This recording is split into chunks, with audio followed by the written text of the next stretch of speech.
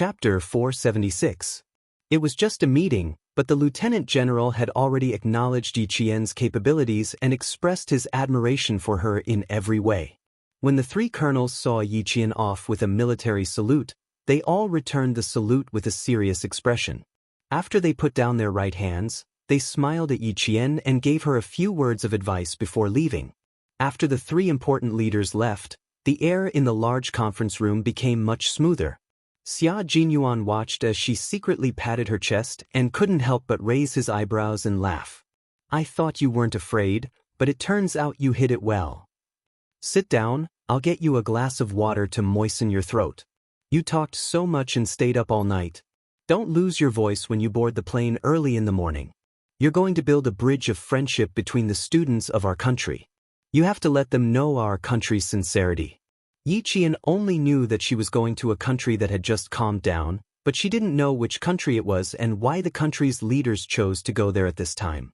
Hearing this, she sat down in the large conference chair and sighed deeply. She smiled and sighed. "I wasn't afraid at all, but you. Captain Xia, are you also so presumptuous in front of the leaders? You keep staring at me. I was fine at first, but when you looked at me from time to time, I became very nervous and thought I said something wrong."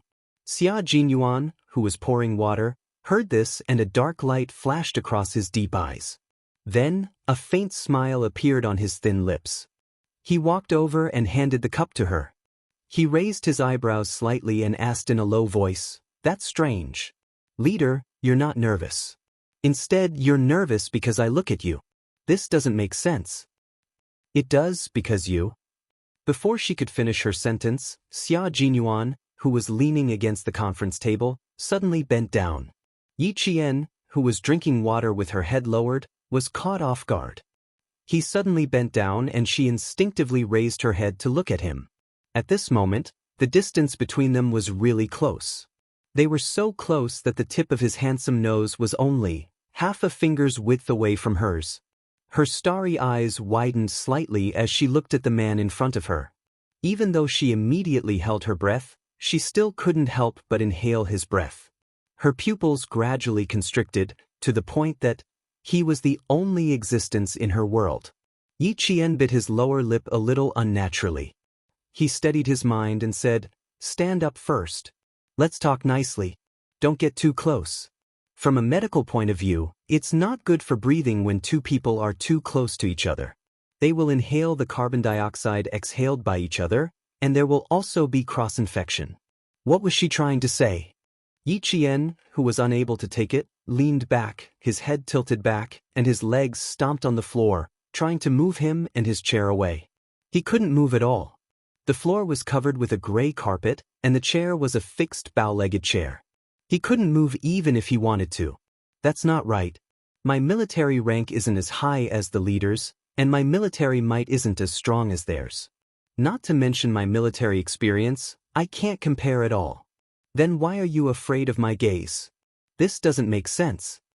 As he spoke, he raised his hand and used his thumb to gently stroke her smooth and delicate chin. Yi Qian's entire body froze. Her pupils constricted to the size of a needle tip.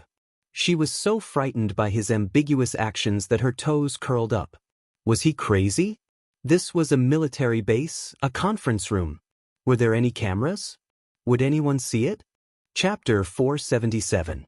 Yi Qian was so nervous by his actions that her brain was stretched taut. She stared fixedly at him. If he dared to do anything else, should she directly knee him and teach him a lesson? What if he made a commotion and attracted the attention of the sentries? Wouldn't both of them be in trouble? No matter how capable Yi Qian was and how calm she was, this was her first time entering the heart of a country's military power. She was really shocked by Xia Jinyuan's bold actions. But she didn't dare to act rashly. Yi Qian began to force herself to calm down. Only by calming down could she face him calmly. His fingers did not move away. As he rubbed her chin, he lifted her chin so that she could look into his eyes. Yi Qian didn't avert her gaze. She listened quietly to his deep voice and said with a faint smile, "And we're so close. How could you be afraid of my gaze? Unless..." "Unless what?" When he paused intentionally, Yi Qian's blood finally began to flow back to her body. She finally suppressed the palpitations in her heart. She raised her hand and brushed away his right hand that was rubbing her chin. Her eyes narrowed slightly as she looked at the handsome face in front of her. She said calmly, "It's precisely because we're so close that I'm afraid that I'll say something wrong and disappoint the leader when you correct me in front of him. Your gaze is very sharp. Every word I say needs to be taken seriously and carefully considered before I say it. I'm afraid you'll think I'm exaggerating. After all, we're so close that I know a lot." If what she said was true, then... Xia Jinyuan's smile gradually disappeared from his handsome face. He slowly straightened his body and looked at her quietly. After a long while, he smirked and said in a low voice, "No, Yi Jian, you can't be afraid even if you're facing someone you're familiar with. At the very least, you can't easily say that you're afraid. Outside, danger is everywhere. Once you're afraid, you'll definitely reveal your weakness." His gaze was even colder than hers, so cold that even his bones were bursting with sternness. When carrying out a mission, your fear will become your weakness. Your every move will become the best target for the enemy. His aura was no longer gentle and refined. When he faced her, there was a coldness that only soldiers would have. Yi Qian felt a chill in his heart as he slowly stood up and collected all his emotions. The ambiguity between the two of them disappeared instantly, leaving only a heavy and solemn atmosphere. "I understand what you mean. Were you testing me just now?" Hearing her question, Xia Jinyuan raised his eyebrows and said, "That's right, I was testing you. That's because I've noticed that whenever I look at you, your eyes will flicker unnaturally. Yi Qian, if you want to become a Special Forces soldier, first of all, you need to maintain a perfect state of mind in any non-personal situation. Don't let your emotions affect your gaze. Instead, use your gaze to control the emotions in your heart." When Xia Jinyuan poured the water, he thought of testing her. If he wanted to take her forward, then he had to personally correct some of her small habits. A little fox who would become alert at the slightest movement. A little fox that he had his eyes on. He wanted to take her to a higher and further place, so he had to correct any problems that he discovered. Yi Qian didn't expect that his ambiguous action just now was actually a test. She hated that she didn't realize it at all and instead had thoughts that she shouldn't have. Her gaze sharpened as she stood up straight like a long spear and accepted Xia Jinyuan's harsh criticism and advice. Chapter 478. Don't let your ability be ruined by the emotions you occasionally reveal, especially when you're on a mission. There's no one else in your eyes, only vigilance. Do you hear me, Yi Qian? The last sentence could be said to be the harshest words and the coldest tone Xia Jinyuan had ever spoken to her since they had known each other. Flirtatious, teasing, and romantic relationships all disappeared from her mind. All that was left was the calmness before a mission, the calmness that would never be swayed by others again. Yi Qian stood up straight and said in a deep voice, "Yes, I hear you." She felt a thin layer of sweat on her back. She couldn't see through this man who was like a spring breeze one second and cold the next. Just like now, she had yet to walk out of his cold voice, but he had already restrained his sternness and revealed an intoxicating warm smile. "Okay, you can relax now. I believe that with your intelligence, you've already remembered my words and will definitely correct them." He smiled as he picked up the glass of cold water and handed it back to her. "Here, finish the water in the glass. It's cold, refreshing." His deep and dark eyes contained a deep meaning that Yi Qian couldn't figure out. After taking the glass, she lowered her eyes slightly and took a sip of the cold water. It was indeed refreshing, and even her mind was much clearer. Xia Jinyuan was a mysterious man. She had too many things to learn from him. Thanks to his timely reminder, she understood that no matter who she faced, as long as it wasn't in private, she should maintain a certain distance and not let her emotions be swayed by the gazes of acquaintances. He was a good teacher and a good friend of hers. It was her fortune to have such a good teacher and friend as she grew up. "The plane leaves at 4:30. Now, you need to rush to the airport with me immediately and arrive early to make preparations." Xia Jinyuan was very satisfied with Yi Qian's attitude. After being intimidated by him, she didn't run away, but chose to accept it and recognize the truth. This was the good thing about her. Business was business, personal was personal. Even if he was strict with her on business, it would never affect their private interactions. A person who separated business from personal matters was also a person who could distinguish between kindness and hatred. He wasn't worried at all that being strict with her would make her stay away. The more she fought, the braver she became. How could she possibly run away? She took small sips of water and put her hand into the side pocket of her suit. She elegantly took out an object that emitted a metallic coldness. It was a QSZ 92 9mm semi-automatic pistol that could be put in a briefcase. This pistol was transferred from the military's arsenal. It's brand new and has never been used before. It's just right for you. He placed the pistol on the conference table and slowly pushed it in front of her. 2 spare magazines. Including the one in the pistol, there are a total of 35 bullets. If no shots are fired, all 35 rounds of ammunition must be handed over to the firearm stockpile. Yi Qian picked up the pistol. As he gripped the handle, he pressed down on the trigger and removed the magazine. The magazine fell into the palm of his left hand. Touching the gun, Yi Qian's eyes were cold and sharp as he carefully checked the magazine's capacity. It was indeed full of 15 bullets. Then he reloaded the magazine. Then she coolly pulled the sleeve and raised her hand. With a cold expression, she looked through the camera and saw the crosshair. She aimed at a moth flying in from outside the glass of the conference room. No problem. Yi Qian put away the pistol. Her eyes were as calm as a mirror as she looked at Xia Jinyuan, who had a slight smile on his face. Can we go now? Chapter 485. The Attacking Hearts Telepathy Group, of course. Xia Jinyuan was not in a hurry to deal with a little fox who was so cold to him. A hint of mockery flashed across his elegant and handsome face. He calmly walked out of the conference room. As he walked, he said calmly, "You need to change into a new set of clothes. The Ministry of Foreign Affairs has prepared a brand new school uniform for you." I need to change into a brand new school uniform? Yi Qian took the bag he took out from the cabinet. She glanced at him and went into the walk-in closet to change. It was a Western-style student uniform. The bottom was a grayish-white, navy blue, and dark red checkered skirt. The top was a white shirt and a navy blue blazer with grayish-white edges. The top was a pair of black leather shoes and a pair of white lace socks. Yi Qian suddenly had the urge to go back to the bathroom and change back into the provincial No. 1 middle school uniform. This student uniform. Why did it feel a little strange when she wore it? Xia Jinyuan, who was waiting outside, saw her tugging at her skirt uncomfortably. His eyes darkened and his sexy Adam's apple involuntarily slid up and down. The little fox's student uniform made the blood in his body restless. He pursed his thin lips and contacted the logistics department through his earpiece. Change into another set. Her legs were too long. What was supposed to be a knee-length plaid skirt had turned into an extremely short skirt.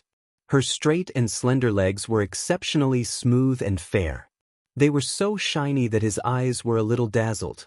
Yi Qian immediately let out a long sigh of relief. Wear pants. This skirt is too short. I'm afraid it'll be rude if I bend over. But wear pants. Xia Jinyuan agreed that it was better to wear pants. Soon, the logistics department sent over a pair of pants from the same series. At the time, he had considered the difference between a skirt and a pair of pants. He felt that a skirt would be more suitable for a girl, but he was afraid that it wouldn't work, so he bought both. Luckily, he had a pair of pants. After changing into a pair of pants, Yi Qian's expression instantly became much more natural. He swept his legs across the changing room. Not bad, the pants were elastic. When she came out again, Xia Jinyuan really felt that his little fox looked very beautiful in the school uniform. Her legs were long and her waist was slender. Her shoulder-length hair was tied up high with black elastic bands, revealing her beautiful face. Her watery eyes faintly revealed a cold and ruthless expression. She was the kind of beauty that he liked. It's getting late. The car is waiting for us downstairs. Xia Jinyuan cleared his throat and discreetly narrowed his eyes. At the same time, he hid his amazement at her in his heart. Regardless of whether it was day or night, The office building in the military district was exceptionally quiet. There were no soldiers in military uniforms coming and going. Yi Qian felt that this place was filled with an inviolable solemnity. After walking out of the office building, Xia Jinyuan took a briefcase from a soldier.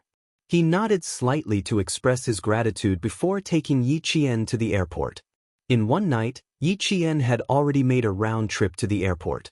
"We'll arrive at the airport in an hour. You can rest for now. I'll wake you up when we arrive." Xia Jinyuan also sat in the back seat. His every move was a soldier's code of conduct. He didn't tease Yi Qian with words or actions. This was a time for Yi Qian to accumulate experience. He wouldn't tease her to the point that she would put all her attention on him. The distance from the sentry post to the office building was the only time they had private time. After that time, the two of them had to restrain themselves and focus on the mission. Chapter 479. It was almost 2 o'clock in the morning, and there were still 2.5 hours before the plane took off. All the departments were in position. The State Security Bureau and Zhang Nanhai had already arrived at the private jet building, and the security personnel were conducting a thorough inspection before the plane took off. The flight route inspection team had finished all the work before the plane took off in China. They were just waiting for the plane to take off, and they would immediately start preparing for the arrival of the plane from abroad.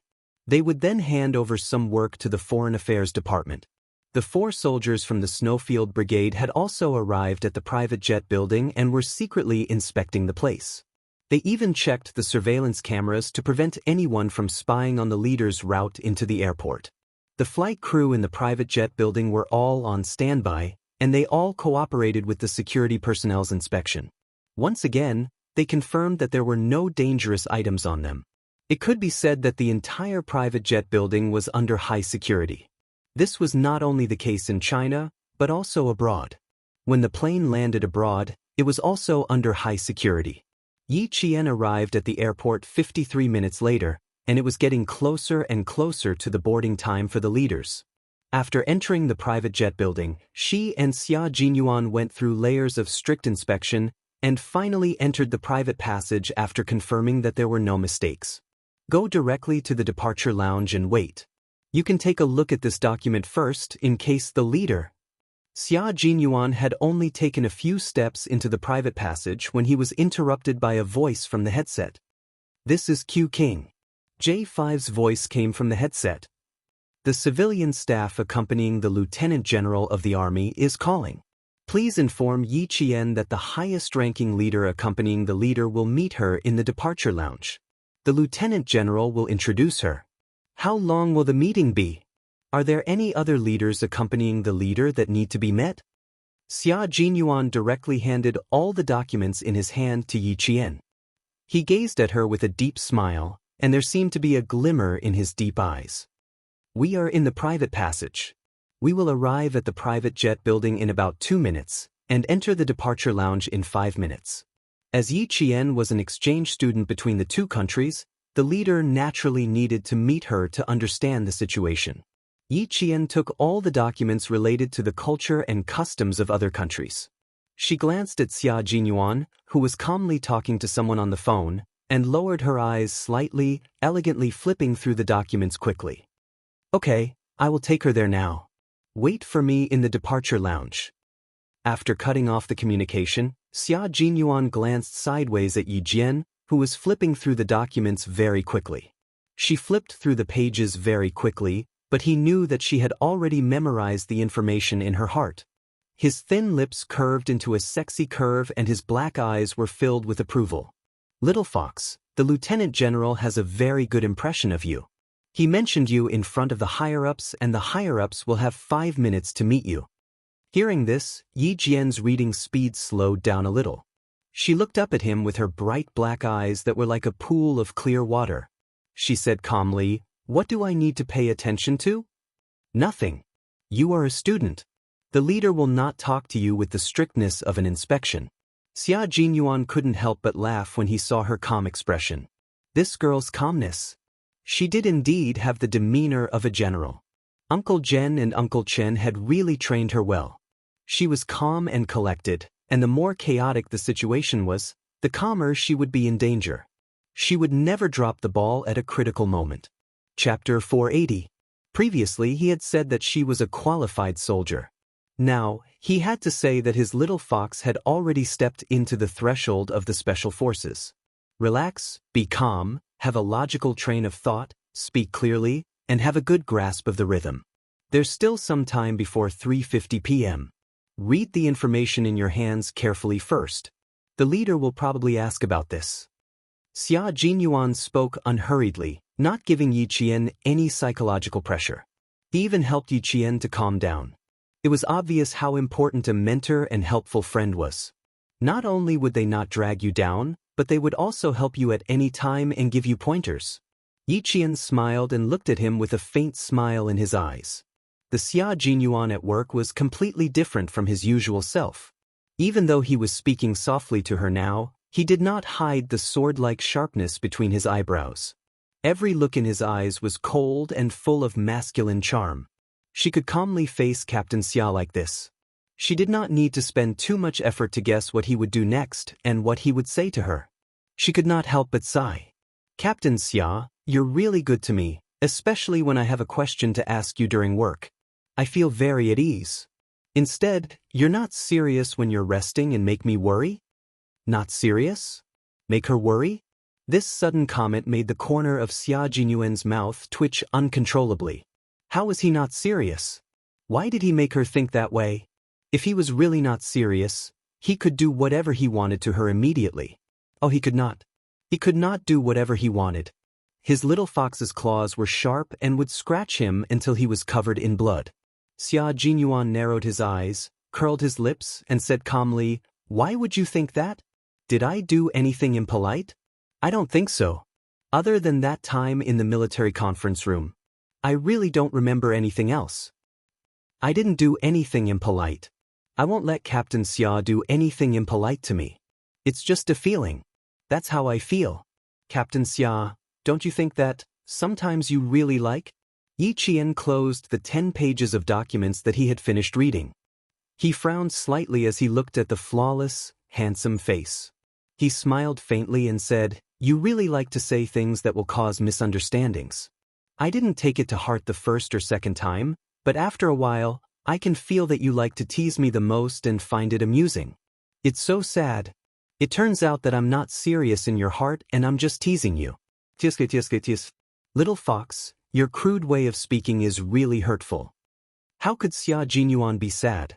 In fact, there was even a hint of joy in his tone. A dark light began to flow in the depths of his ink-like eyes, and occasionally, there seemed to be sparks bursting out, making him look dangerous and mysterious. Then can you think carefully about why I'm like this? The color of his pupils was really very deep, so deep that it was like the sea, and the bottom could not be seen. The color was especially dark, and it hid everything about him. No one could guess what he was thinking. Yi Qian admitted that she did not have the ability to figure out what he was thinking. There seemed to be an answer that was on the verge of appearing, but when she thought about it carefully, she felt that it was impossible. In the end, after her gaze moved slightly, she shook her head and smiled. "It's not good to think about it, and I don't dare to think about it." "Then don't think about it. Study hard and get into the military academy. One day, when you're in uniform, I'll tell you the answer. Also, I'm very serious with everyone. I've never been in a relationship since I was young. You can rest assured about this." Chapter 481. Yi Qian stiffened and turned her head. She tightened her grip on the documents and looked at him calmly. "Why are you telling me this? I don't need to know." The smile on Xia Jinyuan's face deepened. He glanced at her indifferently. After a low laugh, he changed the topic. "Let's not talk about this now. Give me your ID card and wait in the departure lounge. Our other comrades are already in the departure lounge. We need to meet them." Indecent? He had to change that. How could he leave the impression that he was indecent? He was the most decent man in the world. The departure lounge was very quiet. The staff and security guards maintained absolute silence. Even if they needed to talk about work, they would speak softly so as not to disturb them. Yi Jian thought that she wouldn't need to be checked again when she arrived at the departure lounge. However, when 2 security guards stood out and blocked her way, She realized how strict the security was when the leader went out. Xia Jinyuan opened the black briefcase in his hand. There were no documents inside. Instead, it was a briefcase gun developed for covert security. The trigger and safety could be operated through a linkage on the handle of the briefcase.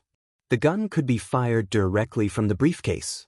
All the guns and ammunition had official documents. The security guards looked at them carefully and checked the list of names in their hands. Only when they were sure that the person in question would they let them go. This was the last checkpoint. There was no need for further checks. The atmosphere in the departure lounge was relatively solemn. Several airport staff saw the two of them enter and lowered their heads to flip through the folders in their hands.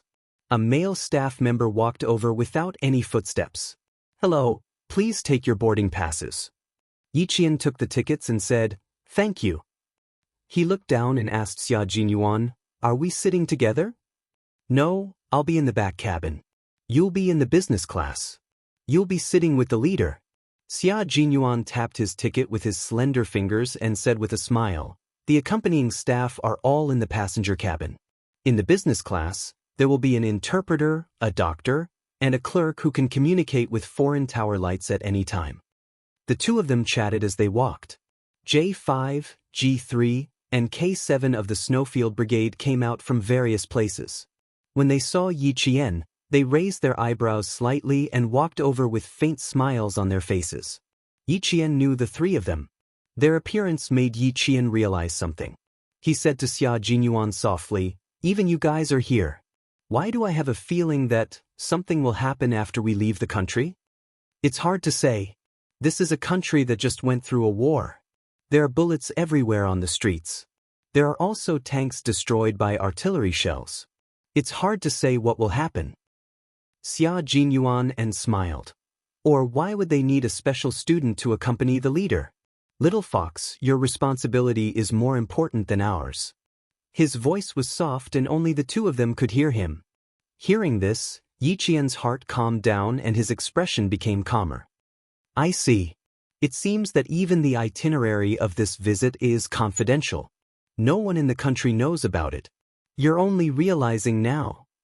Is this something I can think of?" Yiqian glanced at him and saw J5 walking faster. He was dressed in a black suit and looked elegant and capable. Even his hairstyle was trimmed to match the image of an accompanying clerk. Chapter 482. In special situations, even when they met, J5 merely smiled and nodded. When they got closer, J5 smiled and said, "Every time we meet, we always fight side by side in unexpected places." Then, he gestured at Yijian's height and said to K7 and G3, who were more reserved, "Did you notice? That little girl in Australia has really grown up. She's grown from a little thing to a tall one." Yiqian's height was indeed considered tall in the south. She was 1.67 meters tall and slender. She had a gentle temperament unique to southern women. She was indeed no longer the little girl in Australia. Faced with their warm and friendly greetings, Yiqian smiled and said, "Long time no see, comrades. I hope that we can continue to fight side by side like before. We are invincible." "I love to hear that." G3, who had always been cold, opened his mouth. His gravelly voice contained a hint of a smile. "I look forward to your performance. Let us see how much you've improved." Ever since they knew that Xia Jinyuan had the intention of letting Yiqian graduate and join the Snowfield Brigade, they were very clear about their expectations. The Snowfield Brigade had been established for a long time and had never had a female soldier join it. In the past, they didn't feel that there were any problems when they didn't have a female soldier. However, as more and more missions went abroad, they felt that female soldiers had more advantages. If Yiqian was really qualified, they would be very happy to welcome her.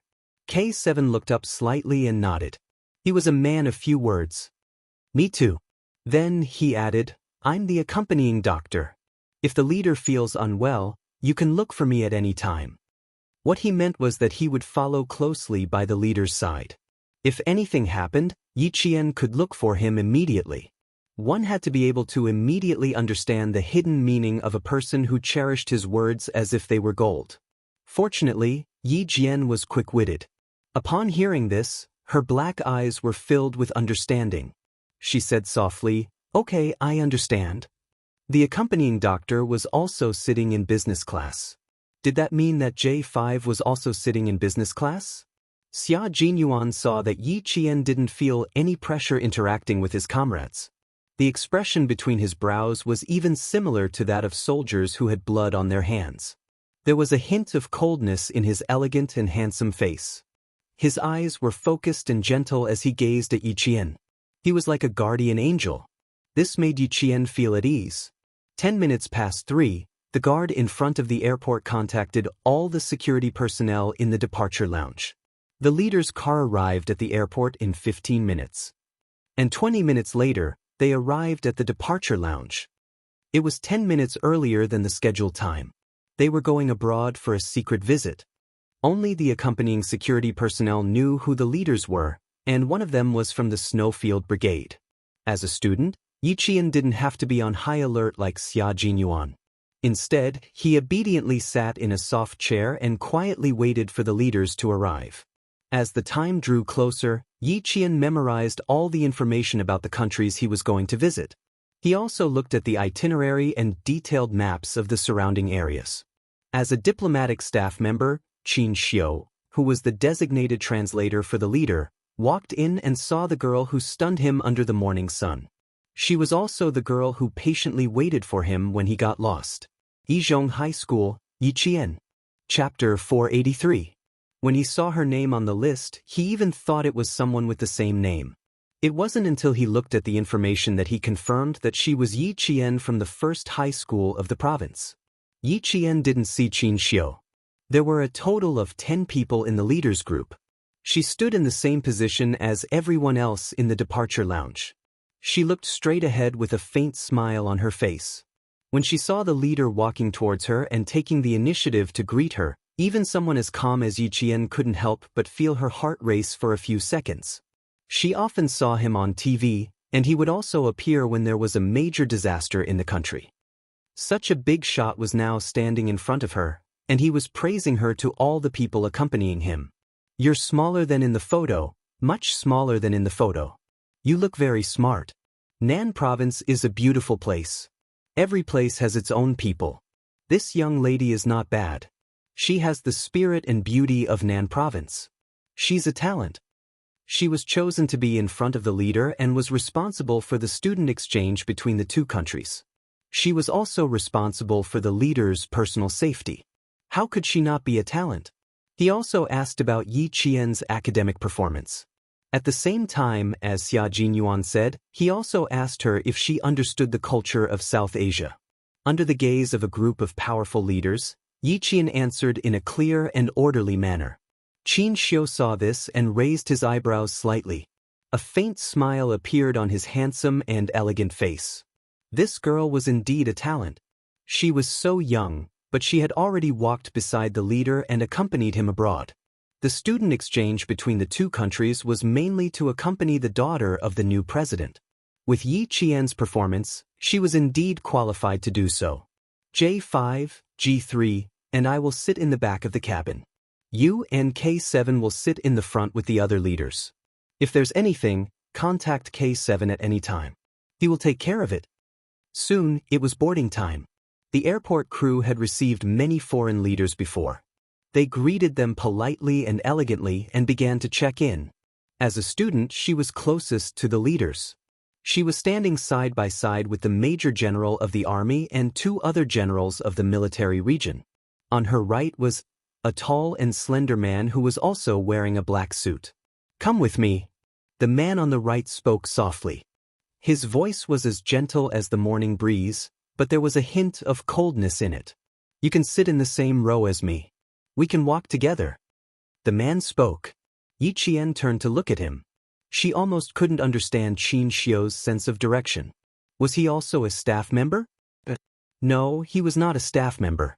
The clerical staff in the business class was J5, and the accompanying doctor was K7. If he was not a leader, then he was the accompanying diplomatic translator. "I'll be in charge of translating for the leader, and you'll be in charge of communicating with the president's daughter. We should have a lot to discuss in the next 7 days." As he walked, He whispered to Yi Qian in a low voice so as not to affect the conversation between the leaders in front of him. The president's daughter is a high school student who loves our country's culture very much. This is also the reason why they sent you here. Yi Qian, who was a little nervous, gradually relaxed. He nodded and said with a smile, "Thank you for the reminder.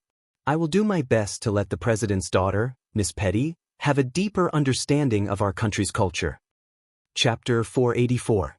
You'll definitely do it. I believe in you. Xianxia smiled and walked elegantly with his slender legs. He had long been used to accompanying the leaders on overseas visits. His posture was natural and his every move was calm and confident. "Follow me and everything will be fine." He was so sure of Yi Qian and said with a smile.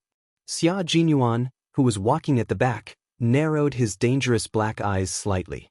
The one who was walking very close to Little Fox in front and even thoughtfully raised his hand to hug Little Fox and remind her to stay half a step behind the Major General, was the famous Qin Xiu of the Qin family. It was not a problem for him to remind Little Fox to be careful, but the main problem was that when he lowered his head and smiled at Little Fox, it was as if he was an acquaintance. The Qin family was a house full of noble people who valued family status, especially old Madame Qin. Until now, she had been at odds with the old madam of the Qin family. They had been at odds since young and were still at odds with each other even when they had many children and grandchildren. In the words of the old master, the two were enemies in their previous lives and could not get along peacefully in this life. Stop looking. If you keep looking, I'll think you've found something unusual. G3's lips moved slightly and the taut expression on his cold and hard face disappeared. He did think that Q King had found something unusual and subconsciously became alert. Xia Jinyuan calmly withdrew his gaze and did not pay any more attention to Qin Xiu. He coldly escorted the leaders walking in front into the front cabin. The front cabin was not luxurious. The first thing Yi Qian saw was a painting of the Great Wall of China in the painting of the 4 seasons of spring, summer, autumn, and winter. There was an identity card at the front left door of the cabin, clearly indicating the nationality on it. This was the place the leaders had to pass when they walked out of the cabin. After boarding the plane, the accompanying staff were arranged to sit in the back cabin. Xia Jinyuan and G3 were also part of the accompanying staff. They were placed in the back cabin with a seating arrangement of 3-4-3 with several interpreters and guards sent by Zhongnanhai. The leaders who entered the front cabin were led to their seats by the flight attendants. After fastening his seatbelt, the leader glanced behind him and smiled as he instructed Qin Xiu. "Little Qin, you have to take good care of Xiao Yi. She's the youngest among us. Take good care of her. If she's hungry, she can eat whatever she wants." On TV, the leader who attended the conference was particularly serious, but in private, he was also a kind elder. Qin Xiu often followed the leaders on visits, so he didn't feel any pressure in the face of the leader's instructions. He answered calmly, "Don't worry, I know Xiaoye before. There was one time when I got lost on the phone and almost fell into the lake. It was her who reminded me in time and saved me from trouble." Not only was he calm, but he was also very good at adjusting the atmosphere. The leader was already laughing heartily. He said to Yi Qian, "Student Xiao Yi, your little Qin's savior. If you have anything you want him to do, just tell him to do it. I don't think he'd dare to refuse." Amidst the laughter, the plane took off at 4:30 in the morning. The ground staff and security personnel began to retreat in an orderly manner. The airport returned to normal again. There was no longer a tense atmosphere, and some of the originally closed passages were opened as usual. The cars parked outside quietly left. Several people quietly withdrew their guns and quickly got into the cars to return to the team. Whether it was inside or outside the private jet building, there were 3 layers of security inside and outside. They didn't retreat until the plane left. It took 6 hours to go from Beijing to South Asia. During these 6 hours, the leader didn't communicate with the accompanying staff the entire time. There were some things at hand that needed to be dealt with on the plane and approved. Chapter 485. Pakistan, which is about to arrive, is a friendly country with China. Even though their new and old governments have just completed the handover, it doesn't affect their warm welcome to China's leaders. Yi Qian knew that China and Pakistan were friendly countries even in the 20th century. Their diplomats even said that China and Pakistan were all-weather friends, and Chinese leaders would receive very high treatment when visiting. Our two countries have a road of friendship. Xiao Yi, do you know which road it is? The plane flew for 2 hours, and right after breakfast, the leader was like an easygoing elder. He started to ask questions in a friendly manner. He even leaned his body forward so that Yi Qian could talk to him. Yi Qian was afraid that the leader would suddenly talk to her, so she even cut short her meal time to maintain her best posture and answer questions at any time. Qin Xiu, who was sitting in the same row as her, wiped his hands with a wet tissue and looked at Yi Qian with a warm gaze. This kind of thing, under normal circumstances, it would be difficult for a high school student to answer. After all, not everyone was familiar with this history. He even took out a pen and prepared to remind Yi Qian as he wrote. However, he heard the girl's confident smile. Under the warm cabin lights, her smile was as beautiful as a flower and as gentle as water. Her dark eyes were clear and bright, and her calm voice contained an appropriate amount of seriousness. That was her respect for history and the memory of the martyrs. She slowly said, "The Karakoram Highway is also known as the Road of Friendship between China and Pakistan. It is 1,224 kilometers long and is the only land route between China and Pakistan. It was built in 1966. The Chinese side built 600 kilometers of road. More than 15,000 Chinese people participated in the construction, and more than 100 of them unfortunately died. This road of friendship is the road of our people's burial. This road also became a road to prove the friendship between the two countries. History should not be forgotten, especially the next generation. The friendship between the two countries was not established overnight. Our martyrs used their blood and bones to pave this road of friendship. We must always remember that the word friendship is as high as the sea and as high as the mountain. It can be as high as it can be as deep as the sea. It's good that you know this. It shows that the young people in our country are at a high level of education. After listening quietly, the leader said to Yi Qian, "I've seen your application. It's very good.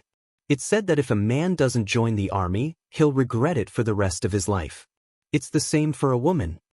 Go to the army and train yourself. Learn to be vigilant in times of peace. That's the way to the long term."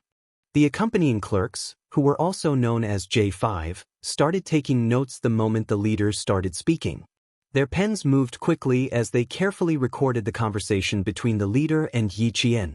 Then, the leader said to the Major General of the Army, looking at student Xiao Ye's training video, "She doesn't look like a high school student at all.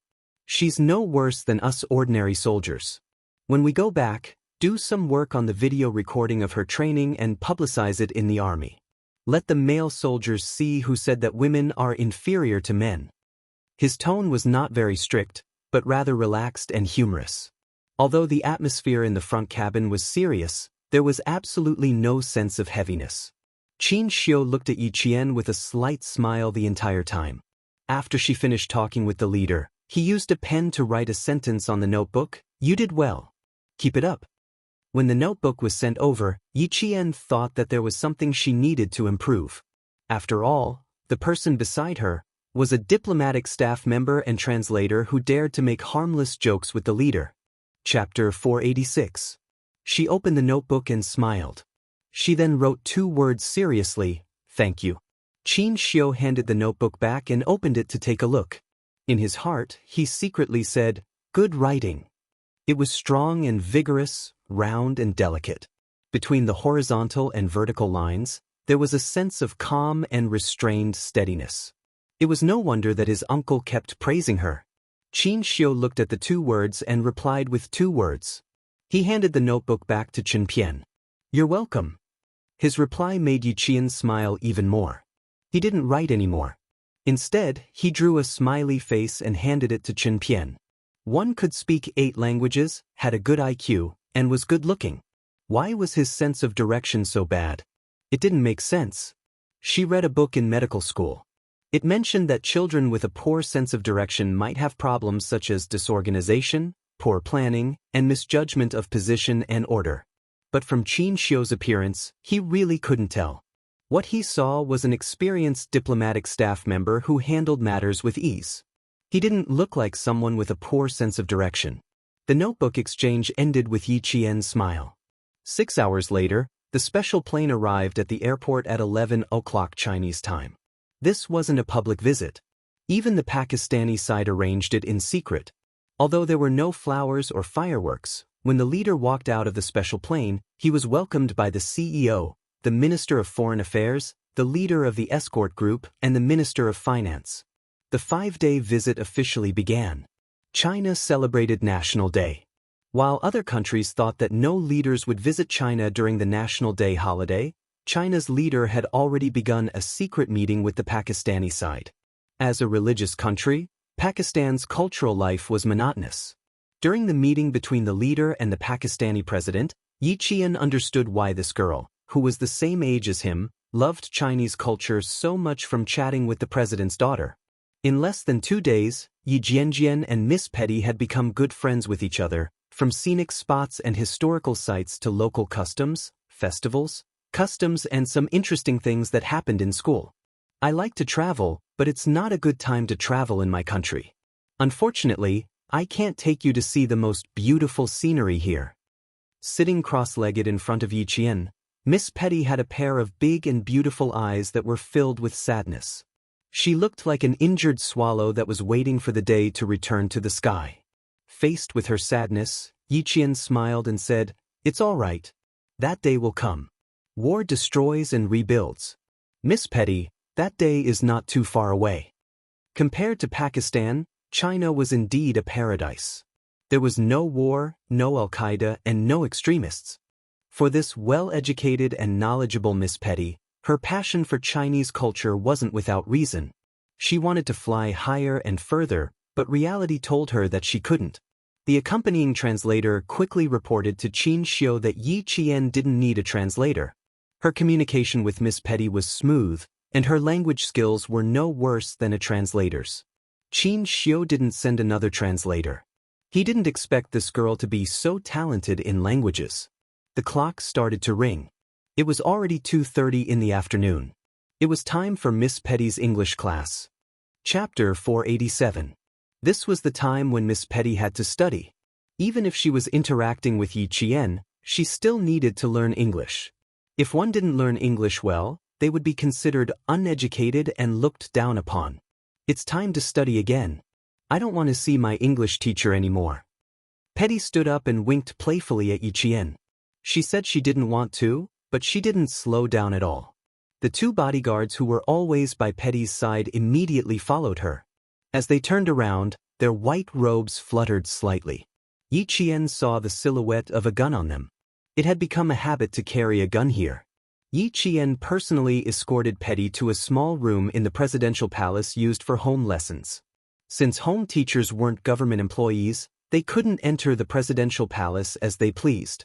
Therefore, they arranged for a small room that was far away from the presidential palace, but still within the boundaries of the presidential palace.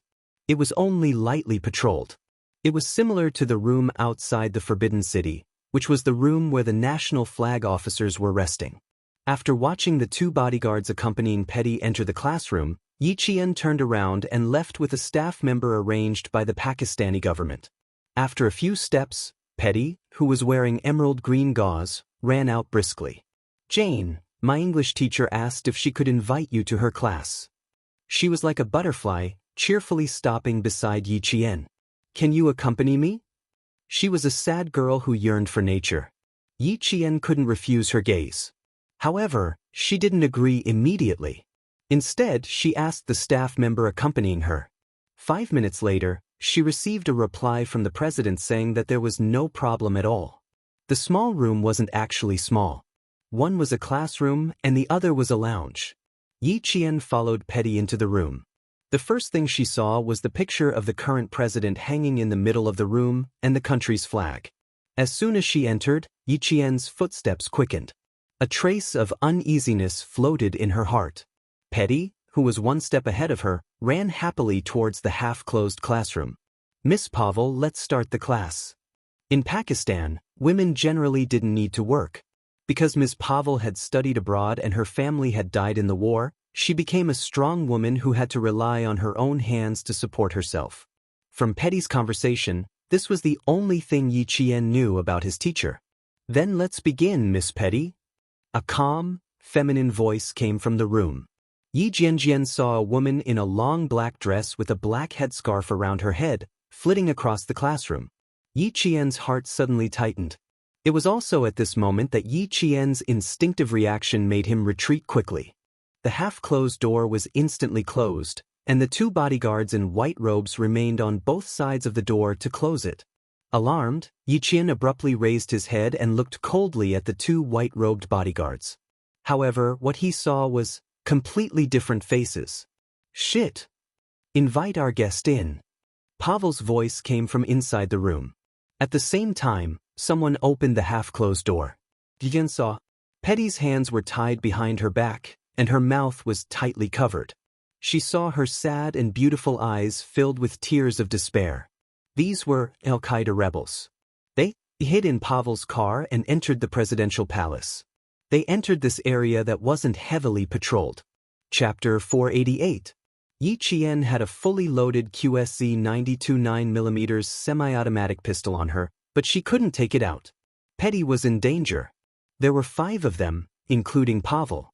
5 people had entered the presidential palace without being discovered. Yi Qian couldn't understand how the soldiers outside were on duty. The leader of the Chinese government was still there, and the 5 of them hadn't been discovered. Could there be other Al-Qaeda members lurking around the presidential palace? The Pavel staff outside must not have noticed anything. The room was unaffected, and he couldn't enter Petty's study room as he pleased. The only thing he could do was to save himself and find a way to inform Xia Jinyuan and the others. "Hello, student from China. I'm Petty's English teacher. Nice to meet you." Pavel, who was wearing a black veil, was indeed a well-educated middle-aged woman. When she smiled and greeted Yi Qian, her eyes were gentle. It was hard to imagine that she was related to Al-Qaeda. She didn't walk out. Instead, she stood at the door and looked at Yi Qian with a smile. She saw the Chinese girl's body sway slightly. She was trying her best not to look so scared. "Bring her in." When she spoke again, Pavel spoke in Urdu instead of English. Her eyes were fixed on Yi Qian. Her gaze went from gentle to cold, and finally, there was a trace of coldness in it. Yi Qian didn't move. His gaze swept across Petty's face, who was now pale with fright. He looked at Pavel quietly. Her body was stiff. At least, in other people's eyes, she was scared. If Petty wasn't there, she could at least fight 1 against 5. However, Petty was being held hostage, so she couldn't do anything. 2 Al-Qaeda members in white robes walked over. They pushed Yi Qian's back hard from behind, causing Yi Qian to fall forward. Yi Qian staggered a few steps. Even when his hands touched the door frame, he couldn't steady himself and fell to the carpeted floor. Her hands were pressed against her chest. Embarrassment, fear, helplessness, and panic could be seen in Yi Qian's expression. This was a normal reaction that a student should have. It would be abnormal if she was too calm. When she got up, the 2 bodyguards had already walked to Yi Qian's side. They pushed her back into the classroom again and closed the door so that no one outside could hear what was going on inside. A semi-automatic pistol with its magazine ejected was lying quietly in the lounge outside. This was the only sign Yi Qian could leave behind. The gun was there and she was there. If the gun wasn't with her, it meant that there was a problem. The meeting between the leaders of the 2 countries was coming to an end. It had been an hour since Yi Qian and Petty were sent out of the presidential palace. There was still half an hour before Petty's class ended. Xia Jinyuan had secretly checked the time several times. He was a little panicky. He pressed down on the headset and said to the accompanying J5 in a deep voice, "Inform the interpreter that after the meeting, escort the leader out." About 10 minutes. The pen in J5's hand was scribbling on the notebook. He was taking note of every word that the leader said. It would take more than a day or 2 for the reclamation project to take shape. Now that they were in the middle of the meeting, 10 minutes was a conservative estimate. Chapter 489. Every time, the leader would choose the right topic and time to leave a good start for tomorrow's meeting. China was a big country, and Pakistan needed to rebuild. The friendly relationship between the two countries was also reflected in the investment and cooperation. China invested and Pakistan cooperated. Only by working together could they develop and move forward together. Qin Xiu quickly received J5's reminder. He nodded at him and found a suitable time to remind the leader. The people accompanying them were all soldiers from the special forces. They were naturally sensitive to danger. Yesterday, there was no response. Today, they suddenly suggested escorting the leader away as soon as possible. They smelled something fishy. Before the door of the meeting room opened, a Pakistani staff member in a Western-style suit rushed in. He walked very quickly. Xia Jinyuan even saw him jog a few steps. He only walked faster when he saw the Chinese staff member. This was the Pakistani staff member who accompanied Little Fox. Xia Jinyuan's eyes suddenly sharpened. He rushed to his side and blocked him. The meeting is in progress. If you have any questions, please report to us first. Thank you. Ba Feng's soldiers also walked over to block them and said the same words as Xia Jinyuan. The Pakistani staff member trembled as he took out a pistol from his pants. This pistol was left in the lounge. Miss Petty, Jane, and Pavel are not in the classroom. Xia Jinyuan took the semi-automatic pistol with half the magazine out. The current owner of this gun was Little Fox. The gun was here, but the person was not here. The gun was here. Something was wrong. This is the self-defense pistol that my Chinese students carry. Xia Jinyuan took the pistol. His eyes focused on a strand of black silky hair stuck on the handle. Her pistol was at her waist, but her hair was left on the handle. What was she trying to convey? His slender hand held the magazine and reloaded the gun with a click. His cold and sharp gaze shocked the Pakistani staff so much that they couldn't help but take a step back. We need Pavel's detailed information, as well as all the surveillance cameras around the presidential palace. At the same time, your country should immediately launch a rescue operation to ensure Petty's safety. This was Pakistan. Al-Qaeda, terrorists, and religious extremists were all impossible to guard against. No matter how strict the security was, they would still have an opportunity. In October, Pakistan had blue skies and white clouds. If it wasn't for the tight security, just looking at the blue sky gave people a refreshing sense of tranquility. It was as if they had returned to a paradise in their country. When their line of sight shifted from the blue sky and white clouds to the entire city, Pakistan, which had entered Ramadan, was already filled with a tense atmosphere. The Pakistani president's wife fainted in the banquet hall when she found out that her daughter might have been kidnapped and that it was related to her English teacher, Pavel. 4 years ago, her eldest daughter had also been kidnapped by terrorists and brutally murdered. With the sea-filling investment talks coming to an end, both sides began to make rescuing the hostages their top priority and began to make arrangements in secret. Xia Jinyuan requested for Pavel's personal file to be found. While waiting, the members of the Snowfield Brigade quickly started looking for clues. There was no fight. The gun was left behind. Yiqian left of his own accord. Xia Jinyuan picked up a few strands of hair that Yiqian had left at the door of the classroom. He then walked over to where Petty's feet had left messy footprints on the carpet. When Yiqian saw Miss Petty being kidnapped, he first thought of a way to leave the gun behind. Then he thought of a way to leave the hair behind. There were a total of 6 strands of hair. 6 strands of hair means smooth. Smooth can also be interpreted as safe. These are 2 of her messages. The most important thing is that Yiqian left with them willingly. Chapter 490. From the lounge to the lecture room, Xia Jinyuan carefully searched for traces left behind by Yiqian and began to analyze the situation logically. The gun was found here, which means that it was left behind when the other party was not paying attention to her. There are also hairs on the gun, which means that Yiqian left the gun behind on purpose and fell to the ground on purpose. Then, she quickly wrapped a strand of hair around the gun and placed the 6 strands of hair together. J5 squatted by the door frame where Yiqian fell and nodded slightly in agreement with Xia Jinyuan's deduction. There are traces of saliva here and a piece of carpet fabric that was pulled out. She did do 3 things at the same time. First, she left the gun as a warning. Second, she left a clue. Third, she reported that she was safe. In the face of at least 4 criminals, she was able to remain calm in such a short time. She even left a clue and told the Shuiyu team that she had left voluntarily. No wonder Q King called her a little fox. Yi Jian's cleverness and alertness were evident from the crime scene investigation. The furnishings in the room were not damaged at all, and there were no signs of a struggle. 2 bodies were found in the pantry of the lecture room. They were the bodyguards responsible for the safety of Miss Petty and Miss 24. They died of suffocation and were attacked by more than 4 criminals who successfully killed the 2 bodyguards who were completely unprepared for Pavel. It's good that we can be sure that Yi Qian left with them voluntarily. At least we can be sure that they are safe for the time being. J5 walked out of the pantry with 4 gray robes in his hands. 4 adult men wearing gray robes snuck in. The 2 bodyguards were not wearing white robes. 2 of them must have disguised themselves as bodyguards and successfully fooled Yi Qian. Xia Jinyuan shook his head and said calmly, "No, Yi Qian would not be fooled so easily. She is very sensitive to smells. Pakistani people have a strong body odor. We may not be able to tell the difference, but she definitely can."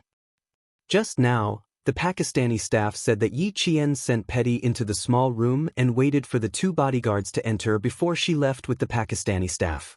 After walking less than 2 meters, Petty ran out alone and said that Pavel invited Yi Qian to attend her class. The Pakistani staff asked the president for permission, and the president agreed after 5 minutes. Before he could finish his sentence, J5, G3, and K7 all understood what was going on. Petty came out alone, and in the 5 minutes she waited for the president's permission, the 2 bodyguards were strangled by Pavel's men who took off their white robes and disguised them. When Yi Jian entered the room, 2 criminals in disguise were standing in a place she could not see. At this time, Yi Jian had already entered the small room. It was impossible for her to retreat when she noticed something strange, because she saw Petty was in Pavel's hands. Inform the Snowfield Brigade in charge of security to send 2 men to protect the leader. J5, you stay here. Q King, K7, you 2 will be in charge of external support after you confirm the identities of the criminals. Xia Jinyuan began to make arrangements. His outstanding leadership skills had already won the trust of the Snowfield Brigade, and they would all obey his orders. Okay, no problem. Several voices came from his earpiece. They were the voices of his comrades from the Snowfield Brigade who had arrived at the presidential palace early and were secretly protecting the leader. Chapter 491. When the person in charge of security sent by Ba Feng came over with Pavel's personal information, Xia Jinyuan and the other 3 had already analyzed the entire situation. Without them seeing it, the match rate was as high as 95%. This was the tacit understanding between Yi Qian and Xia Jinyuan, as well as the entire Snowfield Brigade. The head of security took out Pavel's information and said worriedly with a frown, Pavel was the former Mrs. President's English teacher during the old regime. She was highly rated. We reviewed her personal information and confirmed that there was no problem with her identity before we continued to hire her. None of us, including Mrs. President, expected her to be such a terrifying person. You can't tell if a person is terrifying from their appearance. You can only know if they are terrifying if you investigate them thoroughly. Xia Jinyuan took out Pavel's personal information. When his gaze landed on the first row of her husband's personal information, his dark eyes narrowed. He said to J5, Pavel wrote down the time of her father-in-law's death in the war. Xia Jinyuan pursed his lips and said coldly, this date coincides with the conflict between the government and the Al-Qaeda organization. Look at her husband's photo and her husband's younger brother's photo. The 2 brothers are twins. The older brother is Pavel's husband, a government soldier. Her husband's younger brother is a taxi driver. The faces in the 2 photos looked like they were taken from the same person. Their facial features and expressions were almost identical. The only difference was that one of them had a beard, while the other didn't. The one with a beard was Pavel's husband, who was wearing a Pakistani military uniform, while her husband's younger brother was wearing a white robe. K7 narrowed his eyes. Government soldiers are not allowed to have beards. He then asked the person in charge of the presidential palace's security in English, why do you have a beard as a government soldier? Didn't you investigate this? What if Pavel's husband was a taxi driver and her brother was a government soldier? As soon as K7 finished his question, beads of sweat rolled down the security officer's forehead. He looked at the security officer and then slowly lowered his head to look at the two photos. His lips trembled slightly. Pavel's husband's younger brother is a member of Al-Qaeda. No, Pavel's husband is an Al-Qaeda member, and his brother is a real government soldier. Xia Jinyuan looked at the man with a heavy gaze. His sharp gaze was like a cold arrow shooting into the man's eyes. The date of her husband's death was the same as the date of the largest battle between the Pakistani government and the Al-Qaeda. How could they not have discovered such a major problem? They even let Miss Petty learn English from the wife of an Al-Qaeda member. What kind of security did they do? How did they pass the review and approval process? Soon, the surveillance cameras around the small room were shown. Pavel drove out of the presidential palace from the rear exit. Then, a garbage truck slowly drove out behind her. There was no need to analyze any further. Yiqian and Petty must be in these two vehicles. What made Xia Jinyuan even more helpless was that there were very few surveillance cameras in the entire Pakistani capital. Some had not been rebuilt due to the destruction caused by the war, and some only had surveillance cameras but were not connected. This made it very difficult to trace the whereabouts of the vehicles. Chapter 492. The members of the Snowfield Brigade didn't waste too much time on the Sky Eye. The leaders of the Snowfield Brigade were escorted back to the hotel in the castle by the special forces of the Snowfield Brigade who were in charge of security. This was a large hotel that was operated by Chinese people, but it was also funded by the Chinese government. There were a few rooms that were not open to the public. Only the leaders of the Chinese side or the senior engineers who came to support the Pakistani side could stay there. Not only was each room equipped with an individual elevator, but it was also anti-eavesdropper. The doors, walls, and glass were all bulletproof and anti-collapse. The staff of the Chinese side also stayed there. The security guards were all armed and ready. After the leader returned to the hotel room, he immediately said to Major General Liu, "I heard from them that student Xiaoye left with the base's organizers willingly. From this point alone, it can be seen that she is a brave and righteous child. We brought her out, so we must bring her back safely."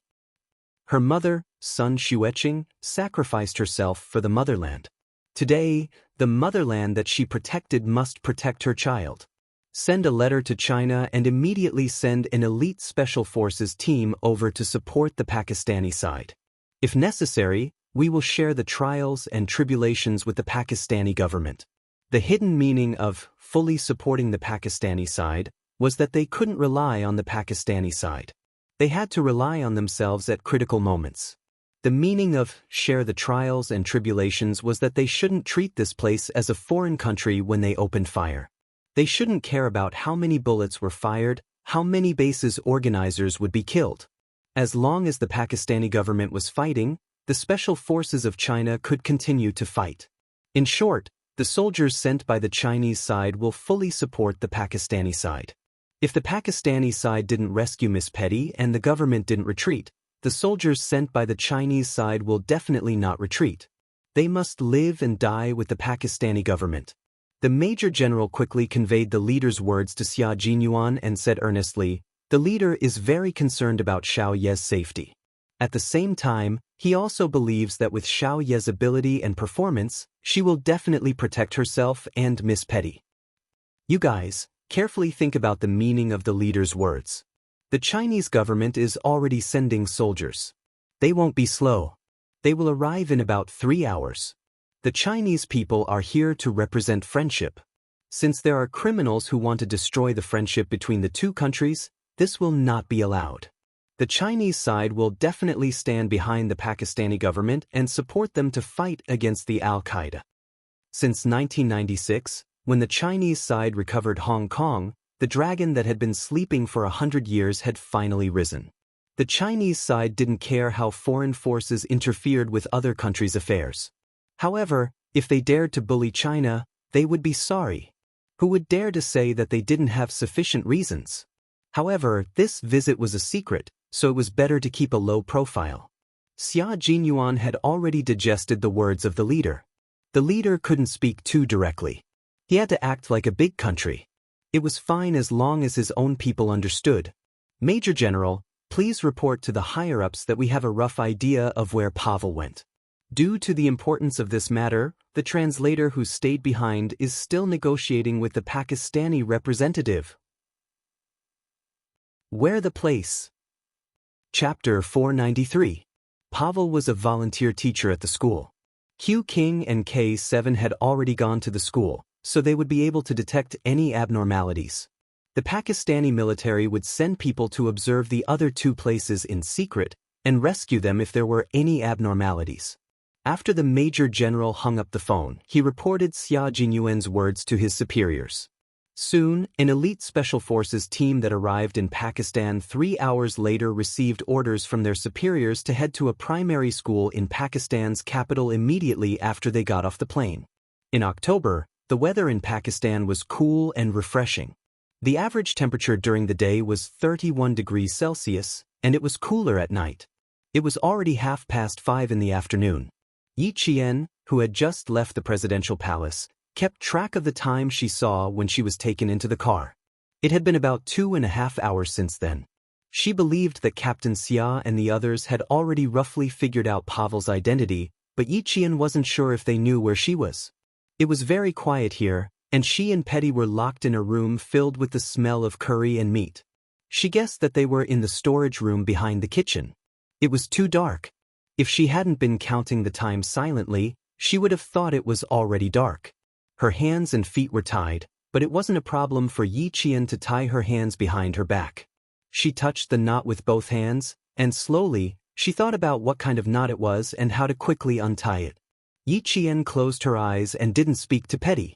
After the knot was untied, she said softly, "Don't be afraid, Miss Petty. Sit down and rest for a while. I need to climb up to the window to see where we are." She gently touched the silver thread around her left hand with her right hand. They had searched her body, and she was very glad that she had left the pistol as a signal. Otherwise, they would have been alerted if they found a pistol on her. They even searched her watch, but they didn't take the silver thread around her left hand. They thought it was a silver bracelet. Petty didn't realize that Yi Qian had already stood up. When she spoke, her voice was trembling. "Jane, we were kidnapped by Teacher Pavel. I think she might be a member of the Al-Qaeda organization." "Why is this happening?" Yi Qian, who was stretching his wrists, squatted down in front of her and asked softly, "What did you find?" "Miss Petty. One day, I mentioned that there was a conflict between the government and Al-Qaeda. Pavel suddenly got angry and told me not to mention it in front of her again." Petty's expression should have been terrified because her voice was filled with fear. Every word she said was trembling. "I think she should be a member of Al-Qaeda, but I believed her at that time because she was a very patient teacher. Teachers were always able to make their students and parents believe in them. Therefore, Yi Qian did not feel that there was anything wrong with Petty not telling the president about this. He could only say that Petty was not very vigilant. He opened his arms and hugged her gently. He smiled and said, "It's all right, Miss Petty. We'll be fine. Trust me. Now, I need to go up and take a look around." Before he could finish his sentence, he heard footsteps coming from outside. Yi Qian immediately let go of Petty and quickly picked up the rope that she had thrown on the ground. He wrapped his hands around it and tied them together. Chapter 494. "Miss Petty, I untied myself just now. Please trust me. I'll protect you." As he tied himself up, he reminded Petty, who was still in a daze, "We'll definitely leave. We won't stay here any longer." Petty, who was still in a state of panic, finally came back to her senses after hearing Yi Qian's reminder. Her eyes flashed with surprise, but before she could say anything, the door opened with a bang. 2 Al-Qaeda members walked in with guns in their hands. Then the lights came on. Yi Qian, who was sitting facing the door, saw the 2 armed Al-Qaeda members walk up to them, followed by Pavel. She looked at Yi Qian for about a minute before saying, "Please forgive our rudeness, my friend from China. Even though we welcome you here, I had no choice but to bring you here. Trust me, if the government is willing to cooperate with us, your life won't be in any danger." Pavel didn't mention Petty because she was the most important hostage in Pavel's hands. Kidnapping Yi Qian was just another bargaining chip. The gray robes were probably the uniform of the Al-Qaeda members. When Yi Qian was taken out of the room again, he noticed that the men all wore the same gray robes, while the women wore the same black veil that Pavel wore. This is an orphanage. Mr. Pavel, why did you bring us here? There are children here. Do you know that? There are children here. Petty became very agitated. She recognized where they were. This was an orphanage. The people who lived here were all orphans who had lost their families in the war. Do you want these orphans, who finally have a home, to be in danger again? Mr. Pavel, you can't do this. She was agitated because she was worried that Pavel would kidnap the orphans again. She spoke in English, so Yi Qian heard her clearly. It wasn't what Pavel thought, but it was what she did. Pavel, who was walking in front, turned around and stared at Petty with his big, black eyes under the veil. If it weren't for Mr. President, there wouldn't be any orphans here. They wouldn't have lost their families. So, Miss Petty, the person you need to blame is your father. The entire orphanage was under the control of the Al-Qaeda members. The staff were locked up in one room, and all the children were locked up in another room. Yi Qian and Patty were taken to the room where the children were kept. It was a room filled with the smell of gasoline. Yi Qian's gaze fell on a few oil drums filled with gasoline. His gaze narrowed slightly. Miss Petty, you'd better stay here obediently and tell the children that you're the one who saved them. If you want to save them, you'd better cooperate with me. Otherwise, Pavel picked up one of the barrels and took out a steel lighter. Otherwise, I'll set this barrel on fire and send all the children to heaven with you. The oldest child here was 12 years old, and the youngest child was 4 or 5 years old. This was a group of children who had seen war. They were especially sensitive to these things, and they were so scared that they started crying. Petty had never encountered something like this. Although she lived in a war-torn country, she was the president's daughter. She had always been protected. Right now, she was so frightened by Pavel's threat that her eyes filled with tears. Please tell me what I need to do. But please don't hurt them. Thank you. Even though she was scared, at least she was using her own actions to protect these children. Yi Qian was also completely ignored by Pavel. This made it easier for Yi Qian to do what he wanted. Chapter 495. At 5:37 p.m., G3 and K7 arrived at the school. Everything was normal in the school. The accompanying Pakistani soldier asked the teacher for a glass of water and snuck into the teacher's office with the excuse that she was thirsty. Pavel doesn't go home immediately after school. Instead, she goes to the temple to pray and enters the bunker building. The soldier entered the teacher's office and saw Pavel's photo. She expressed her gratitude as a student's father. This was the most important clue the soldier managed to find out in a short 5-minute conversation. Pavel was a believer, so it was normal for her to go to the temple. However, she avoided her colleagues' invitations every time. Even the teacher who saw her at the temple found her by accident. This meant that her whereabouts were not normal. G3, who was hiding in the dark, used a satellite phone to contact Xia Jinyuan, who was in the presidential palace, and told him all the clues they had found. Q King. Pavel is a member of Al-Qaeda. She's a teacher. There's an orphanage less than 5 kilometers away from the temple. It's full of children. You mean Pavel will bring Yi Qian to the orphanage? Xia Jinyuan was with the Pakistani president, so the president could understand the conversation in English. When he mentioned the orphanage, the president immediately bent over and looked at the map carefully. There was indeed an orphanage southwest of the temple that took in post-war children. Al-Qaeda was a military organization. No matter how powerful Xia Jinyuan was, he couldn't immediately find out where Pavel was. He needed to investigate carefully and figure out the exact location. Q King nodded. His imposing figure was like a rock in the Gobi Desert. He had a majestic aura that came from ancient times. K7 is already there. He'll report immediately if anything happens. The Pakistani government had just completed the handover of the old government, and the country was a relatively chaotic one. The fact that Al-Qaeda was so rampant could only mean that the other party was indeed powerful. Although the Pakistani government had invested a lot of military power to fight terrorism and extremism every year, there were still some things that they couldn't take into account. Pavel's incident showed the strength and weakness of a country. In China, such a situation didn't exist, let alone dangerous people rushing into the presidential palace. Yi Qian, who had been ignored the moment he entered the orphanage, used the corner of his eye to check the situation inside the room. After he was done, he lowered his head even more obediently. There was a telephone line in the room, but it had been torn. A yellow landline had fallen to the ground, and even the core inside had fallen out.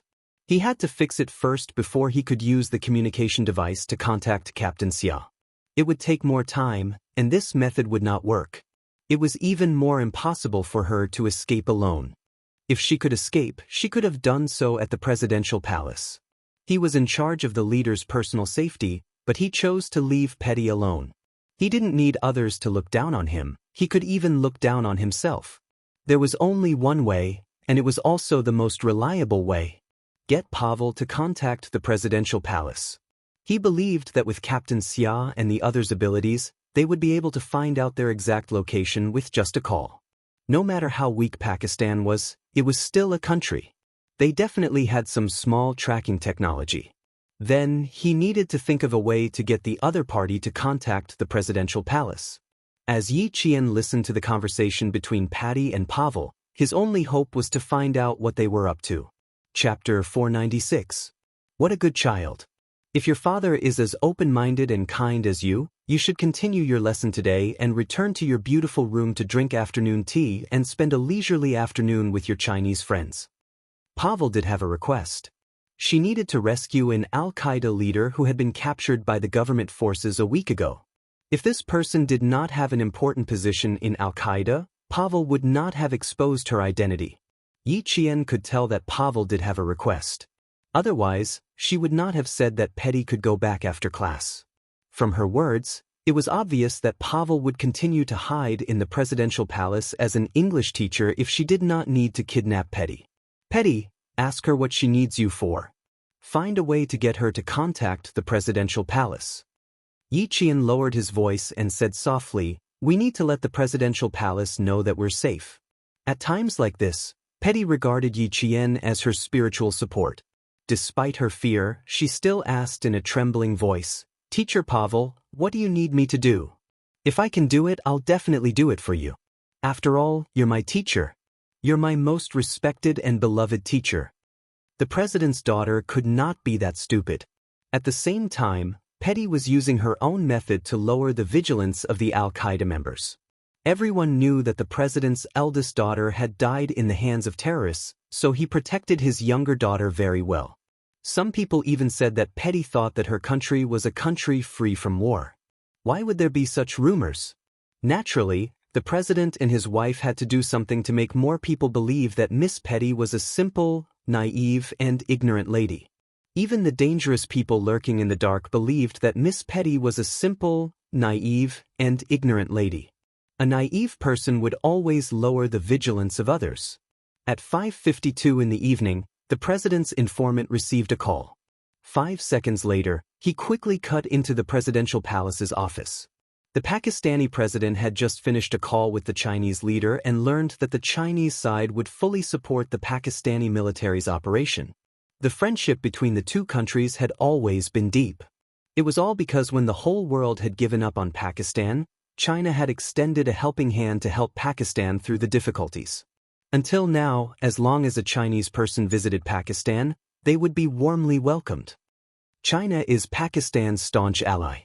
This was a phrase written in Pakistan's primary school textbooks to express the friendship between the two countries. The education they received since they were young was about the friendship between the two countries. Even their family education was the same. When Yi Qian, a Chinese student who was visiting Pakistan, was kidnapped, the Chinese side was not angry. Instead, they supported him unconditionally. This was undoubtedly what touched Pakistan the most. Therefore, the first thing the president asked when he received the call was, "How is my daughter, Petty?" He did not mention Yi Qian because he wanted the other party to think that Yi Qian was not important. He only wanted his daughter to be safe. A chess piece that could not play a significant role would always be easily discarded. Pavel made his demands over the phone. First, a large transport plane. Second, sufficient foreign exchange. Third, Chady-Voryov had to be on the plane. Chady-Voryakov was the Al-Qaeda member captured by the government forces a week ago. Chapter 497.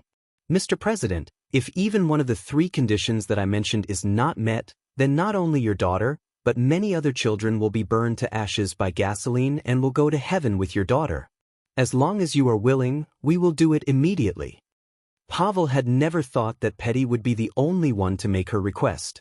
She was confident that her request would be met if she gathered all the children in the orphanage. Only Petty and Yiqian needed to know the exact location to rescue them, but with almost 50 children, the problem was much more serious.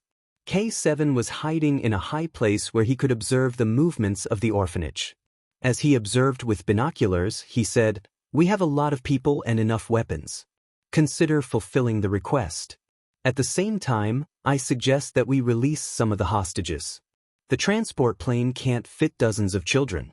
It will be troublesome if there are too many children." He was a doctor, so his words were concise and straightforward, but every sentence was on point. Soon, the entire operation plan was revised. The president immediately called for an emergency response meeting and ordered the elite personnel from the Ministry of Internal Affairs, Ministry of External Affairs, Ministry of Defense, and other relevant departments to quickly form a rescue command center. This was the largest group of children kidnapped in Pakistan. Even if these children were orphans and had no family to worry about them, no family was waiting for them to return safely. But to Pakistan, these were children that had to be rescued. They could not give up on them. Night began to fall. The Chinese side also participated in this operation. They suggested that they could not take all of them by force because other than Yiqian and Petty, who were slightly older, the rest were young and ignorant children. Time passed slowly. Many children who were tired from crying were already tired. Only the older children knew the danger and kept their eyes open, not daring to close them. Yiqian had already woken up from a nap. No matter what, it was important to be energetic. He had slept for about 2 hours, which meant that it was about 8 o'clock at night. It had been 2 hours since Petty had spoken to the president personally. At this time, Captain Xia and the others should be approaching the orphanage. Just as he thought about this, Yiqian heard the chirping of birds. This was the most commonly heard chirping of birds in Pakistan. It was a type of lark. No one could tell what was wrong with the chirping of the birds, but Yiqian, whose eyes were cold, knew that Captain Xia and the others were coming. Now that 2 people had come, he needed to confirm her exact location. The sound of a skylark could be heard, and then gradually disappeared. It was as if a naughty skylark that had stopped by the window frame outside the room had finally returned to its nest. 9 o'clock. Hostage confirmed 52. Hand over your weapon. The 2 Snowfield Brigade members outside perked up and quickly approached the 9 o'clock position. Inside the room, Yiqian gently covered Petty's mouth and said softly, "Our people are here. Miss Petty, you just sit there quietly. Trust me, everyone will leave soon." After Petty nodded repeatedly, Yiqian gently let go of her mouth. "Don't disturb the other children. Their cries will attract attention. I need to walk around now. No matter what happens, I can't scream, okay? Alright, I have no problem with that. Also, if you can give me a gun, I think I can also protect these children." Petty was not a naive girl. On the contrary, she was also a girl who knew how to use a gun. Chapter 498. Her words made Yiqian smile. "Okay, I will try my best." He would try his best, but not now. After all, Petty had not undergone professional training. Once they found out that she had a gun, the consequences would be unimaginable. He patted Petty's shoulder gently and said, "Sit here and rest. If the children cry, try to comfort them. Trust me. Miss Petty, we will definitely leave this place safely. We will also bring all the children away safely." Yiqian's words made Petty feel calm, because there was someone like her who was trying to protect the children. She had to muster up the courage to stand up and protect her own people. "Jane, don't worry. Although I don't have a gun, I have been learning from the guards, and I know a little about fighting." Petty lowered her head, and her voice was full of self-blame. "I am very, very sorry. I am very bad at fighting." Outside, Two ghost-like figures snuck into the orphanage and found Yi Qian's room.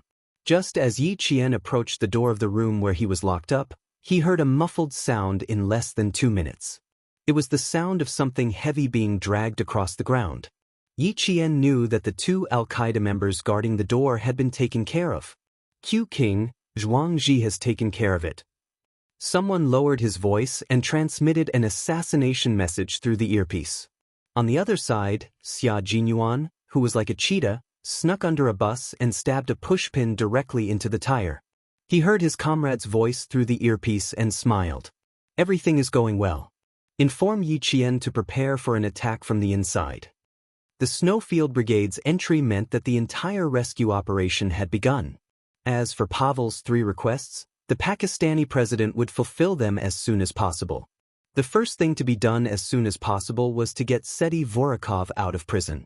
At the same time, the Chinese soldiers snuck into the orphanage. At this time, Pavel confirmed that Seti Vorakov had been released from prison and was on his way to Jiyang. It was also the time when the 2 Snowfield Brigade members successfully snuck into Yi Qian's room. Everything was done in perfect synchronicity. There was no difference in timing.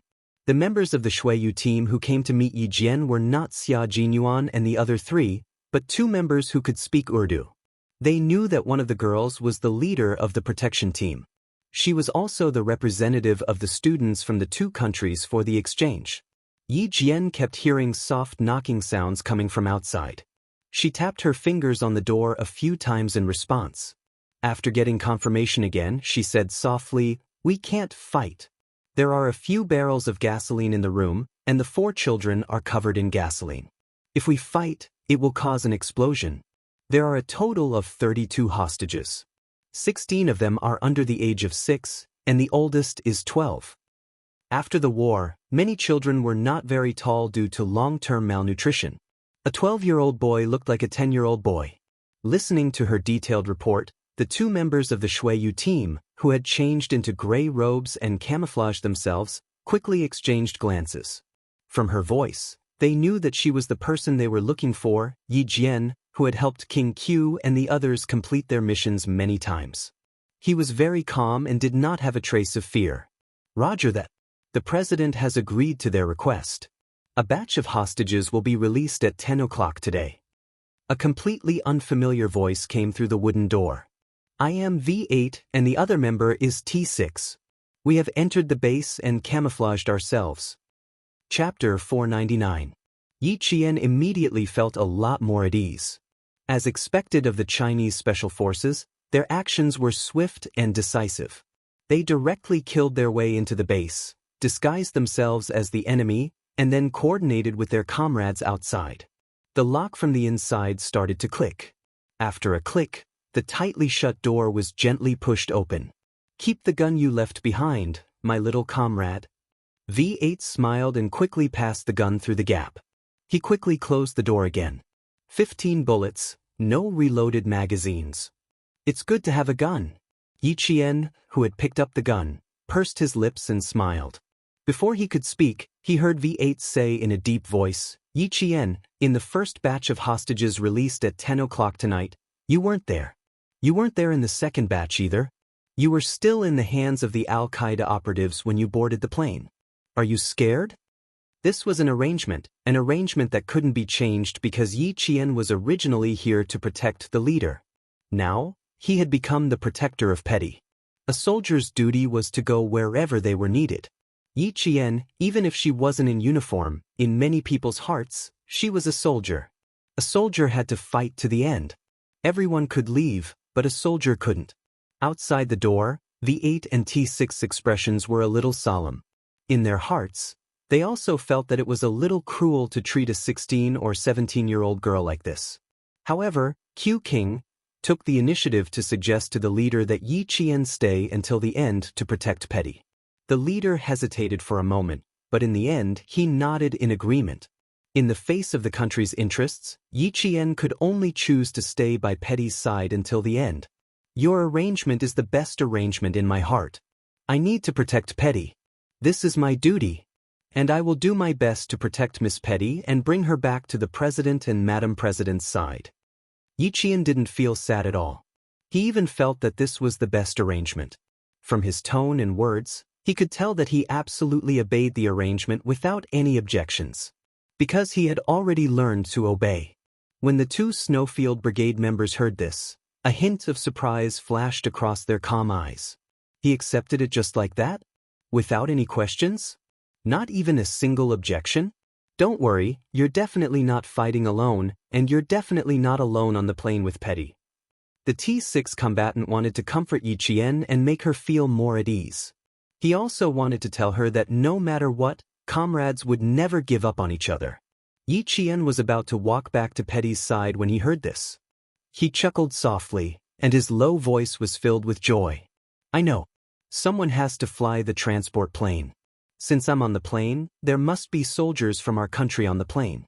Also, there should be some distance between the orphanage and the airport. If we want to leave, we have to drive, and we can only take a bus. I guess there must be our soldiers hiding in the bus. Her voice was like the soft chirping of insects in the summer night. Although it was soft, every word was clear. Her deduction made V8 and T6 raise their eyebrows. If I'm not wrong, our leader and Mr. President should have discussed it and decided not to give Pavel the chance to walk out of the orphanage. It's better to finish him off inside. Yi Qian, who was holding a gun, leaned against the wooden door with the paint peeling off. His voice was as gentle as the evening breeze as he said, "Moreover, I believe that my country won't give up on me. I also know that my country will never allow the Al-Qaeda terrorists to continue running rampant." Chapter 500. Yi Qian had never thought about the consequences of being one of the last people left in the hands of the Al-Qaeda terrorists. She believed that with that tall and sturdy man outside, he would not give up on her.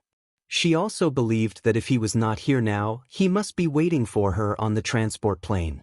That was because he would not let her face this alone. Yi Qian trusted Xia Jinyuan so much. Just like Xia Jinyuan, who had also sneaked into the orphanage, he also believed that Yi Qian would be fine. The two comrades outside laughed silently. This young lady really had the aura of a soldier. The transport plane has already been arranged. It's quite a distance from the orphanage to the airport. There are several rescue plans. If everything goes well, we can deal with it in the orphanage.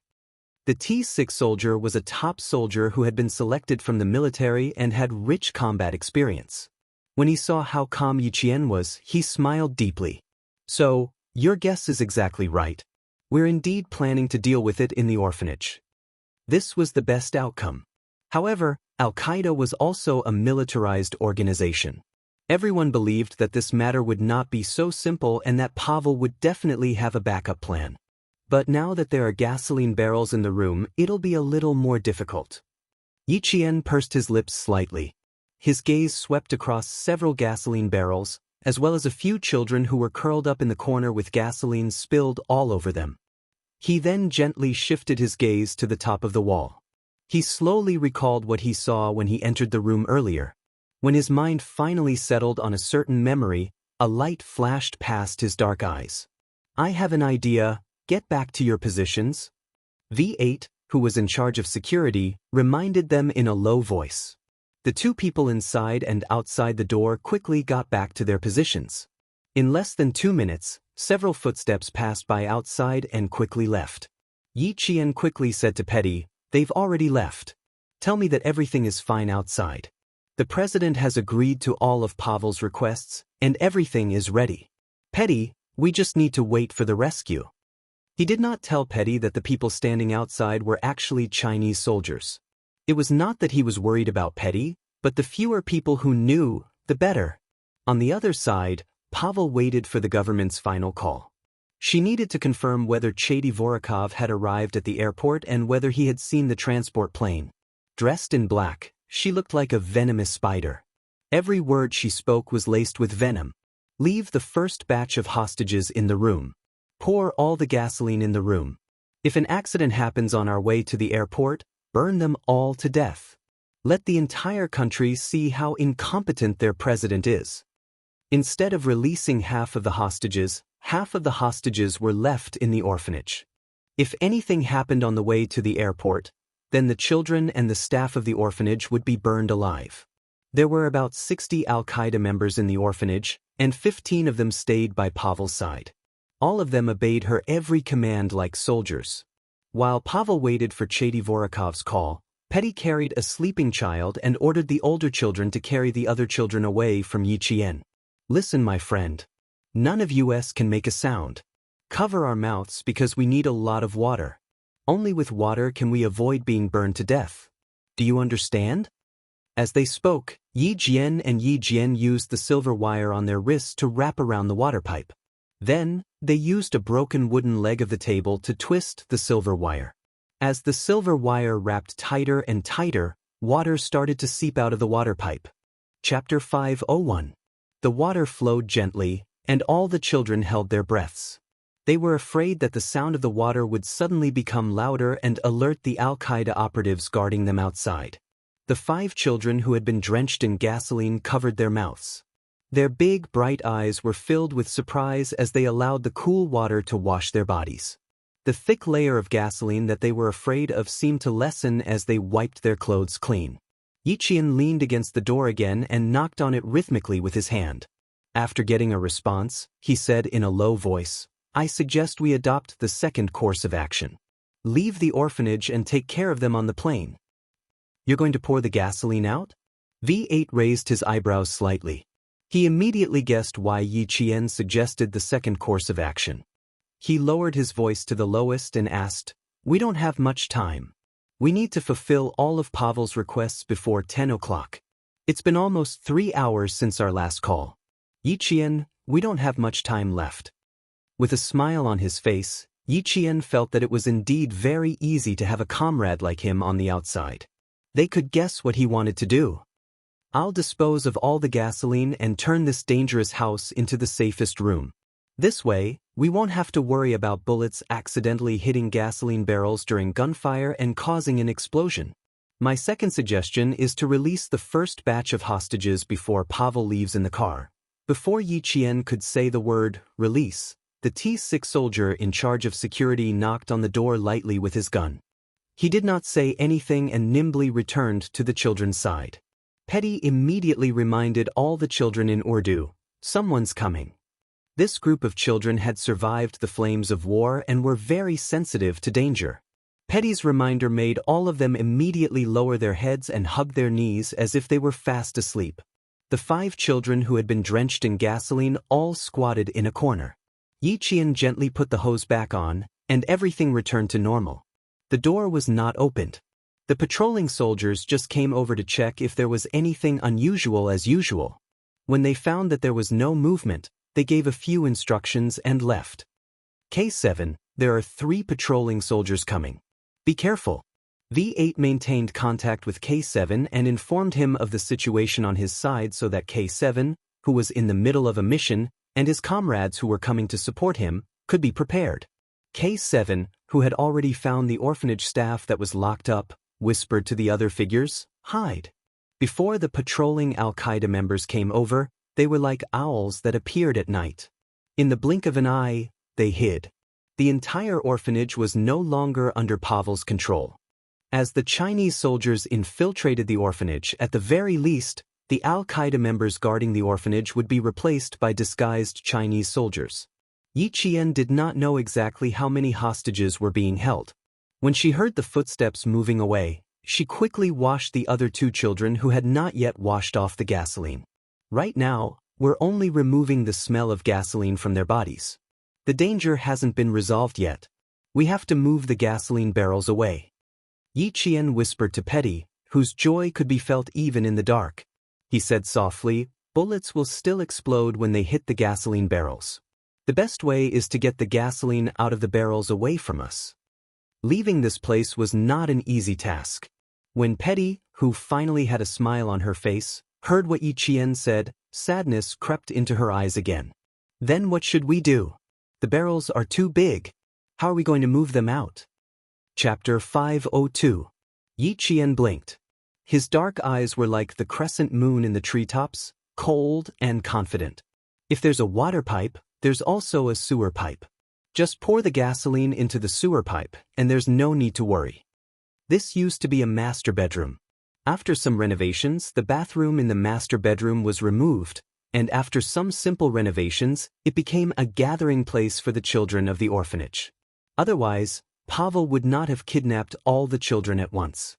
The refurbished wooden floor was pried open bit by bit using a nail that was unscrewed from the foot of a table. The creaking sound was like a mouse grinding against a wooden table, coming and going from time to time. The T6 and V8 combatants who were on guard outside listened carefully to the sounds inside.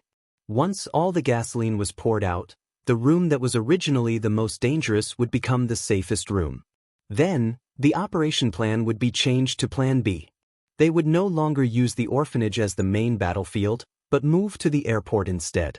Yi Qian's suggestion was quickly conveyed by V8 to J5, a member of the Snowfield Brigade who was guarding outside. He was responsible for contacting the Chinese interpreter at the presidential palace, and then relaying the message to the presidential palace and the Chinese leaders. The atmosphere was getting tenser and tenser. The elite personnel who participated in the rescue operation in the presidential palace were worried about the gasoline barrels. However, the news from the Chinese interpreter instantly saved them. "Thank you very much for the bravery of the Chinese student. Her action will change the fate of 32 children and save them from the clutches of death." After learning that the Chinese girl who was kidnapped along with his daughter Petty was trying to get rid of the gasoline, the president said to the members involved in the rescue operation, "No matter what the outcome is, we have to thank this Chinese girl for her bravery. We have to always remember that the Chinese are our eternal brothers, our true brothers." This was the best news they had received in the 6 hours since the kidnapping. It was a piece of news that lifted everyone's spirits. Qin Xiu looked at the Pakistani elite personnel who all looked relieved. There was not much of a smile on his handsome face, but the pen in his hand was gently clenched. As a Chinese, he also did not want to see the students from his country in danger. Besides, he knew Yi Qian. If they had chosen to act under the noses of Al-Qaeda and were discovered, the consequences would have been unimaginable. However, it was clear that this decision had received everyone's approval. It was a gamble, to seek victory in the midst of danger.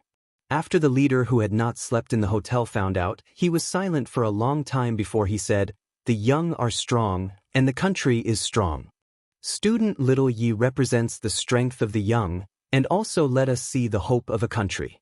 She did very well. "So, you agree with the second action plan of China-Pakistan?" The Major General looked at the leader with a serious expression and asked softly. Then, in the end, it was Yi Qian who boarded the transport plane with the Al-Qaeda organization. Waving his hand, the leader replied in a solemn voice, "We won't give them the chance to board the plane and leave. We'll settle it on the plane. Tell all the Chinese soldiers that they must rescue our students safely." Yi Qian had to be rescued safely. This was the top priority of the entire Chinese military operation team. In the darkness, the Snowfield Brigade K7 and another anti-terrorism special force had rushed over and assassinated several members of the Al-Qaeda organization. They had successfully disguised themselves and were waiting for the best opportunity to strike. Chapter 503. There are 20 hostages in total. Team C has been deployed. K7's cold voice came from the headset without warning. Team B consisted of V8 and the others, while Team C consisted of K7. The members of both teams had successfully disguised themselves as members of Al-Qaeda and taken over the task of guarding the hostages. Now, they were all waiting for Yi Qian's news. As long as the gasoline barrels were no longer a threat, the second set of operations could be carried out smoothly and the first batch of hostages would be safe. Team A has been deployed. How's Team B doing? Xia Jinyuan, who was in charge of Team A, asked softly through the headset. He and G3 were already hiding in the luggage compartment of the bus, waiting for the Pakistani government troops to be deployed. They would act as backup and eliminate all the Al-Qaeda members together. V8 put on the headset and leaned close to the door. After listening for a few seconds, he replied to Xia Jinyuan, "There's no reply yet. I heard very soft sounds in the room. Yi Qian is very cautious, so he might be a little slow." Xia Jinyuan laughed, but it was not a laugh. He just curved his thin, sexy lips. Then, they would have to wait a little longer. Little Fox would find a way. Give me these 3 milk bottles. As the last barrel of gasoline was about to be emptied, Yiqian gestured for Petty to give him the milk bottles that the children had drunk. After filling the barrel with water, pour the gasoline from the milk bottles on the edge to prevent the smell of gasoline from fading when they come in. The 3 milk bottles were filled with gasoline. Yiqian carefully twisted them and gestured for Petty to continue pouring the rest of the gasoline into the sewer. He then gently touched the barrel that was still filled with water. This is fine. Change to the next one. Just in case, Yiqian poured the gasoline out and refilled the empty barrel with water to ensure that the weight was the same. Yiqian was professionally trained to ensure that not a single trace of oil was left out. After the barrel was filled with water, he poured the gasoline from the milk bottles on the edge of the barrel. As expected, the air was filled with the strong smell of gasoline from before. Time passed very slowly, and the hour hand pointed to 10 o'clock. It was getting closer and closer to the time Pavel had requested. Both China and Pakistan were fully deployed, and all the soldiers in the operation were on standby. At 10 o'clock in the evening, the entire city of Pakistan was not as brightly lit as the cities in China. Some people were partying until they were drunk. In this place, it was best to hurry home after dark. Don't linger outside and be careful of being killed. At 9:50 a.m., Pavel finally received a call from Chedivorikov. He was calling from the airport, laughing as he told the woman who had rescued him that the transport plane had arrived at the airport. According to the agreement, the first batch of hostages was successfully released. The 20 workers of the orphanage were released. To Pavel, adults were not easy to control. Keeping them alive would be a problem. Chase all of them out of the orphanage. I want to see if the government troops are coming. Like a venomous spider, Pavel carefully used the hostages she had released to probe the situation outside. She would immediately fire a warning shot as soon as she detected any reinforcements from the government. At 10 o'clock sharp, the first batch of hostages successfully left the room. All of them were driven out of the orphanage by the Al-Qaeda members. The hostages frantically ran out of the orphanage as fast as they could. It was very quiet outside. Other than the hostages' cries, there were no government troops. A few Al-Qaeda members who were standing guard at a high point reported what they had seen to the cunning Pavel. It's very quiet. I don't see any government troops. Madam, it seems that they didn't send troops to surround the orphanage. Chapter 504. Very well. Tell the president that I will release the second batch of hostages after arriving at the airport.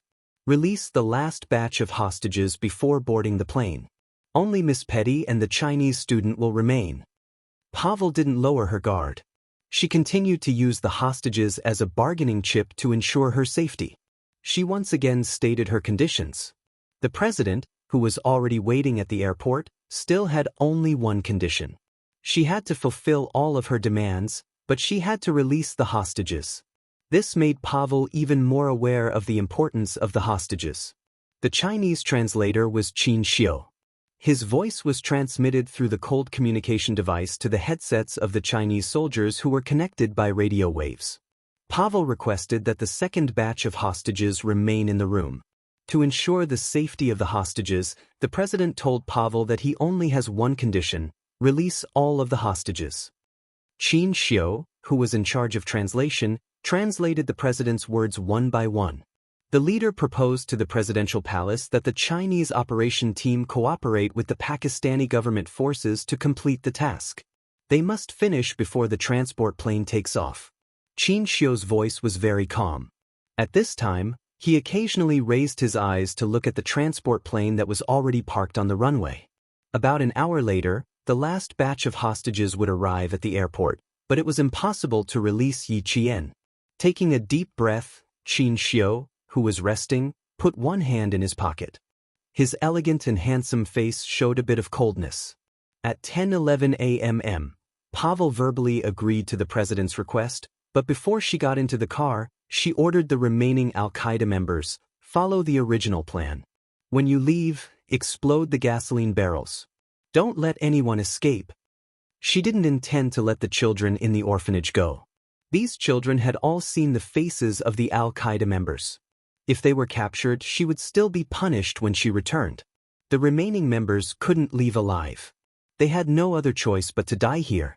They were willing to stay and sacrifice their lives for their organization. The door of the room where the children were held opened again. After a strong flash of light, Yiqian saw two men in gray robes walk in. "Hide the gun and give me your hands." It was V8 and T6, two members of the Snowfield Brigade. In order to prevent Yiqian's gun from being discovered, they came in first and pushed Yiqian and Petty out. The next time Yiqian saw Pavel was on the bus. Pavel and Patty's hands were tied again and they were pushed onto the bus at gunpoint. "Let the two of them sit in the two seats at the front." Pavel, who had been sitting in the car for a long time, ordered coldly, "Look carefully. The two of them are our bargaining chips to leave this place. Without them, all of us will die with Chetovorikov." Patty stopped talking to Pavel. All the children in the car were sitting close to the window. Beside them was an Al-Qaeda member who was holding a gun and had loaded his gun. If there was any movement outside, all the hostages would be killed. The car bumped along the road. When the man standing beside Yiqian made a sharp turn, he grabbed her arm with both hands and gently drew the letter V with his fingers. It was V8 in disguise. Yiqian thought they had stayed in the orphanage. She didn't expect them to be right next to her. Then, Yiqian found out from V8 that there were a total of 4 members of the Snowfield Brigade on the bus. One of them was Xia Jinyuan. Chapter 505. G3, V8, T6, K7, as well as Captain Xia. There were 5 Special Forces soldiers in one car. Once all the hostages were released, it would be time to deal with these guys. The only thing Yiqian did not have to worry about after falling into the hands of this group of believers was whether or not he would be violated. He simply leaned against the seat and closed his eyes to rest. With his own people around, he felt much more relaxed. Since there was nothing else to do now, he might as well rest. When the car passed by a section with street lights, T6 saw Yiqian closing his eyes and looking like he was fast asleep. Was he relaxed? Or was he stupid? Or was he really that calm? The car arrived at the airport at 11:02 p.m. The third leader of Al-Qaeda, Chetovorikov, had been waiting for a long time. When he saw Pavel get out of the car in a black veil, he gave her a warm hug. "Thank you very much, my partner." A loudspeaker sounded, followed by the president's voice. "Miss Pavel, we have prepared everything according to your request. The last batch of hostages will be released immediately." "Of course, Mr. President." It was Chetovoricov's voice. It was a fierce and arrogant baritone. "However, your daughter and the girl from China will have to accompany us on a wonderful escape in the air." "Of course, sir, I promise not to hurt your daughter or your friends." Listening to the other party's arrogant voice, the Pakistani president remained calm and said calmly, "We will definitely let you go. However, if anything happens to my daughter, believe me, Chetovorikov, even if you are flying in the air, I can still send out a fighter jet to turn you into ashes in the sky. Believe me, I will definitely do it." This warning really shocked the arrogant Chetovorikov. If the fighter jet was really sent out, they really had no way to escape. However, Pavel laughed. When the woman's voice was gentle, it was pleasant to the ear, but when she was ruthless, it was sharp, ear-piercing, gloomy, and unpleasant. "Mr. President, if we don't leave safely, all the children in the orphanage will be burned to death. So, we have to deal with this calmly and settle this matter peacefully." The Pakistani president was deliberately stalling for time. He needed to buy time for the Chinese troops who had sneaked onto the transport plane. "Very well, we also hope that this can be resolved peacefully," Chetovorikov said viciously as he gestured for the few Al-Qaeda members to get out of the car. He was even more cunning than Pavel. He didn't release the hostages immediately. Instead, he had people push Yiqian and Patty to the front to prevent himself and Pavel from being killed. V8 was standing in front of the bus, K7 was standing on both sides of the door, and T6 was standing on the side where the luggage door was opened. During the negotiation, Yiqian and Petty were pushed off the bus, while Xia Jinyuan and G3 quietly came out of the luggage compartment under the cover of T6. Each of them was responsible for one target. While the T6 combatants were on alert, each of them covered the mouth of an Al-Qaeda member and slit his neck with the dagger in his hand. Before blood spurted out, They stuffed the eliminated target back into the vehicle. The two of them replaced the two Al-Qaeda members and successfully infiltrated the plane. While the Chinese soldiers were eliminating the targets, Pavel sent people to search the transport plane inside and out.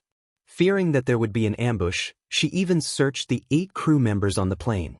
After confirming that they weren't carrying any weapons, she boarded the plane.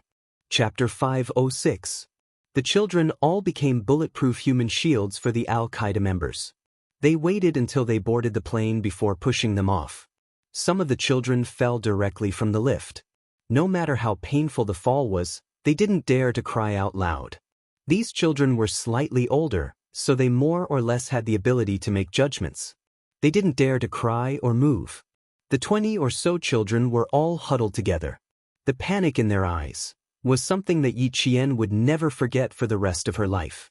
When an Al-Qaeda member walked past her with his head down, Xianxia smelled a faint mint scent. This is... She, who had been keeping her head down, looked up slightly. Under the faint indicator lights on the runway, she saw the side profile of a man so handsome that even his slightly pursed lips looked elegant. He seemed to know that she was looking at him. The corners of his mouth curved into a smile as he boarded the plane with a hostage and all the Al-Qaeda members. When she saw the G3 member walk past her, Xianxia, who had her head down, had a faint smile in her eyes. Since they were all on the transport plane, K7 should be on it as well. After all the members boarded the plane, only Xianxia and Petty were left. Step by step, they pushed each other onto the plane. Xianxia looked back slightly at the children who were out of control. The scene she saw made her heart tremble violently.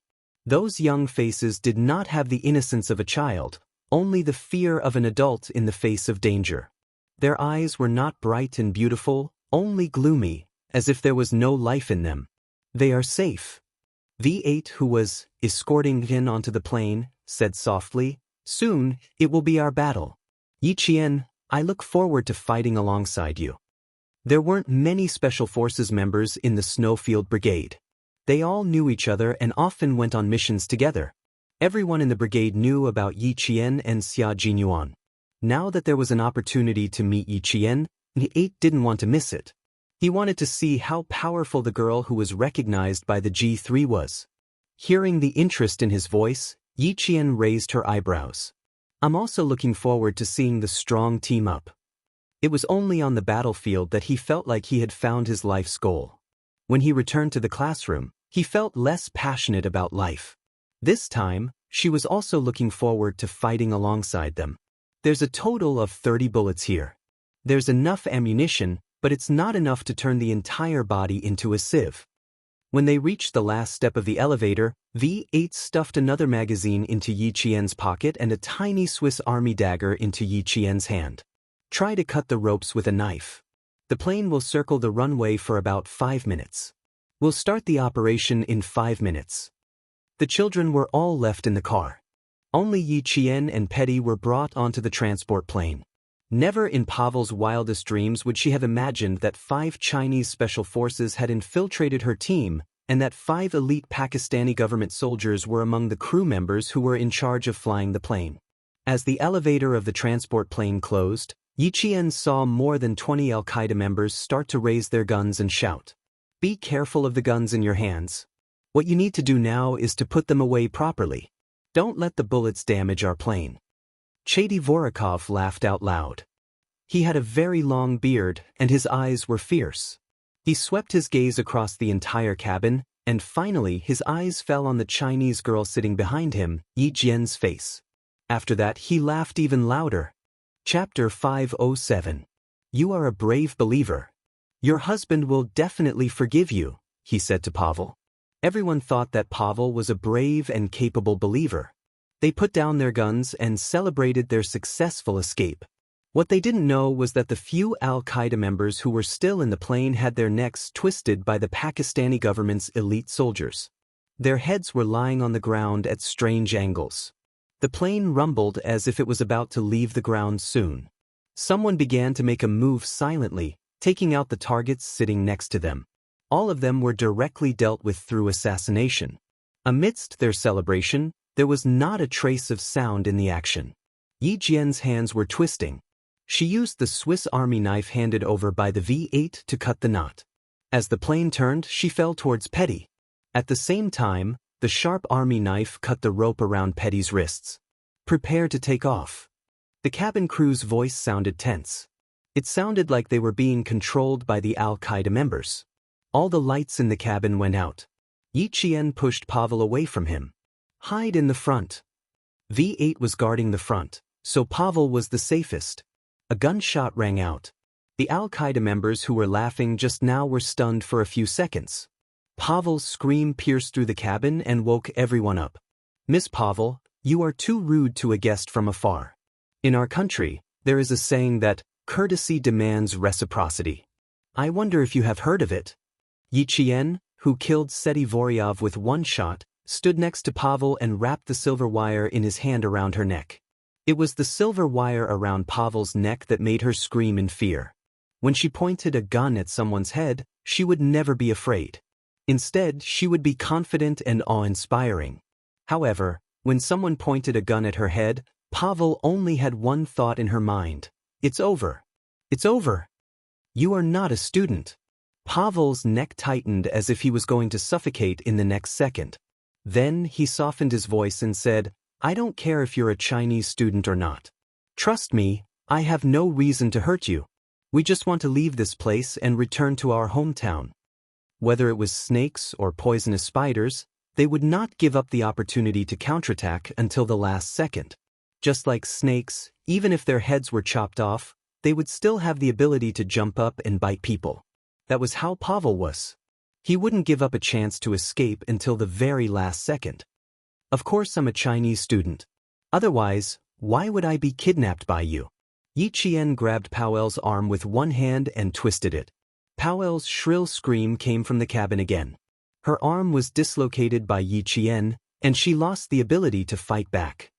I will treat you the same way you treated me in the past. In our country, this is called reciprocity, Yi Qian said softly with a faint smile. His voice was light, but his actions were ruthless. He didn't give Pavel any chance to escape. He pinned her down on the seat and tied her legs tightly with the silver wire in his hand. The entire cabin was filled with the smell of blood. The members of the Shuiyu Brigade, who were disguised as members of the Al-Qaeda organization, had already prepared for battle the moment their opponents put down their guns. Now, they had to either use their guns to finish off their targets or use their daggers to clean them up. Chapter 508. Yi Qian did not have to worry about Pavel escaping, so he joined the operation. He either plunged his Swiss Army dagger into Pavel's neck or finished him off with his gun. The crew members of the Bafang left behind on the transport plane were all dressed in military uniforms. The members of the Shuiyu team did not have the strong body odor of the Bafang people. Whenever they encountered someone with a beard, Yi Jian would kill them without hesitation. The plane had already stopped operating, and the elite Pakistani government troops in the cabin quickly contacted the control tower. The Pakistani government troops hidden in the surroundings all came out, with bulletproof shields at the front and gunners at the back. As long as someone came down from the open door, they would immediately shoot. Miss Petty has been successfully rescued. The first message the control tower received was that the president's daughter, Petty, had been successfully rescued. The Pakistani soldiers guarding the control tower immediately looked happy. Qin Xiu's gaze fell on the communication device. He could even hear gunshots coming from it. There was a gunfight on the transport plane. He clenched his fists and contacted the leader to report the current situation. Miss Petty has been successfully rescued. There is no news from Yi Qian for now. Both sides have started a gunfight. This was good news for the Chinese side. Yi Qian had always been by Petty's side. Yi Qian must have been able to protect her. Keep me updated on the situation until Yi Qian returns safely. The leader's calm expression had not changed since Yi Qian was kidnapped. He was not anxious at all. He only had the calm demeanor of a country's leader. He believed that Yi Qian would return safely. He also believed that his country's soldiers would complete their mission successfully. Some of the members of the Al-Qaeda organization got their hands on submachine guns. Bang, bang, bang, bang. Bullets rained down on the cabin. At the same time, They shouted in Urdu, telling their people to get down. Yi Qian felt a burning pain in his arm. He reacted quickly and got down on the ground. He moved closer to the Al-Qaeda member with the machine gun. He was very close to Pavel. He could not let Pavel return to the Al-Qaeda member. "Don't move, little fox." A familiar voice came from beside her, and then she fell into an embrace that smelled of mint. This was Xia Jinyuan's embrace. It was gentle, generous, and so reassuring. After bringing Yi Qian to a safe place, Xia Jinyuan finally let go of him. "What were you trying to do just now? Accept the offer of the guy with the submachine gun? Are you going to sacrifice yourself as a hostage?" His voice was gentle when he greeted Yi Qian, but when he was calculating, his voice was cold and harsh. Obviously, he did not agree with Yi Qian's decision. Yi Qian wasn't affected by the close contact during the battle. After being reprimanded, Yi Qian said calmly, "No, I wouldn't do something stupid like that. He's too close to Pavel." Xia Jinyuan heaved a sigh of relief and chuckled. "Next time, I'll have to give you a microphone so that we can keep in touch. I was really scared when I saw you trying to crawl over just now." "Captain Xia, am I really that stupid?" With their backs against each other, Yi Jian touched her arm gently. Fortunately, it was just a graze from a stray bullet. She only needed to take care of it. Chapter 509. She held her breath. Xia Jinyuan, who was leaning against her, said coldly, "Where are you hurt? Bandage it with a bandage to stop the bleeding." The biggest difference between a bullet wound and a graze wound was that the smell of blood was not as strong. Yi Qian lifted her arm and said casually, "It's just a graze wound. There's not much blood, just some skin scrapes. I'll bandage it after we get off the plane." She paused for a moment and said, "Captain Xia, I'll crawl over and hold Pavel hostage. Then you can tell the crew to turn on the cabin lights and shoot at the right time. The sooner we get this done, the better." As she spoke, K7's voice came from Xia Jinyuan's earpiece. It was the same as what Yi Qian had said. The sooner they got this done, the better. Yi Qian will move first. Take Pavel to us as a hostage. You guys can rest for a while. Xia Jinyuan's voice clearly traveled to the Snowfield Brigade's earpiece. V8 turned his head and asked K7 softly, "I suspect that Yi Qian was the one who fired the first shot. What do you think?" "This is Q King's little fox. She's good at seizing opportunities. It's normal for her to shoot. She was the closest to Chady-Vorakov. The person she shot was none other than the #1 target, Chady-Vorakov. So you don't have to doubt it, it's certain," K7 said coldly. His tone did not change, but he spoke a little longer than usual. V8, who was familiar with his personality, could tell that he admired Yi Qian. "Now I'm even more interested. But I have to admit that she's very calm." V8, who was hiding in the back of the cabin, was even more curious about Yi Qian. Seeing was believing. He had to see for himself today. V8 and T6 soon realized what kind of girl Yi Qian was. She was a girl who dared to stand so close to the Al-Qaeda members. She was the only girl who had the courage to stand so close to them. The lights in the cabin were switched on. Only 6 of the original 20 Al-Qaeda members were left. They held submachine guns in their hands and wanted to fight back, but they heard a crisp female voice. "Look at who I have in my hands. It won't be too late for you to fight back." Yi Qian spoke in Chinese, and V8 translated for the remaining 6 members of Al-Qaeda. "Even Chady-Vorakov is finished. How long do you think you can last?" Yi Qian said this in English for Pavel to understand that going against the government would not end well. Pavel's face was contorted. Her mouth was stuffed with her veil, and she was making muffled sounds. Why were there government troops on the plane? They had clearly checked that there were no problems. Other than the flight crew, there was no one else on the plane. Pavel looked at the countless Al-Qaeda members in gray robes lying on the ground. Her eyes were bloodshot. Where did the accident happen? When the Al-Qaeda members who were surrounded saw this, their eyes flashed fiercely. They looked like they were going to fight Yi Qian to the death. One of them started cursing loudly in Urdu. Yi Qian pulled the black veil out of Pavel's mouth and let her speak. "Kill me. Burn all the children in the orphanage." Pavel, who could finally speak, had a strange smile on her face. She could not turn her head and stare at Yi Qian, who was standing behind her. She looked gloomily at the back of the cabin. Soon, it will be reported internationally. The whole world will know how powerful we are and how incompetent the president is. Chapter 5:10. Why would I give you the chance to do that? By the time the bus leaves the orphanage, all your followers will have been dealt with. The children who were frightened by you might have already fallen asleep under the government's arrangements, Yi Qian said coldly. I won't give you a chance to escape, and I won't give you a chance to harm innocent lives, Yi Qian said coldly, her clear voice like frost, sending chills down Pavel's spine. No matter how fierce Pavel's gaze was, Yi Qian looked at the Al-Qaeda member with the submachine gun and said coldly, if you want to shoot, kill Pavel first. Then you can think about how to get rid of us. Kill them. Kill all of them. Pavel, whose neck had 2 red marks, screamed in a shrill voice. His voice could not be too loud as it was squeezed out from his throat. Xia Jinyuan, who was secretly preparing, turned sideways and aimed at the target with Yi Qian's movement. Bang! The Al-Qaeda member with the submachine gun was shot in the head. The bullet went through his entire head and fell to the ground with red and white blood. When Pavel heard someone say retreat in Chinese, he seemed to understand what was going on. He stared in disbelief at the member who had fallen to the ground. Chinese soldiers. The Chinese soldiers here. It's too late for you to understand now. Pavel, there's no way you can escape from the hands of our soldiers. Yi Qian dragged Pavel back under the cover of Xia Jinyuan and the others. Next, it was time to clean up the mess. This matter was left to the Pakistani government. After all, it was a country's internal affairs. The Chinese soldiers had done their job well. The Pakistani soldiers had no intention of letting the Al-Qaeda members leave. After Xia Jinyuan opened fire, the two sides immediately engaged in a fierce battle.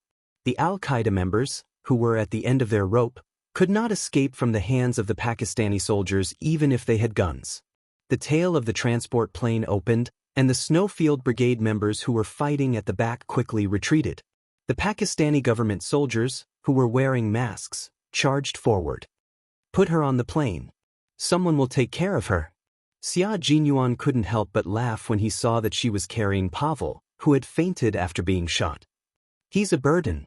He'll only delay our retreat. We can't leave this up there. We have to hand it over to the president to execute. Before the flare and smoke grenades were thrown into the cabin, Yi Qian finally left the transport plane and returned to the ground. Standing beside her was Xia Jinyuan, who had protected her during the retreat. He was dressed in a gray robe. From the back, he looked like a Pakistani man. Gunshots kept coming from the cabin behind them. After handing Pavel over to a Pakistani government soldier, Xia Jinyuan held her hand and led her to his troops. The entire airport that had fallen into darkness suddenly lit up. All the indicator lights on the runway also lit up. At the same time, several strong lights shone from the top of the airport building, illuminating the entire airport as if it was daytime. See? That's how precious it is. The J5 took off his gray robe and pants and said to his comrades who were still looking at Q King, "You guys can take it off too. Don't tell me you're going to wait until the young lady gets in front of us before you take off your clothes? Q King can take it off, but you guys can't. You can't leave the young lady with the impression that you're impulsive. Otherwise, you'll scare her." After the instructor spoke, his comrades reacted one after another. The gray robes and pants that symbolized the members of Al-Qaeda were taken off at lightning speed. They also took off the headscarves wrapped around their heads. All of them were wearing long-sleeved shirts, bulletproof vests, and shorts.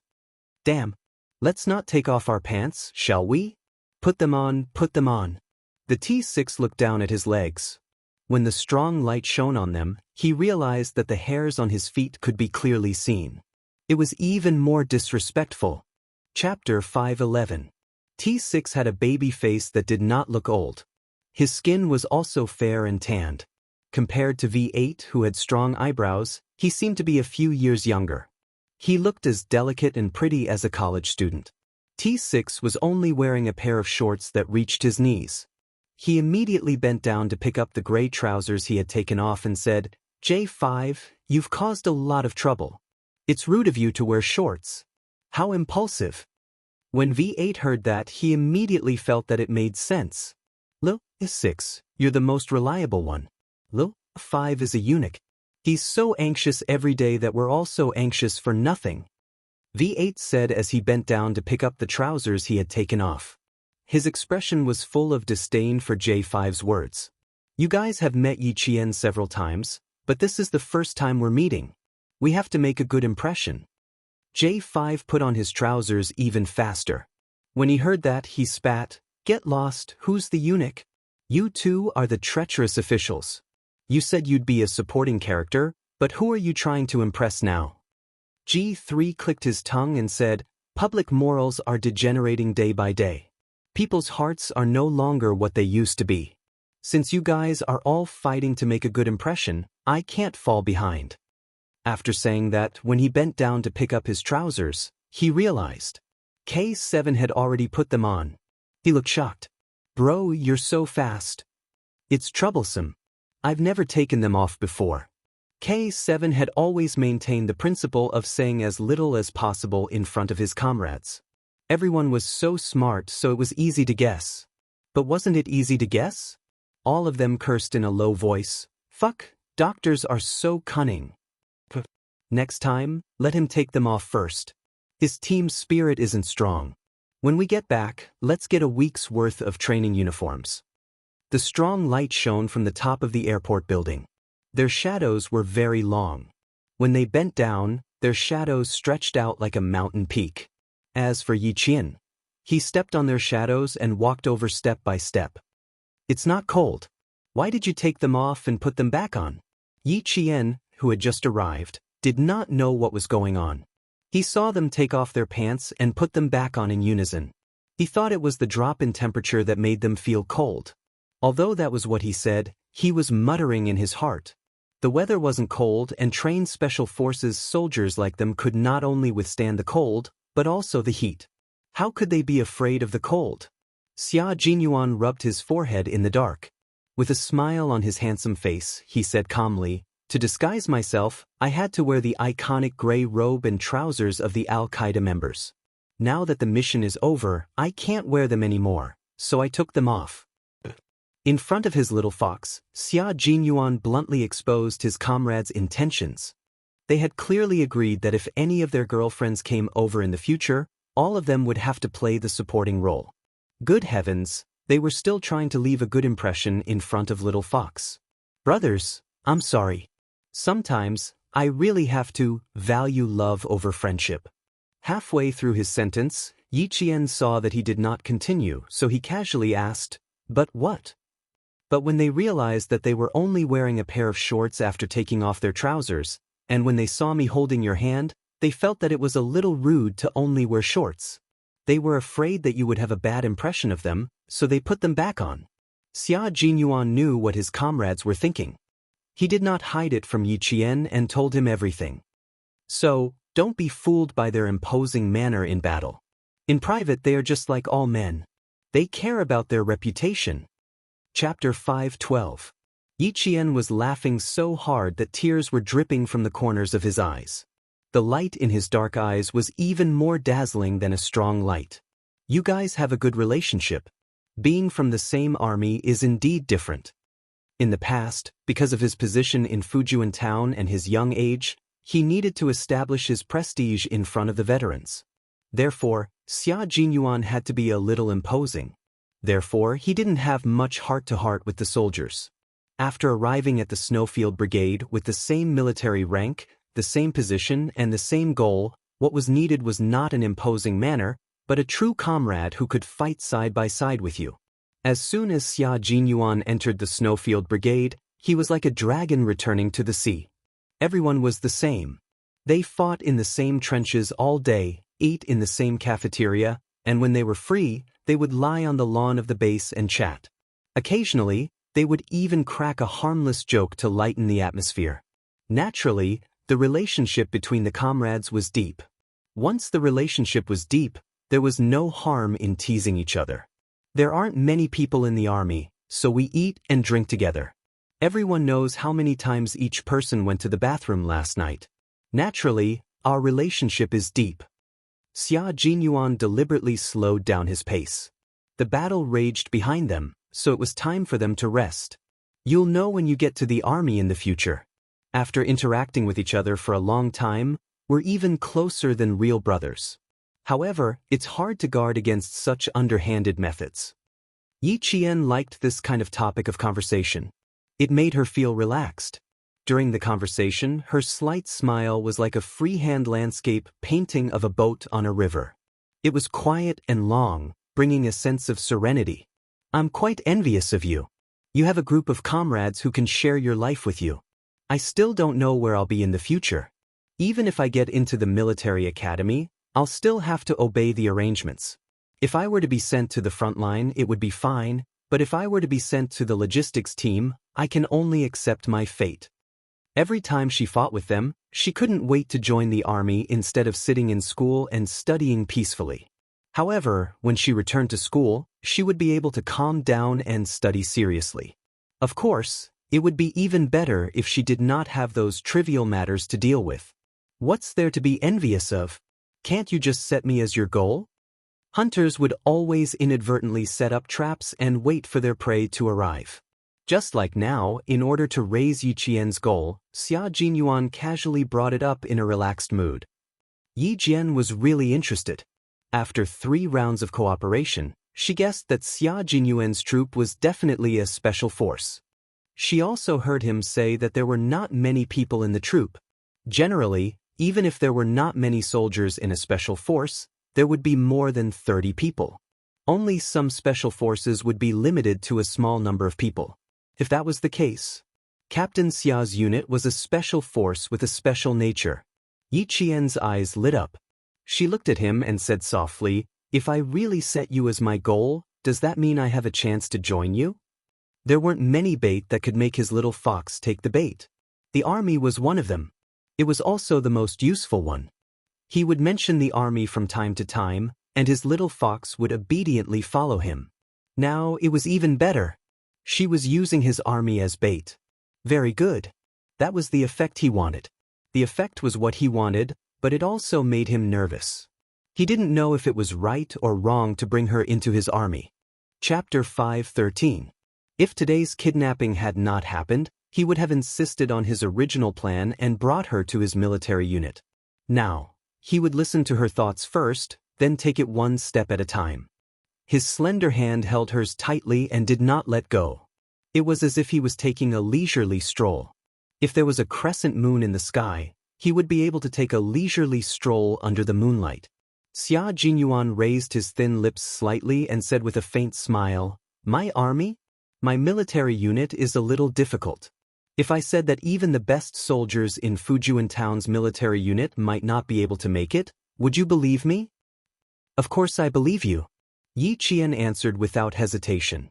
She even looked a little serious. "You wouldn't joke about this kind of thing, so I believe every word you say." She always believed him like this. She did not need to think, nor did she need to think too deeply about it. She believed him so easily. Xia Jinyuan tilted his head and looked at her quietly with his dark eyes. He asked her softly word by word, "Why? Why do you believe me so much? You don't even think about what I say to you and you subconsciously choose to believe me?" This little fox, she definitely knew what he was thinking. The light in his black eyes became even more scorching, and his voice became softer, as if it was entangled with the smoke of gunpowder in the wind. It was also like a gentle net that surrounded Yi Jian. He asked her, "Do you know what I'm thinking in my heart? Am I right?" Yi Jian raised her head abruptly and looked into his dark eyes that were as deep as the sea. The light in his eyes made her heart beat wildly and her face seemed to turn red. Yi Jian naturally looked away as her breathing became irregular. Avoiding his burning gaze, she smiled and said, "Of course I know what you're thinking. You just want me to choose the military path in the future. Do you really think my thoughts are as you say?" With a smile in his eyes, Xia Jinyuan squeezed Yi Qian's hand and rubbed her fingers gently with his thumb. He conveyed the joy in his heart with his fingertips and also hinted to her that he had a lot of thoughts. When they were about 5 meters away from their comrades, Xia Jinyuan pulled her to the side and walked towards the darkness that even the strong light could not illuminate. Yi Qian's heart skipped a beat when she saw this.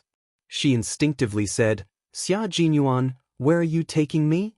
Because she understood, Yi Qian rejected him when he tried to do something. She refused to take their relationship to the next level. She was fine on her own and did not need someone to force their way into her world. She did not care about men and daughters forming a circle. She could draw a circle on her own. "Ji Yang is not that big. I can't possibly take you out of the airport." Her reaction like a frightened rabbit made Xia Jinyuan's smile deepen. The man who just walked out of the smoke of war had a strong sexiness to him. He showed the might of a man everywhere. His long legs took large strides and Yi Qian had no choice but to run after him. "Xia Jinyuan, let go of me first. I can't outrun you."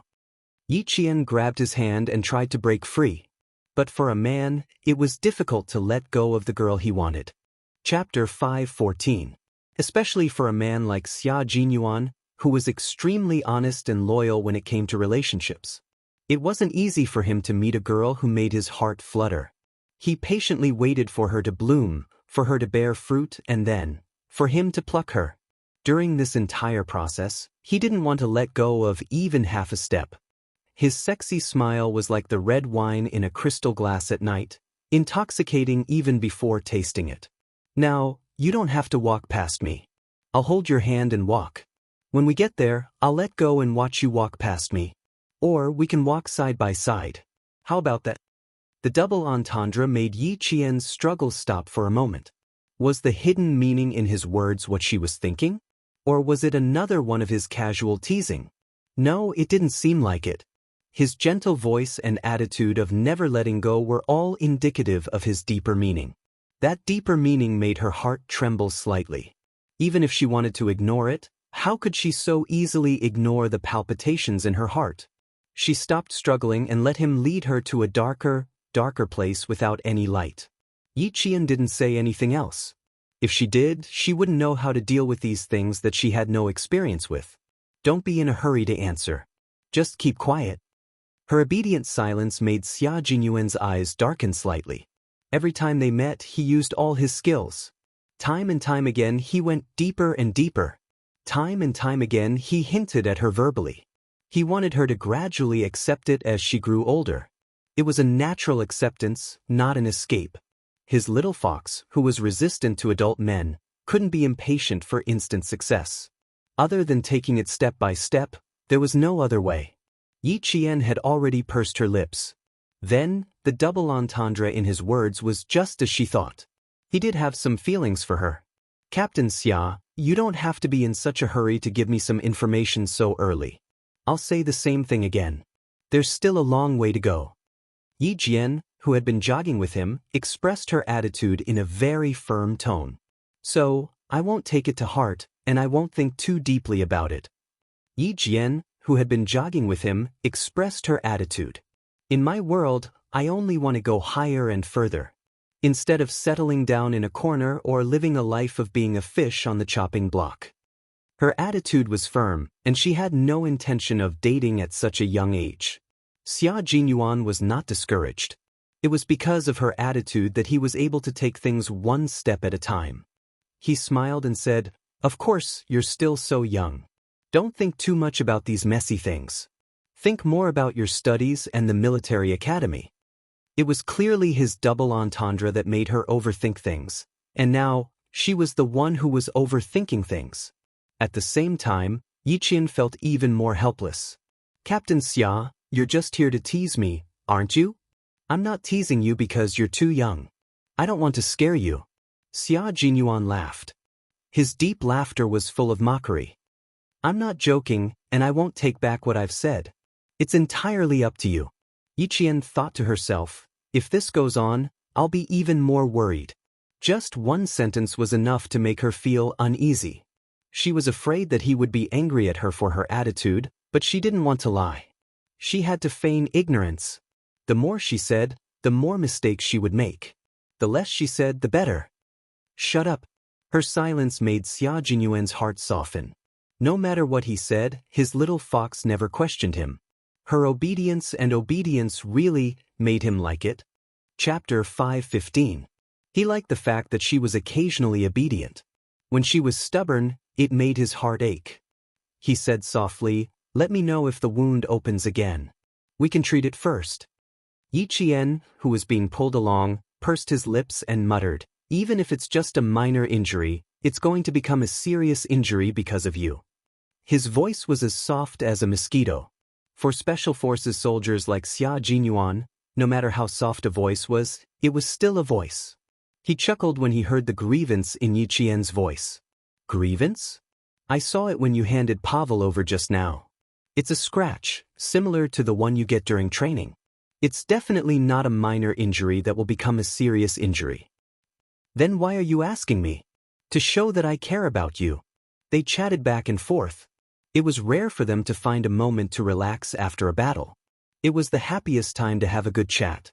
For Xia Jinyuan, it was the same.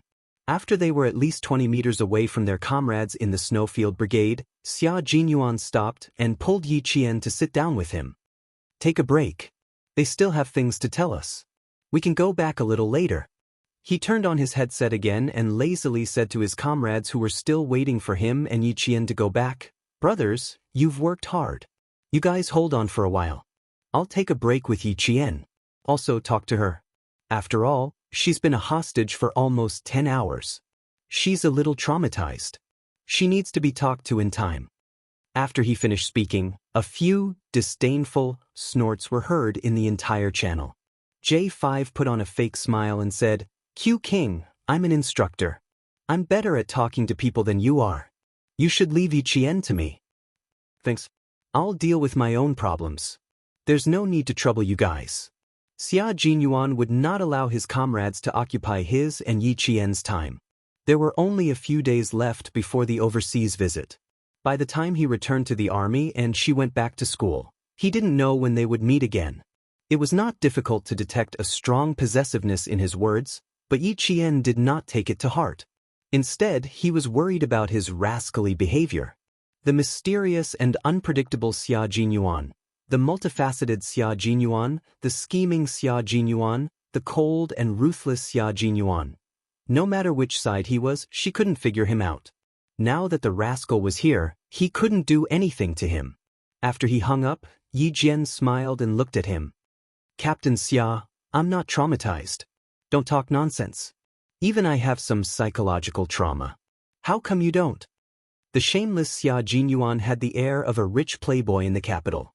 When he raised his eyebrows and smiled, he looked both flirtatious and flirtatious. "You're quite traumatized. When I saw the gun you left behind, I almost shot the Pakistani staff member who accompanied you." He spoke with a smile, but his deep voice did not hide his ruthlessness. Yi Qian believed that. He did have such an impulse at that time, but he suppressed it. "If I heard that one of my people was kidnapped, I would be so anxious that I would fight to the death." Her smile was very relaxed, and it floated over with the wind. Even Xia Jinyuan's eyes, which were filled with ruthlessness, became clear. "Captain Xia, your army is the front line, right?" When they talked about the army, he pulled her away. In fact, it was also to avoid his comrades. He did not answer immediately. Yi Qian said softly in the silence between them, "My goal is to enter the frontline army. Only then will I feel that my life is not in vain." Chapter 5:16. Going to the front lines. Becoming a world-class sniper like Uncle Chen, becoming an unshakable tree, even if she had to go through life and death, it would be worth it. This life was really worth it. Xia Jinyuan lay down, his body pressed against the cold ground. He looked up at the endless, dark sky. After a moment of silence, he said in a deep voice, "Then you have to work harder. We're not a team that you can join just by saying you want to." He seemed to be thinking about something as his tone was a little serious. Yi Qian, who was sitting down, turned her body to the side and quietly waited for him to bring up the mysterious special forces. What kind of team would gather such outstanding soldiers like Captain Xia and the others? They were brave and fearless, strong in combat, and had high overall quality. Even the standard equipment on them was better than the average combat team. All these things made her curious about this team and filled her with yearning. Her serious waiting made Xia Jinyuan narrow his eyes slightly. She was indeed very interested in the team he was in. Even though she didn't ask much, her actions already explained everything. You've seen what the team is for. They rush to the most dangerous place. If you're aiming for the team we're in, that's great. But you have to continue working hard. Xia Jinyuan didn't say much. He only told her that the goal was good, but it was a little difficult. What was Yi Qian least afraid of? The one thing he was least afraid of was difficulties. His silence just now was actually because he was considering whether to let her become a member of the Snowfield Brigade. He had always thought of this, but tonight's kidnapping was a wake-up call for him. Female soldiers who were kidnapped ended up in a worse state than male soldiers. They suffered inhumane torture, both physically and mentally. Since the establishment of the Snowfield Brigade, they had never recruited female soldiers because they were afraid that female soldiers would suffer physical and mental harm. In recent years, the military headquarters had begun to propose this, but it hadn't been finalized yet because they were also worried about this problem. He had faith in Little Fox, but tonight's events had forced him to be more cautious. However, he didn't want to give up the opportunity to let her stand by his side. He was incomparably eager to put on the military uniform one day and fight side by side with her, to experience the smoke of war together. This kind of desire could not be suppressed. She was already so outstanding at such a young age, and there were still 6 more years. 6 years later, when she joined the army, how dazzling would she be? Just thinking about it now made him feel emotional. Why do I feel that Captain Xia is only giving me a taste of sweetness and not really letting me have a taste of the candy? Yi Qian, who was sitting, lowered her head and looked at the cold silhouette of her body even when she was lying down. She raised her eyebrows slightly and smiled. It looks like I really have to work hard. No matter which unit I'm in, whether I can go to the front lines, I have to work hard before everything is set in stone. Smile was confident, proud, and fearless. Just as Xia Jinyuan said, Yi Qian was the least afraid of difficulties. The more difficult it was, the more she would conquer it.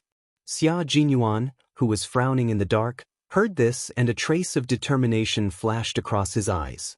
He restrained his expression and said in a low voice, "There are still differences between frontline units and special forces. All I can tell you is that all the brothers in my unit are the best of the best." Chapter 517. Xia Jinyuan's voice was low and heavy, as if it was filled with molten iron. Combat, precision shooting, high-speed driving, electronic blasting, communication decoding, and flying in the sky and running on the ground. All of these are necessary. Yi Qian, you've only traveled less than 1,000 miles in your long journey. There are too many things you need to learn. You need to know how to drive all kinds of combat vehicles, use all kinds of domestic and foreign weapons, be proficient in all kinds of radio and communication devices, and learn how to assassinate, scout, and destroy. Little Fox, you're just a beginner. It will take you at least 5 years to become an elite Special Forces soldier. If you really want to join my unit, then as long as you can meet the requirements in the next 6 years, my comrades and I will definitely welcome you. Meticulous selection and strict training over a long period of time had finally created the Special Forces members of the Snowfield Brigade with unique skills and extraordinary skills. Yi Qian's eyes sparkled when he heard what Xia Jinyuan said. He nodded vigorously, and his voice was filled with excitement. As long as there's a chance for me to learn, I will definitely make good use of it. She continued, "You brought me to participate in the car training because you wanted me to become a Special Forces soldier, didn't you? How did the smart little fox become so dumb all of a sudden? The 4-year plan Uncle Chen and Uncle Jen drafted for you was based on the training plan of the Special Forces in the triangular state of the United States. But our requirements are stricter now, and we have more skills." Since she had the same thoughts, then he was definitely going to hold her hands. He would tell her how to proceed and support her on this path until the day she left the army. From the looks of it, your outstanding performance in several missions has already been noticed by the military. Otherwise, they wouldn't have proposed to let you be a student who went abroad for an interview this time. They also asked you to train with the motor vehicle soldiers within a month.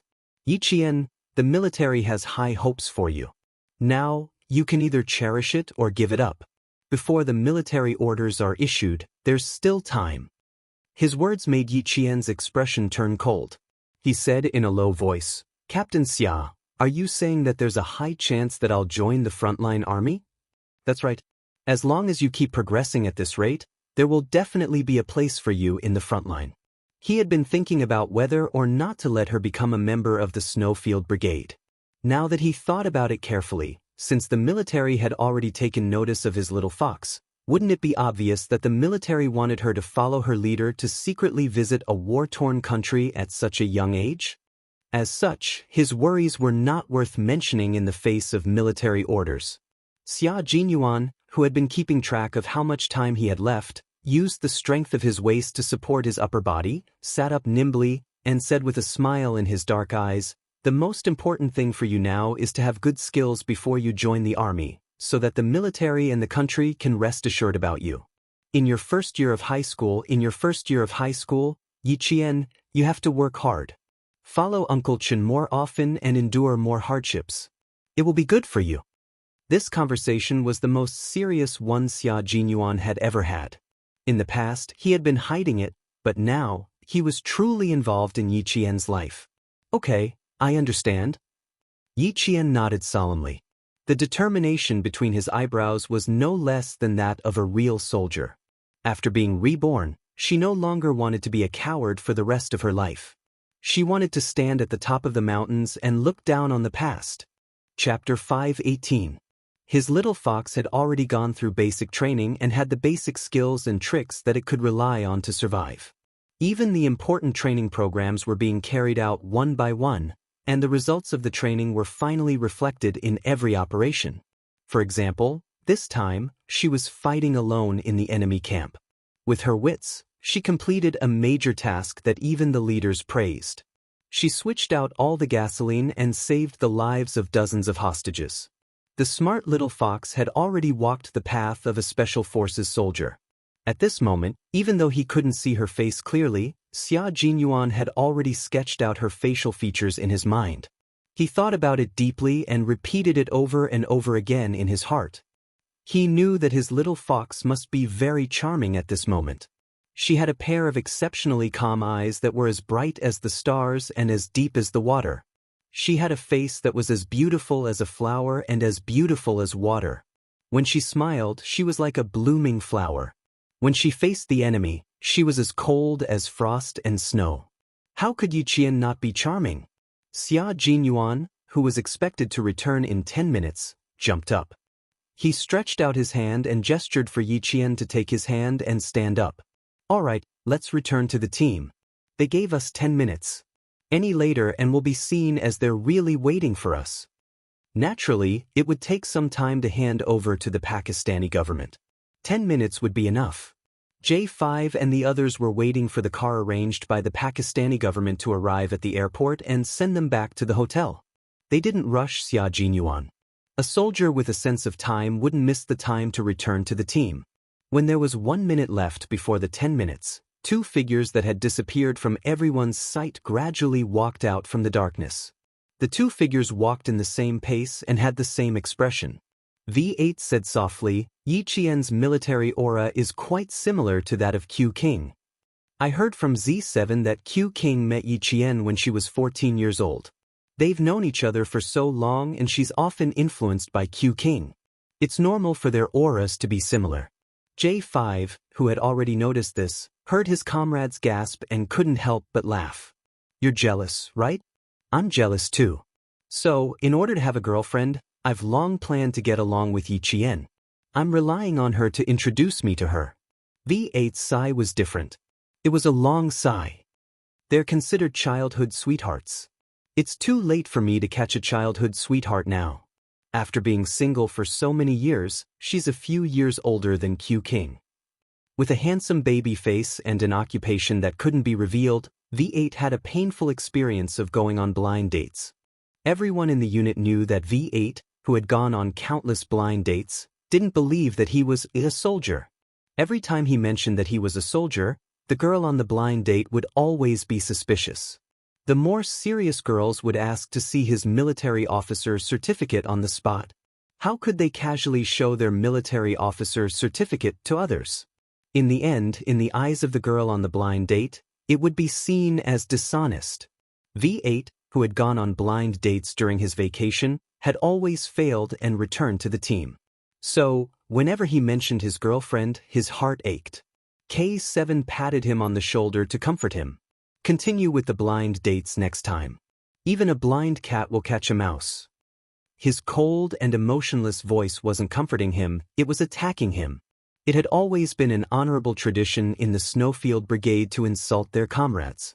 They were a bunch of bachelors and they wouldn't feel comfortable if they didn't insult their comrades. Chapter 5:19.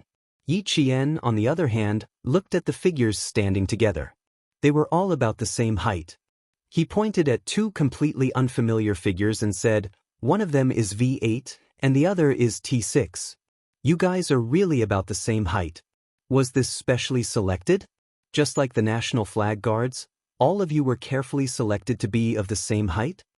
They had to be the best of the best in the army, and they had to be of the same height. How difficult was it to gather all of them together? There's only one thing.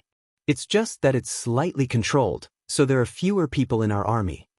When they were still 3 meters away from their comrades, Xia Jinyuan sped up his speech and said, "Their facial features also have to be well defined.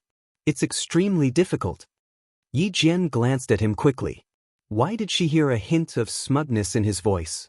They were so close and they had been holding hands the whole time. Even if they only looked at each other from the side, there was an intimacy that no one else could interfere. Another collaboration. How many times have we worked together, Xiaoyi? J5 laughed heartily. It had been more than a year since the last battle in the snowy highlands. This time, he saw her fighting ability again. She saved more than 10 hostages by herself, saved the orphanage from an explosion, and remained calm in the midst of a crisis. J5 admired her. Yi Qian was like a returning comrade. He high-fived them to show that he was safe. His eyebrows were like crescent moons. "This is our third battle. It's been a pleasure working together. This is our first time working with you. Similarly, it's been a pleasure working with you. It's also reassuring," V8 said. He raised his thick black eyebrows and said jokingly, "Guess who I am?" Xia Jinyuan smiled. His handsome face was filled with gentleness as he said to Yi Qian, "V8, one of our comrades. He's partners with T6. They scored the highest in the tacit understanding test. They're proficient in many small languages. They're the best brothers." Proficient in many small languages? Yi Qian was in awe. When the T6 soldiers were introduced, Yi Qian had a better understanding of this mysterious special forces unit. The T6 soldiers were proficient in explosives, reconnaissance, assassination, armored vehicles, and infantry fighting vehicles. These were not a problem for him. With a gentle and handsome baby face, it was impossible to tell that he was a veteran, nor was it possible to tell that he was a soldier who was best at assassination.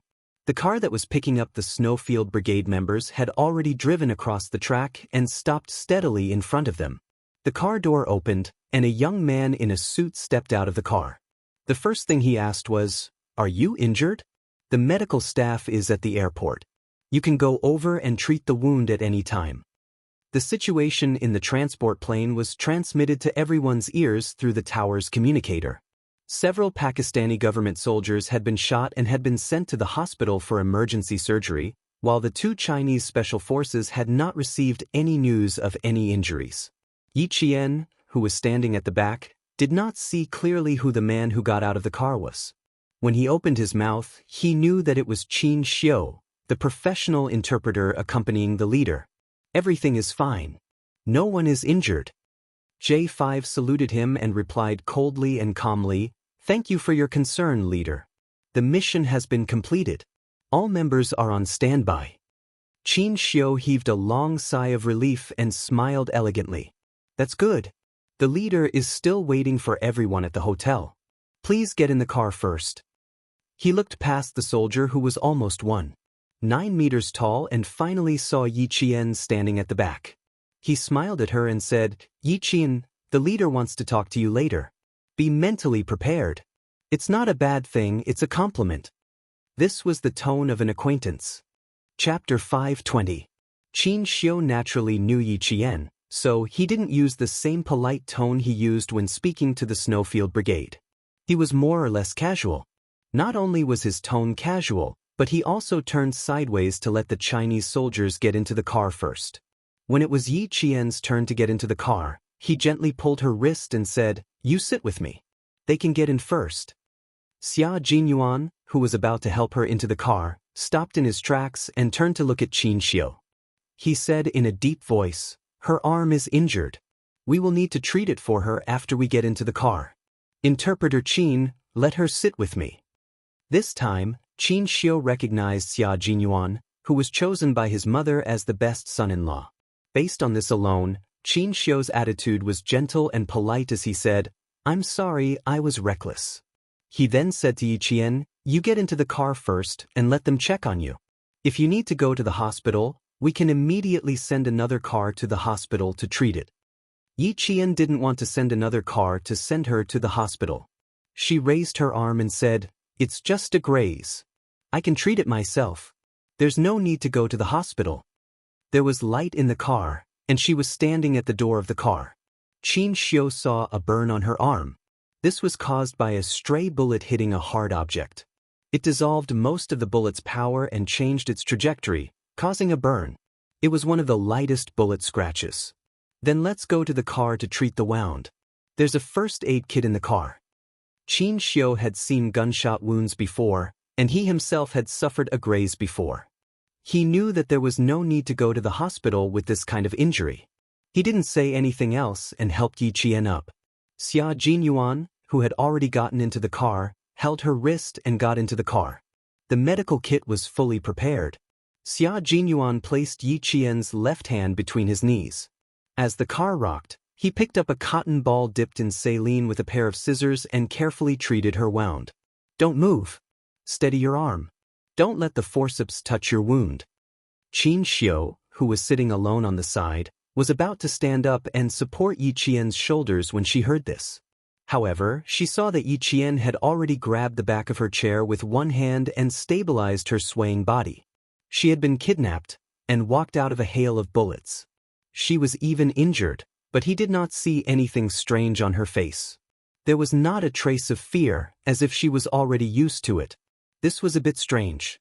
How could a student be used to a hail of bullets? Qin Xiu couldn't help but take another look. His gaze was fixed on Yi Qian's back, and there was a hint of doubt in his indifferent eyes. "The wound is not deep, so you don't need stitches. However, there will be some scars." After Xia Jinyuan finished speaking, he used a bottle of saline to rinse the wound, applied some anti-inflammatory medicine, and bandaged it with sterile gauze. "Don't touch unboiled water tonight. It might be inflamed."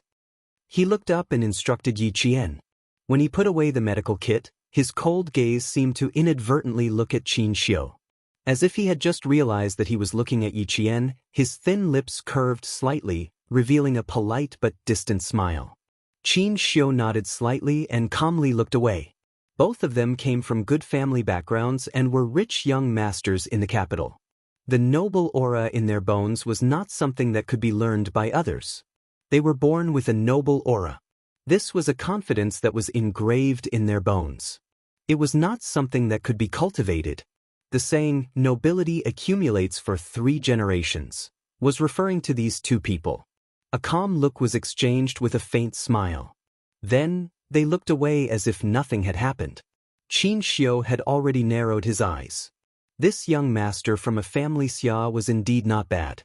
However, the old madam of the family Xia did not get along with the old madam of the family Xia. If he wanted to marry the daughter of the Qin family to a family Xia, it would be difficult to get past the old madam alone. Chapter 521. The Qin family and the Xia family were both old aristocratic families in the capital. Even if their ancestors went back 3 generations, there was still a genealogy. However, the Qin family and the Xia family were slightly different.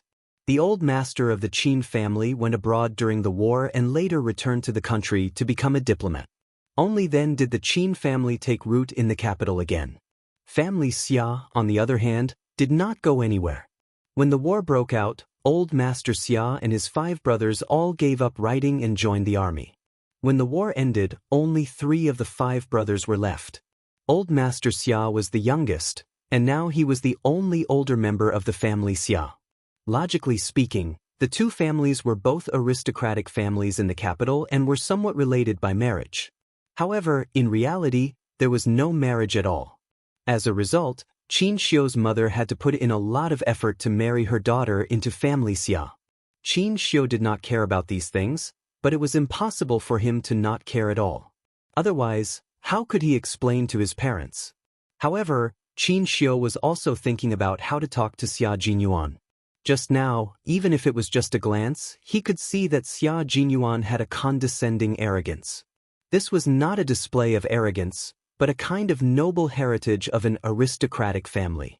It was obvious that Xia Jinyuan was not someone who was easy to get close to. Xianxia was the same. He looked gentle, but there was a sense of alienation in his bones that kept people thousands of miles away. After getting out of the car, Xianxia said to Xia Jinyuan, "Major General is waiting for everyone's report. I will take Xiao Yi to him first." "Sorry to trouble you, Interpreter Qin." Xia Jinyuan smiled at him politely, then said to Yi Qian, "You have been with him for 2 days. If he asks you anything, just answer truthfully. There is no need to deliberate." He was afraid that he would not have a chance to meet her tonight. After he finished reporting to Major General, she probably went back to her room to rest. Xianxia was a smart person. At this moment, he could tell that Yi Qian and Xia Jinyuan also knew each other. He stood to the side elegantly and did not say anything, quietly waiting for the 2 to finish talking. Yi Qian knew that Xianxia was worried that she would think too much and lose her honesty in front of the leader, so he reminded her to say whatever she wanted to say. No matter what, this elegant but dangerous man would always remind her appropriately and tell her what she should do. Xia Jinyuan wanted to raise his hand to rub her head again, but in front of so many comrades, he had to restrain himself. In the end, he gently patted her shoulder and said softly, "Leader is concerned. Leader is care." It was impossible for the leader to put on airs in front of a student. When he saw Yi Jian come in, her hands were wrapped in bandages, her face was covered with gray marks from the war, and her neat student uniform was wrinkled. He immediately said to Xianxia, "Quick, let the doctor come in and take a look at the child's injuries." Xianxia. Qin. Yi Qian. Afraid that the leader would call for a doctor, he said, "Translator Qin, you know. You don't have to worry about my injuries." Xianxia gently closed the door and stood to Yi Qian's left. He smiled and said, "It's indeed a minor injury. Our Chinese soldiers have already treated it in the car. You don't have to worry. It's not a big problem. It's considered a minor injury." There were 4 guards standing upright in the room. When Yi Qian came in, they glanced at him lightly. Their eyes were as sharp as a falcon's, making Yi Qian's hair stand on end. They were the guards sent by Zhang Nanhai to protect the leader's personal safety 24/7. Chapter 522. Even if it's just a minor injury, you still have to recuperate. You came with us but let a child like you suffer. This is a foreign country. Child, there are some things that our country can't interfere with. I hope you don't mind. The leader stood up and walked over. His dignified and kind eyes stared at the girl who was praised by the Pakistani president. He patted her shoulder gently and said gently, "It's good that you're back safely. It's also our fault that we didn't make proper arrangements and let a child like you suffer so much." Long before Yi Qian came back, the leader had already reflected on himself. But how could this kind of thing be completely controlled? Both the Chinese and Pakistani sides had made careful arrangements. But who knew that the English teacher in charge of teaching Miss Petty was actually an Al-Qaeda member? From the old government to the new government, through layers of examination and verification, it was confirmed that the background was clean and there were no problems. The Chinese leader's visit to Pakistan was a secret visit. The only people who could stay in the presidential palace and know about this trip were people close to the president and trusted. Pavel represented the Pakistani government during the old government and attended a joint venture celebration banquet between China and Pakistan. Even so, there was still a problem. To me, it wasn't a hardship. On the contrary, I was quite happy about the kidnapping. Yiqian sat down with the leader and pursed her lips into a smile. She had the innocence of a young girl and the fearlessness of a soldier. When the leader heard this, he was quite surprised. He wanted to let Yiqian go back to rest early. Now, he asked with interest, "Why? Aren't you afraid?" This young girl was quite interesting. She wasn't afraid of being kidnapped. Instead, she was happy. Moreover, from her expression, it was obvious that she wasn't just saying it casually. She really thought that it was a happy thing from the bottom of her heart. It was an honor for anyone to have a face-to-face meeting with a leader of the country. Making the leader interested in her topic wasn't just an honor. It showed that the leader valued her. Yiqian faced such an honor calmly and indifferently. She smiled slightly and said, "I've been trained by the army for the past few years. Although it was unfortunate to encounter such an incident, it was the accumulation of actual combat experience for me. I'm not afraid of being laughed at, but when I was kidnapped, I was actually quite excited, thinking that I could finally practice." At this point, Yiqian pursed his lips slightly, revealing a shy smile. "That was what I thought at the time, but when I found out who had captured me, I actually panicked." She spoke at a steady and calm pace. She talked about her fear at the time and her plans after the incident. Every word and every look in her eyes revealed her confidence. "The army groomed me in the hopes that one day, I can bring glory to the country. I'm just doing my best to repay the country and the army for their training." That was what she thought in her heart, and that was what she said. There was no need for her to think about it, and there was no need for her to think about it. She said what she thought. Xianxia, who had not left, listened quietly. He heard every word Yiqian said. His calm expression hid the shock in his heart. She was just a high school student. What she could say and what she could do was far beyond anyone's expectations. Even the leaders were no exception. Chapter 523. The reason why the leader came to meet Yiqian so late at night was also because he was worried that the student might be scared and wanted to have a heart-to-heart talk with her. In addition, China had decided to keep Yiqian by Petty's side as a hostage.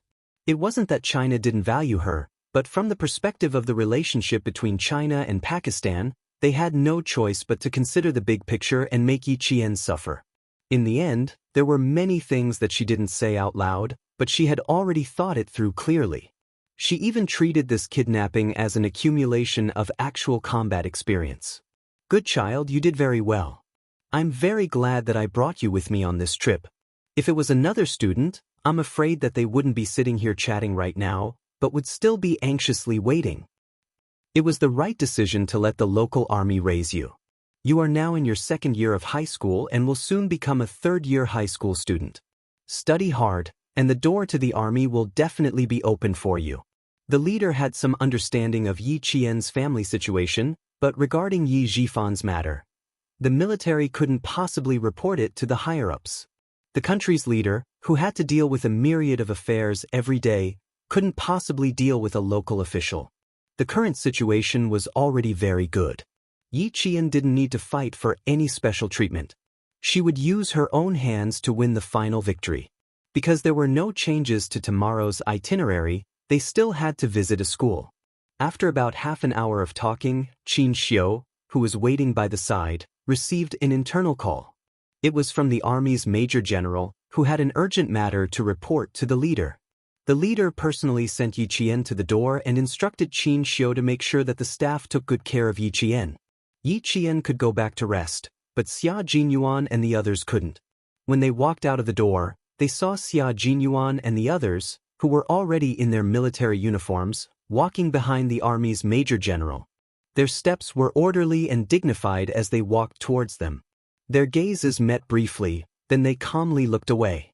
The plan for tomorrow's trip would not change. Tonight, Xia Jinyuan and the others still needed to make careful arrangements. It would probably be 3 or 4 o'clock in the morning by the time they walked out of the leader's room. At 4 o'clock in the morning, Yiqian, who had fallen into a deep sleep, suddenly opened his eyes. His left hand reached for the pistol under his pillow, and as he turned around to hide under the bed, he felt for the military dagger beside the bed.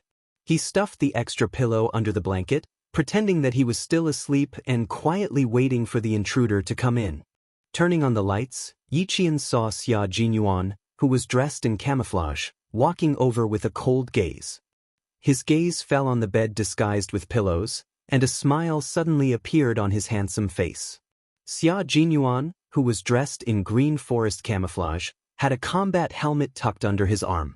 His handsome face was painted with a special camouflage oil that ruined the original lines of his face and reduced the contrast between the forest camouflage on his body and the surrounding environment. He stood beside the bed, his clear eyes smiling as he looked at Yiqian, who stood up from the side of the bed.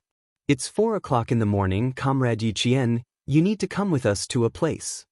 The entire process of him coming in and standing beside the bed took about 20 seconds. His little fox had already completed her camouflage from the top to the bottom of the bed, and even used a pillow to pretend that she was still asleep. Yiqian stood up from the side of the bed when he heard his voice.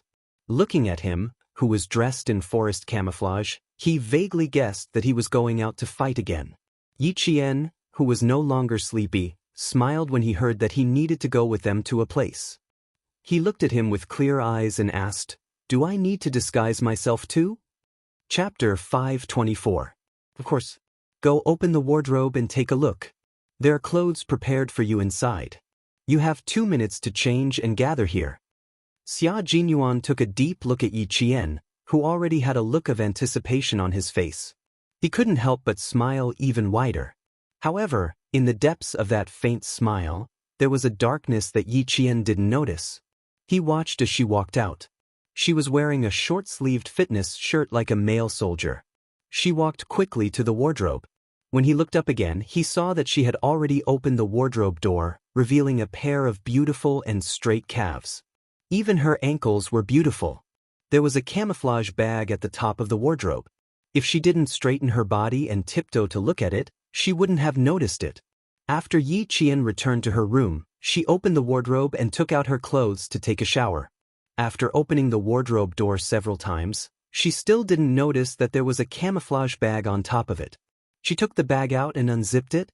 A brand new jungle camouflage training uniform was neatly pressed under a bulletproof helmet of the same color. "You actually prepared it for me. Captain Xia, why didn't you mention it to me?" Yiqian took out the helmet and the camouflage uniform. She hugged the entire set and turned to the bathroom to change. After she closed the door, she heard the rustling sound of changing clothes. Xia Jinyuan's smile faded slightly and he smiled as usual. "When we decided that you would be going abroad for an official visit, the military prepared it for you. After you change, put on the helmet and pistol and come out. We'll wait for you outside." She was changing inside while he stayed in the room. It would be strange if the group of people outside didn't think too much about it. For the sake of her reputation, he had to avoid it. In 1 minute and 40 seconds, Yiqian changed into her combat uniform, helmet, and face paint. In 1 minute and 55 seconds, she arrived at the rendezvous point. Her slender and straight figure was like a pine tree in an abyss. She could stand proudly in the frost and snow, and she could face the wind and rain. She looked refreshed in the jungle combat uniform and was full of fighting power. She was like a bamboo shoot that had broken out of the ground and was only waiting to grow. Xia Jinyuan fixed his gaze on her. The moment he saw her, his eyes darkened. It was as if something heavy had accumulated in his pupils, revealing a repressed seriousness. That night, the little fox would truly go to war as a soldier. That night, his little fox's hands would be stained with blood as she fought for the country. War meant slaughter. He wondered if the little fox would still be afraid of it. If he saw his hands stained with blood, would he have nightmares? After all, it was so small. It had come too quickly, too suddenly. He had no way to fight for her again. The major general and the senior leaders had already agreed. Yiqian walked over to Xia Jinyuan with the might of a soldier. She stood at attention and saluted. She appeared in front of the 6 members of the Snowfield Brigade with the posture of a soldier. After she saluted, Xia Jinyuan and the other 5 people saluted back with a solemn look. They didn't stop at all. Standing in front of them was not a student, but a comrade. A comrade who was about to go to war with them. He was the person they trusted the most. He was a comrade who could forget about age and identity and take care of each other. He was a comrade who had gone through life and death together. Xia Jinyuan's eyes darkened. When he saw the girl in front of him who was as cold as a spear, a light slowly broke through the darkness in his eyes. Finally, a faint smile appeared on his face. Chapter 525. This was the path he wanted to take with her. They would kill for their country, fight for their country, even if their hands were stained with blood. Come, fold your hands again. Just now doesn't count, just now doesn't count. J5 had a deep smile on his handsome face. He stretched out his right hand, and then K7 and the others all folded their right hands over the back of their own hands. He then said to Yiqian in a loud voice, "Use whichever hand you're holding the gun with." Xia Jinyuan covered his left hand, raised his eyebrows, and gestured for Yiqian to extend his hand with a smile in his eyes.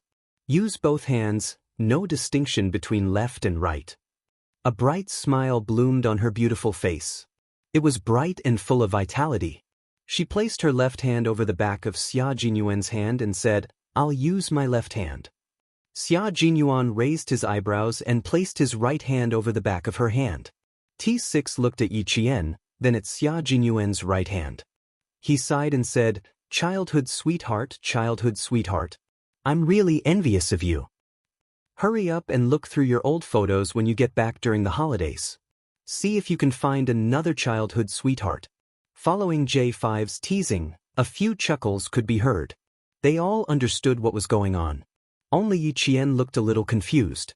As J5 shouted, 1, 3, his large hand and her small hand lowered and retracted together. Every time they went on a mission, the comrades of the Snowfield Brigade would fold their hands to cheer for each other. When they returned, they would fold their hands again to represent their unity and return. Get your weapons first. We'll talk about the details after we get in the car. After they finished folding their hands, Xia Jinyuan's expression instantly turned cold. He was like a ferocious beast that was baring its fangs as he crouched in the dark, waiting for an opportunity to strike. He wasn't the only one. The team members who were chatting and laughing with Yiqian just now all had cold expressions on their faces. There was no trace of a smile on their faces. Yiqian's heart skipped a beat, and he even held his breath. From their serious expressions, he could tell that this was a very important and dangerous mission. Every one of them was armed with an M16 automatic assault rifle. Not only were they equipped with guns, but they were also equipped with 4 grenades, light grenades, and smoke grenades. When it was Yiqian's turn, Xia Jinyuan handed her a sniper rifle developed for the Special Forces, the AS sniper rifle. It was produced by the Tula Munitions Factory for the use of secret military organizations and police forces, so it was a sniper rifle that could be disassembled and put into an ordinary briefcase. "I'll leave the sniper position to you." Xia Jinyuan handed the gun to Yiqian and helped her put on the earpiece communicator. He tidied up her collar with a dark look in his eyes and smiled faintly. "Now, you can keep in touch with us at any time." Yiqian held the gun in his hand and strapped the grenades to his combat vest. He smiled at him, calm and confident. "Yes, I'll definitely guard my position. I won't cause any trouble." "Silly girl, if you were here to cause trouble, we wouldn't have dared to let you come over." J5 was amused by her. She was a very honest girl. Even if she was just standing next to him, she still had a charm that made people believe in her. You can't be modest on the battlefield. Do whatever you want. It was a very relaxed conversation. Yiqian even had a smile in her eyes. It was 4 in the morning, and the city was quiet as if it was a lifeless city. Other than the brightly lit streets, there was not a single person walking on them. Because it was a quick battle, there was no need for military backpacks. They held their guns in their hands and equipped their weapons. One by one, they walked briskly into the individual elevator that connected to the basement from the room. Then, they jumped into a car that had no curtains except for the windshield in front. Chapter 526. Let's talk about the battle plan. We'll be secretly providing support to our brothers in China. We'll be relying on the daggers in our hands. After getting into the car, the few of them rearranged the rows of seats to form a table. Xia Jinyuan laid out the military map on the table and waved his slender fingers in a combat half-finger glove. Numbers 3 and 5 are the mountain routes. We'll go around these mountain routes and cut in from the west. This was a map of Pakistan's Mount Margla. It was a famous scenic spot in Pakistan. At the foot of the mountain was the Faisal Mosque gifted by the king.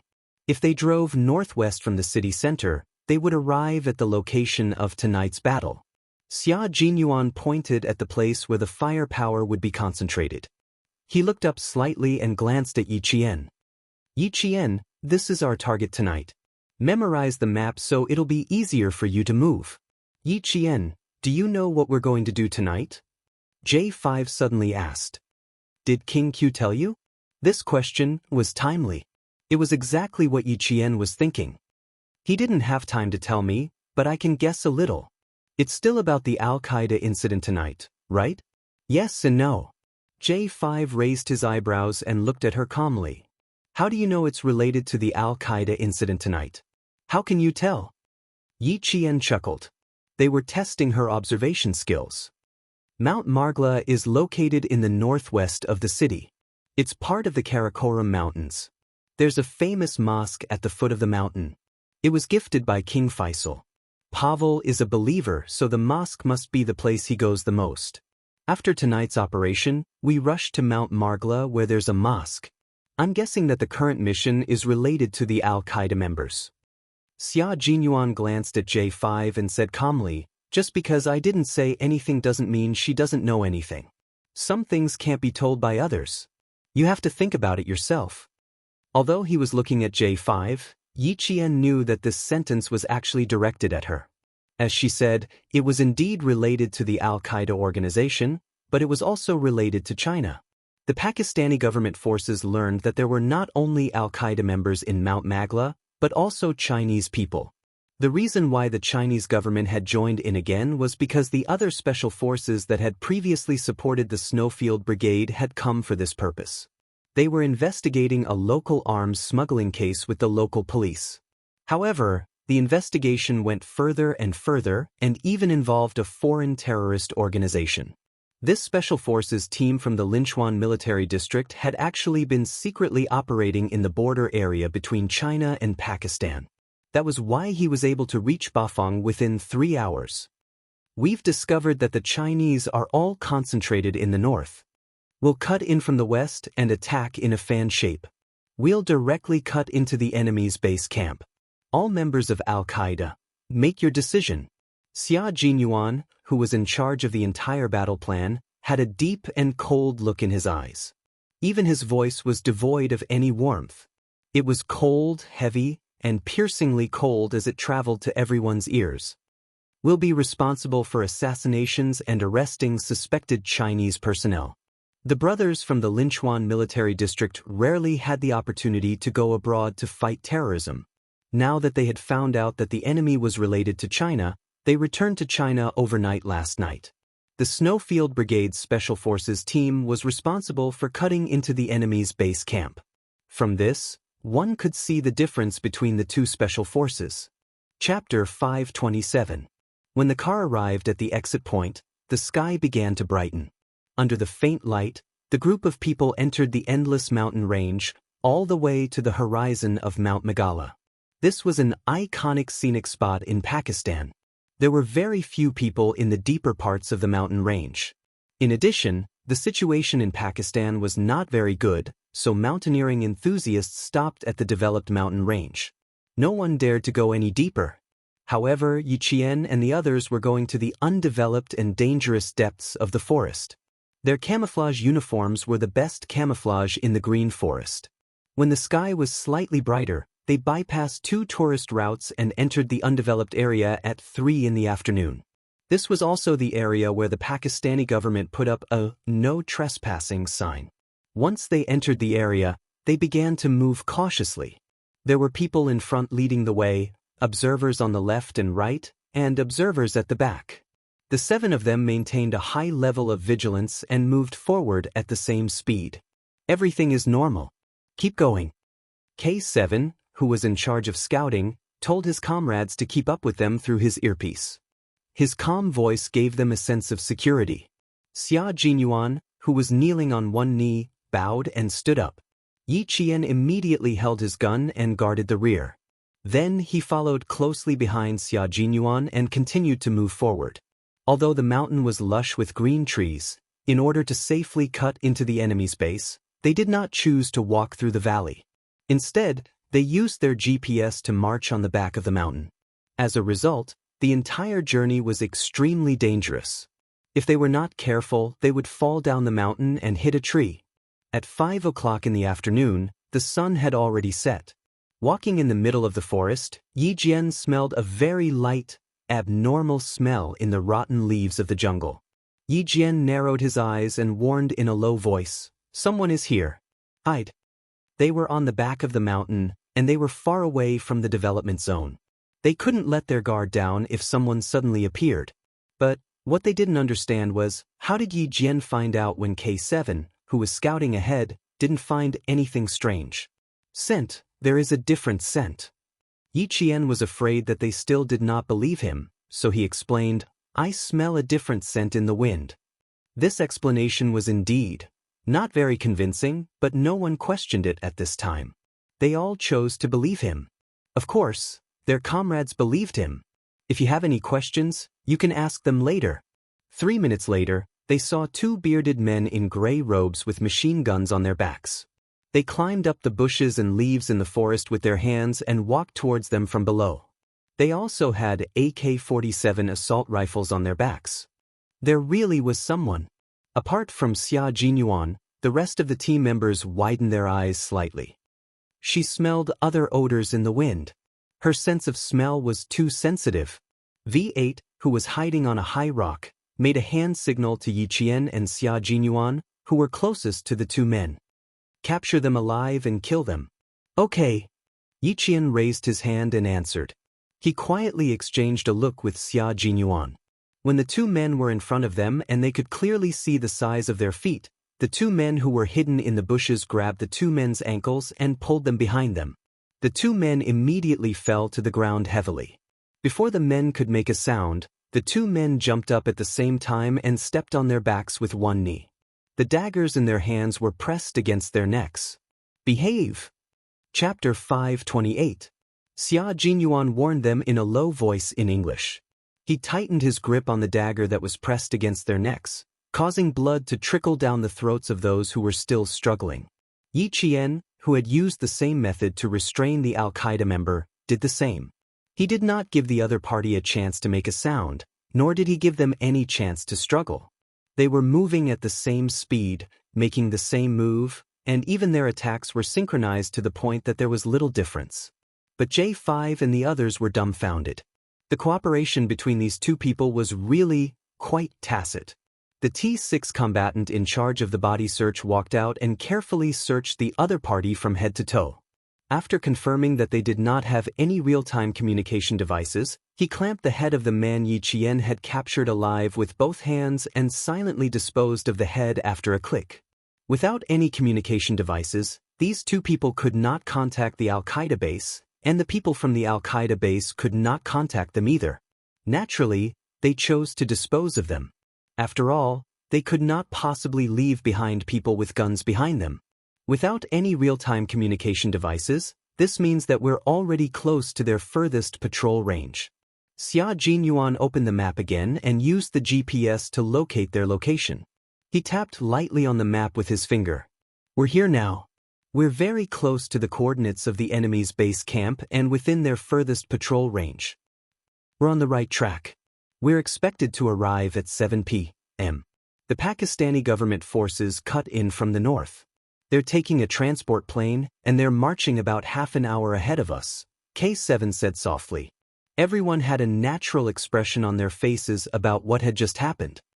"It's a good opportunity for us to go in deeper now that they've started fighting. Check the time again. Rest for 10 minutes and then get ready to set off." Timing was also very important. A 1-minute error would result in a major mistake. The worst thing was to wait for a 1-minute error while your comrades were attacking.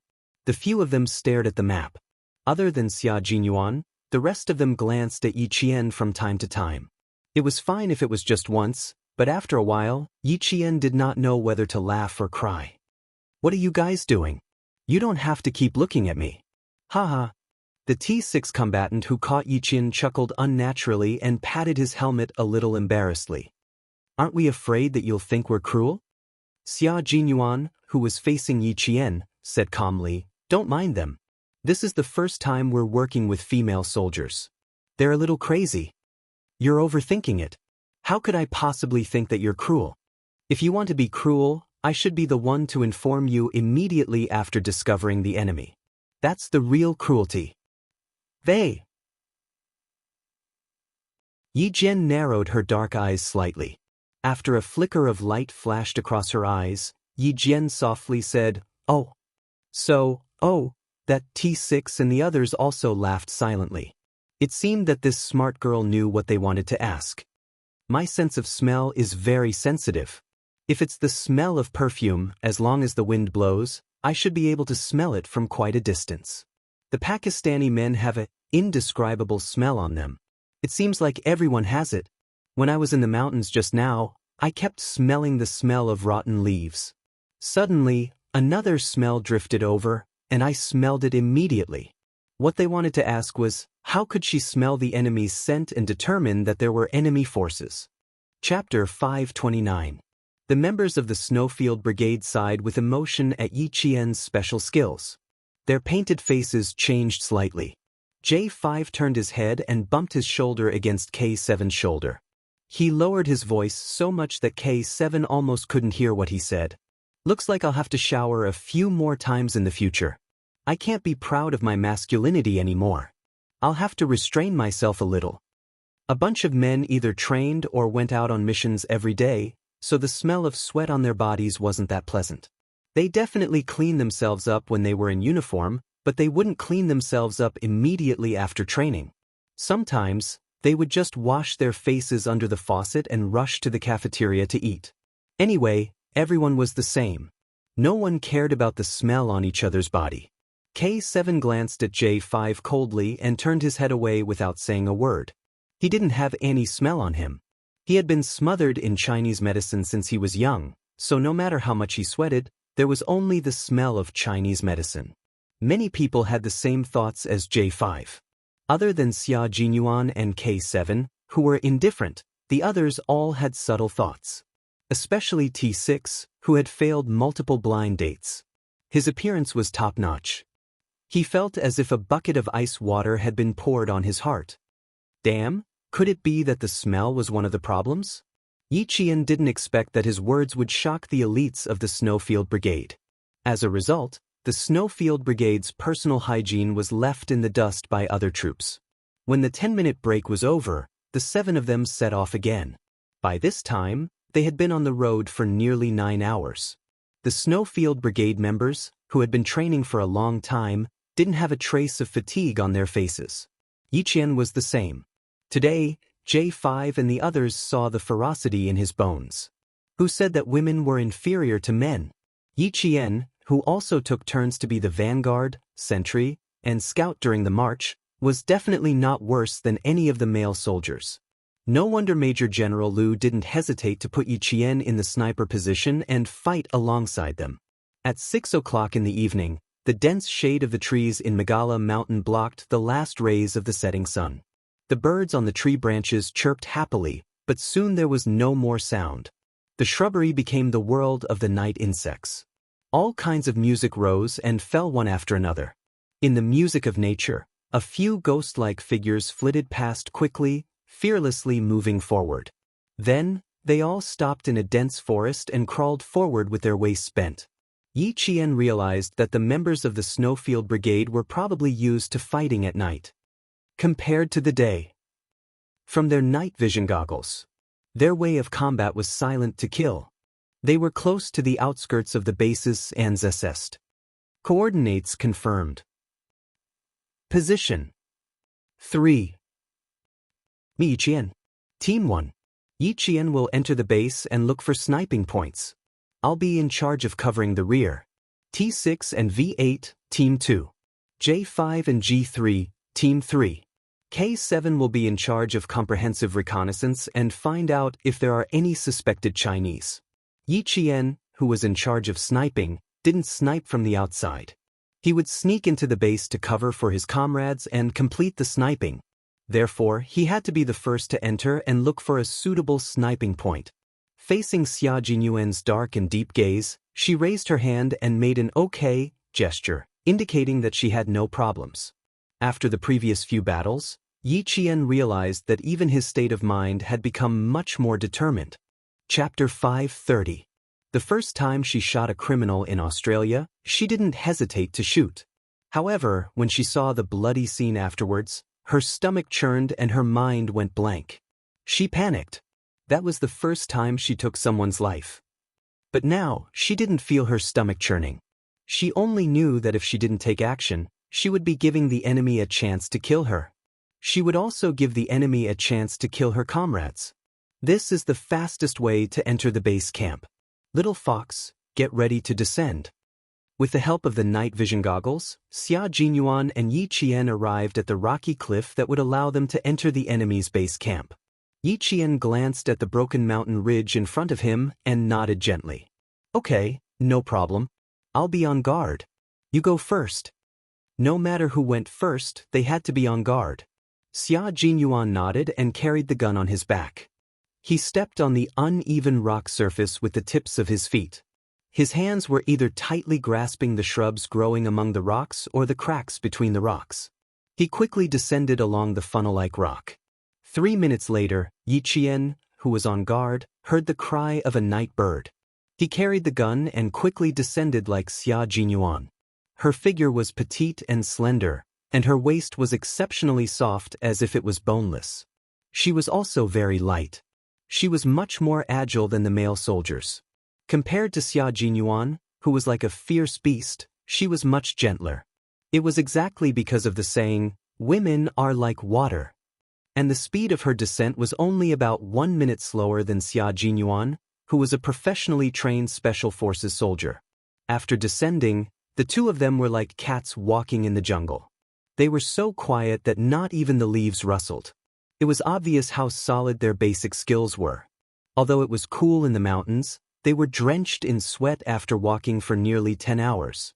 Yi Qian's arm was injured, so it was inevitable that it would feel uncomfortable.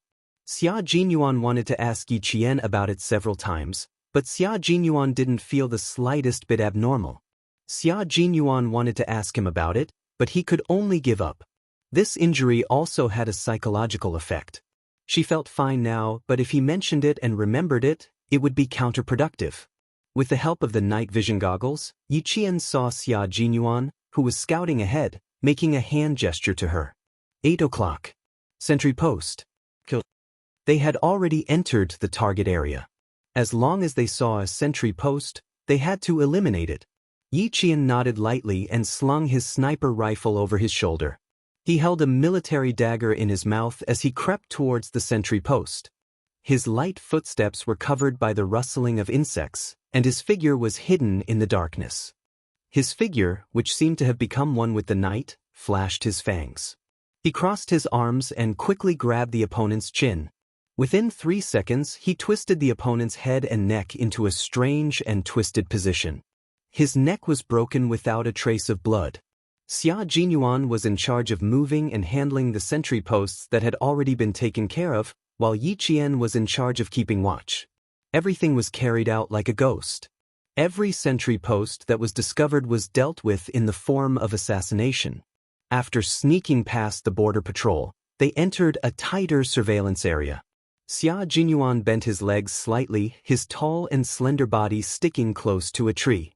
He quickly crawled towards Yi Qian. A strong patrol light shone in their direction. Yi Qian knelt on one knee a second before the strong light swept over. Then, he nimbly rolled to the side like a snow fox and nimbly hid in the bushes. Chapter 531. In an emergency situation, Yi Qian didn't know where to hide.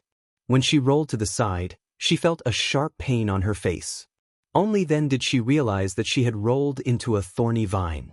The thorny vines had many thin leaves and were densely grown.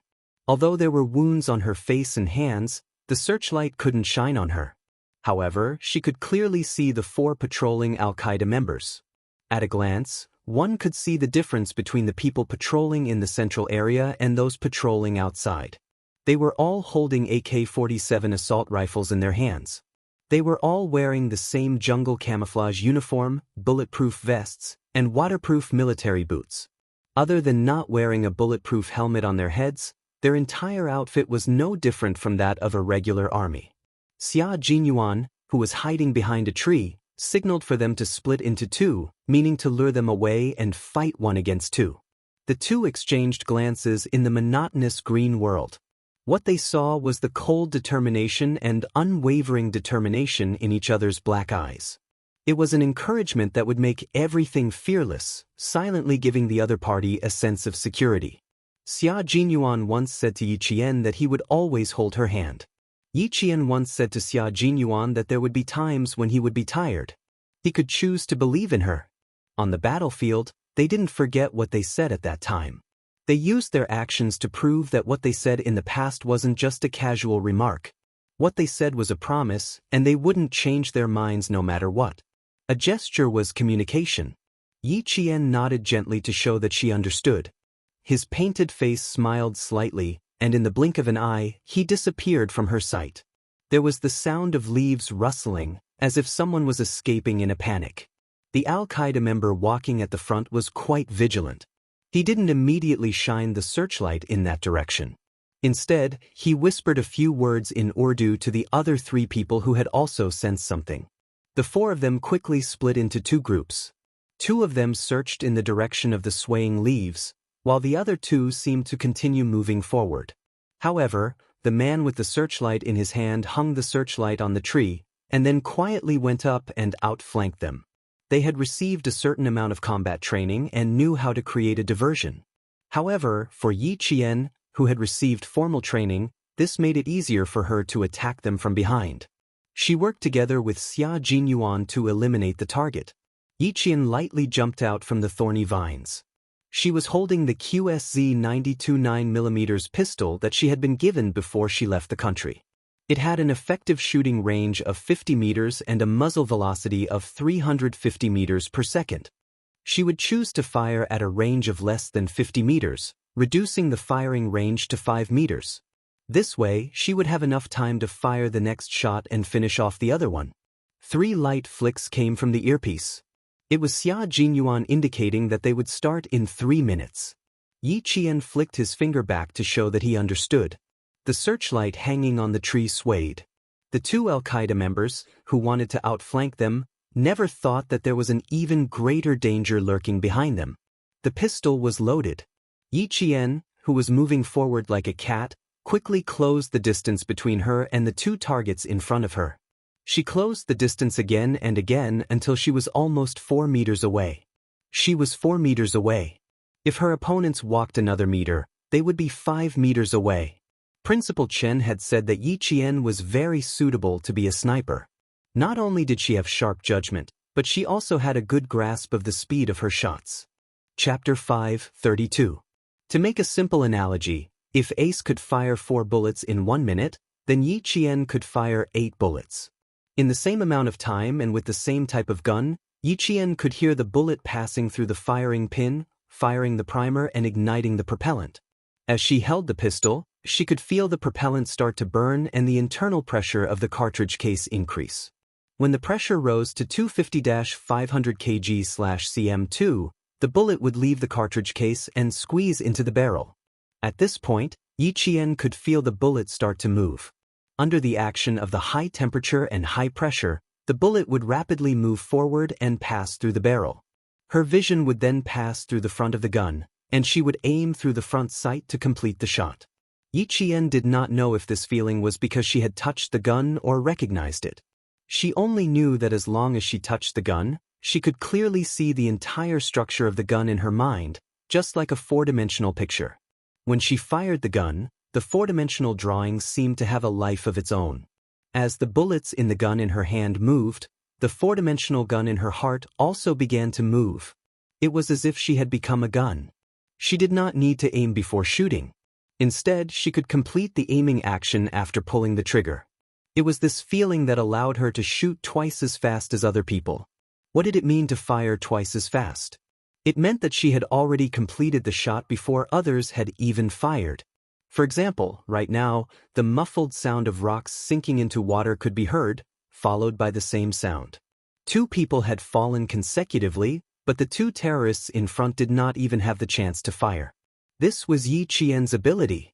After Xia Jinyuan finished off the other guy who had not reacted at all, he looked at Yi Qian through his night vision goggles. Even though he was usually calm, at this moment, his eyes and heart were filled with shock. Her firing speed was very, very fast. She could accurately kill 2 people within 0.003 seconds. Before this, he was still thinking that he should quickly finish off the 2 people who were following him and then turn around to support Yi Qian. Who knew that she would be the one to support him? After dragging away the 4 terrorists who were still warm but were already dead, Xia Jinyuan led Yi Qian into the bushes and got close to her. I didn't realize you were so fast before, but after seeing you today, you really shocked me. In order to communicate secretly, not only did he get close to her, but he also spoke with his lips close to her ear. Yi Qian even felt that his thin and warm lips were about to touch her ear a few times. His low voice and warm breath were all sprinkled by her ears and neck.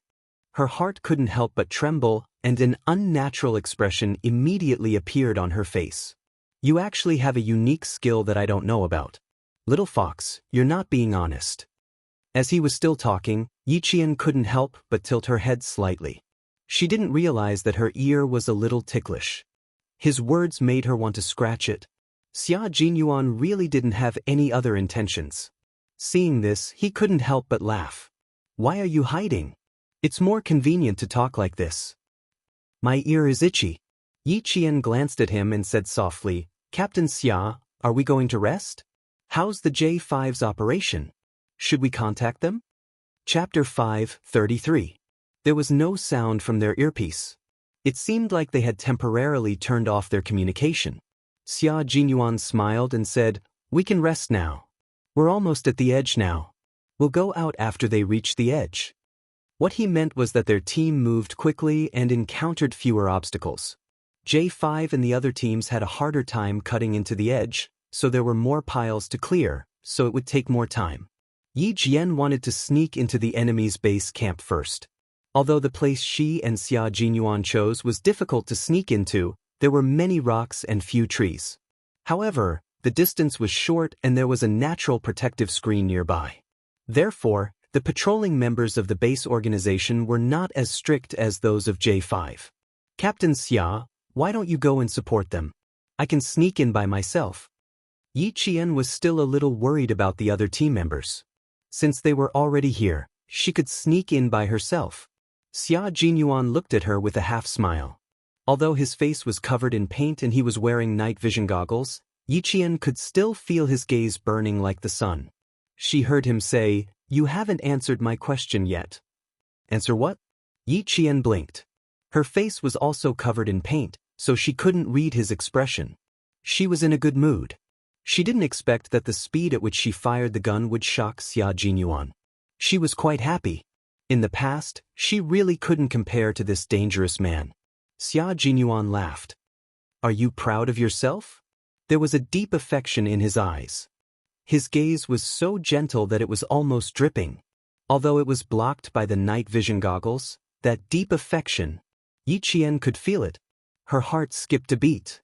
She adjusted her breathing a few times before answering, I feel it. I feel it every time I fire the gun, especially when it's a pistol. As long as I'm sure I need to fire the gun, there's a cross-section of the gun in my heart and mind. I can clearly feel the movement of the bullet, then I can immediately aim and shoot. A deep and somewhat rapid breathing sound came from the earpiece. Then, she heard K7's cold and emotionless voice. Sorry, I just happened to hear it. I didn't want to disturb you, but I couldn't help but gasp when I heard it. Wouldn't that make people gasp in shock? Normally, when firing a gun, one would aim first and then shoot. But from what Yi Qian had said, shoot first and then aim, wasn't this bullshit? If anyone else said this, they would definitely think it was bullshit. But since it was Yi Qian who said it, K7 believed him. Last night on the transport plane, she fired her first shot in less than a second after the cabin lights went out. This proved that she was indeed capable. Shoot first and aim later. Sounds a little ridiculous. The corners of Xia Jinyuan's lips curled up, and the admiration in his eyes intensified. But since you said so, I believe you. Besides, I did see it just now. K7 was speechless. It was unbelievable. Yi Qian had broken tradition. Her actions were faster than the speed of a bullet, and she still had to aim. The voices of the other two squads came one after another. Each squad repositioned themselves. After confirming the direction, they put aside Yi Qian's shooting speed and focused on sneaking into the enemy's base. The silence in the mountains was not broken yet, but the assassination mission was in full swing. The members of the Snowfield Brigade were scattered all over the place. Yi Qian did not find the best sniping spot. Instead, he found a sniping spot where he could leave immediately and from which he could leave in any direction. When the gunshots rang out, Yi Qian knew that the biggest fight of the night had truly begun. Chapter 5:34. The first shots were fired by the Pakistani government. After confirming that all the Chinese soldiers had entered the base camp, they were the first to launch the attack. The Pakistani government was not afraid of exposing their identities, so their attack was fierce and vicious. Grenades were thrown one after another, and the entire valley was covered in flames. This allowed the members of the Snowfield Brigade to see clearly what kind of terrain the base was. This place was like a local village isolated from the rest of the world. All the houses were single-story bungalows. The bungalows were separated by a certain distance, and the area they occupied was quite wide. From the gunfire, they could see that there were yellow dirt paths between the houses. They've taken over the village as their base. So wide, it'll take half a day to fire. J5 clicked his tongue. After looking up, he quickly crouched down. The worst thing to do on the battlefield was to stick your head out first. If you weren't careful, your head would explode. Yi Qian, who was at the sniper's point, thought the same.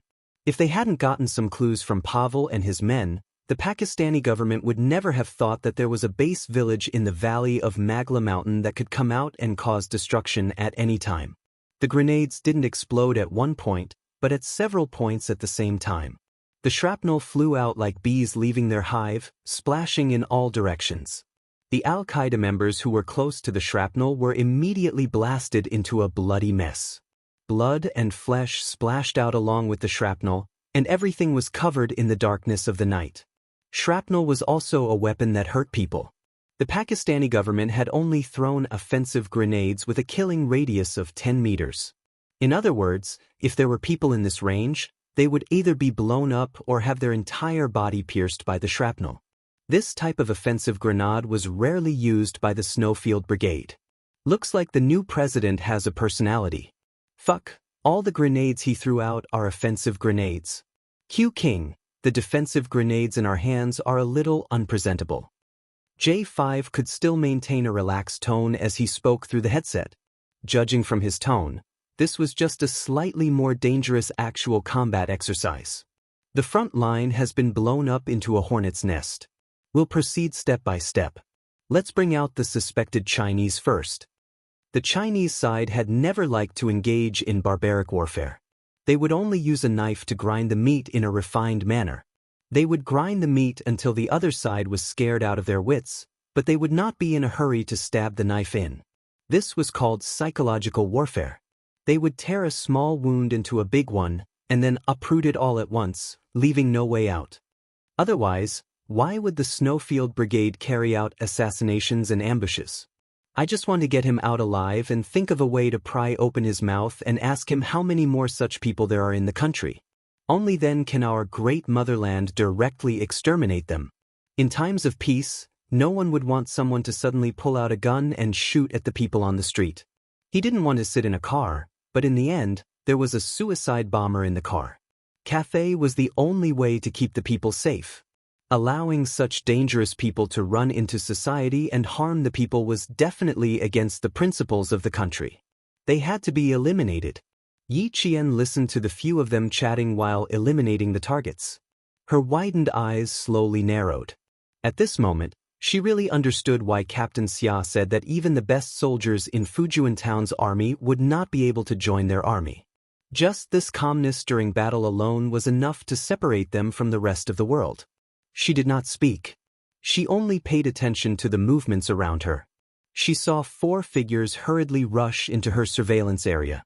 Then, in a flash, they entered a pitch-black mud bungalow. Chapter 5:35. There was a light in the room, but it was extinguished in less than a minute. Yiqian sent his location over and said in a low voice, "I'm at 2 o'clock. 4 targets have entered the room. Try to avoid this area. Be careful of an ambush." Now was not the time to make a move. Otherwise, she would have been able to snipe at least 2 targets. "We don't have many people. We can only wait for them to attract the heavy firepower before we make a move." When J5 said this, everyone knew that he was talking to Yiqian.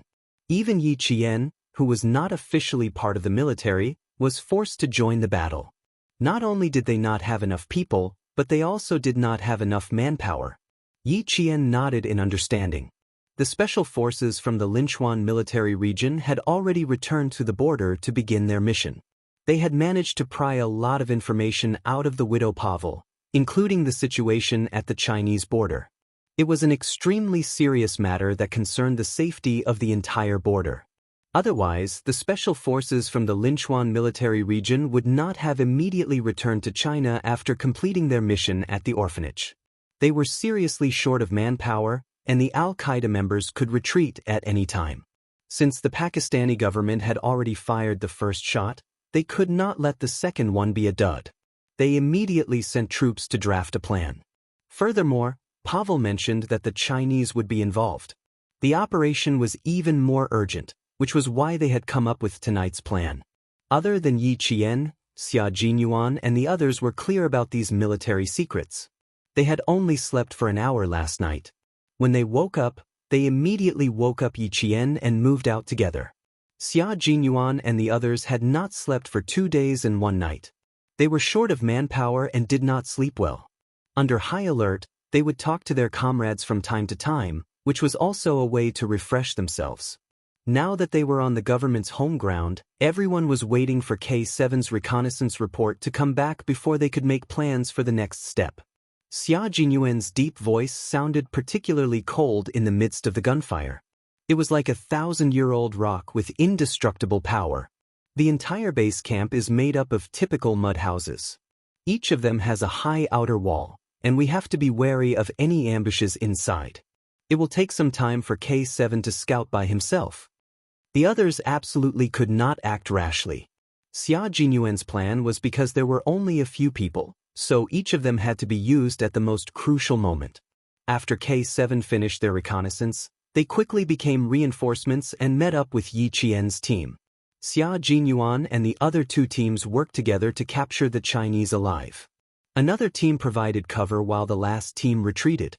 K7 and Yiqian brought up the rear. This was a planned battle, striving for everyone to be able to hold their own and cooperate with each other. No matter how much time K7 wasted, he did not have enough men to support him. Fortunately, the Pakistani government troops were very ferocious. They brought all their light weapons and used grenades to blast a bloody path out. Al-Qaeda's firepower was not as strong as the Pakistani government troops. They were at a disadvantage because they were all preparing to retreat tonight, so all their firepower was concentrated in one place. Now that the Pakistani government troops were fighting separately, it allowed them to disperse their firepower. There would be a gap in between, allowing the government troops to take control of the situation. This also made it easier for K7 to move. He would not be discovered if he sneaked in. They didn't have any battle plans for this place. It was all up to K7 to figure out where to go. Then, K7 would be able to pinpoint every location so that his comrades would know which path to take later on. Chapter 5:36. The sound of gunfire made Yiqian feel like his ears were going deaf. He had to listen to their voices on one side and the flames of war on the other. It was not torture, but it could be considered a form of training. The thorny emotions in his heart were smoothed out by gunfire, the fear was broken by bullets, and the fear was washed away by blood. Over time, his state of mind became a flat mirror, bright and flat. It only reflected what was good and evil, what was righteous and what was evil. This was a kind of growth, and it was a growth that could only exist in the flames of war. Yi Qian knew that the reason he could participate in missions again and again was because the military wanted to train him and see if he was a piece of unpolished jade. There was a rumbling sound in the sky, and a transport plane could be seen rumbling from the east to the north. This thing was huge, and it was not a bomber or a fighter jet.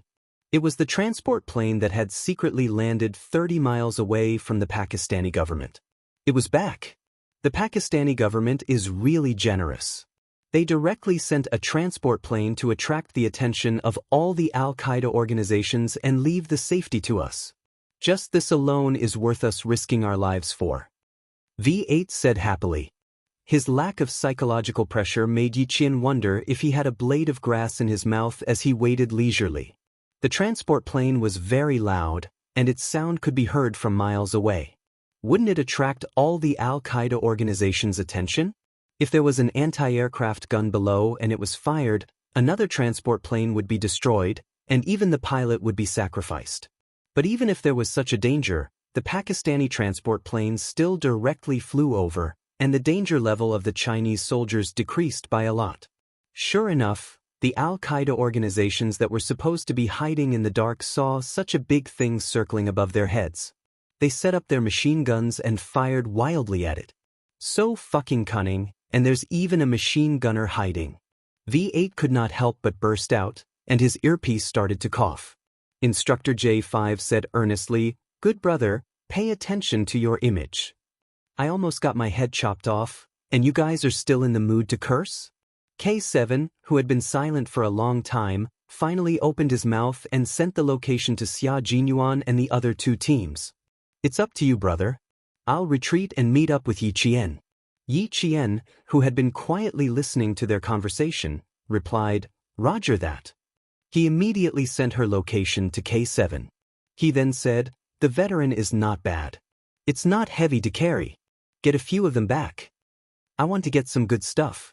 "Type 95 rifles are not enough for you," T6 replied with a low laugh. "And the M16 bullets?" From the parameters of the two types of bullets, it could be seen that the M16 had an advantage over the AK-47 in terms of the amount of ammunition a soldier could carry on the battlefield. If the weight of the bullets was the same, the M16 would carry much more bullets than the AK-47. Moreover, the two sides were fighting at close range this time. The reason why they chose the M16, which was a high-speed bullet, was because of its high speed, high hit rate, and armor-piercing ability. Chapter 537. At the same time, the bullet weight was light enough to ensure that there would be enough bullets on the battlefield. There wouldn't be a situation where the person didn't come out and the bullets ran out.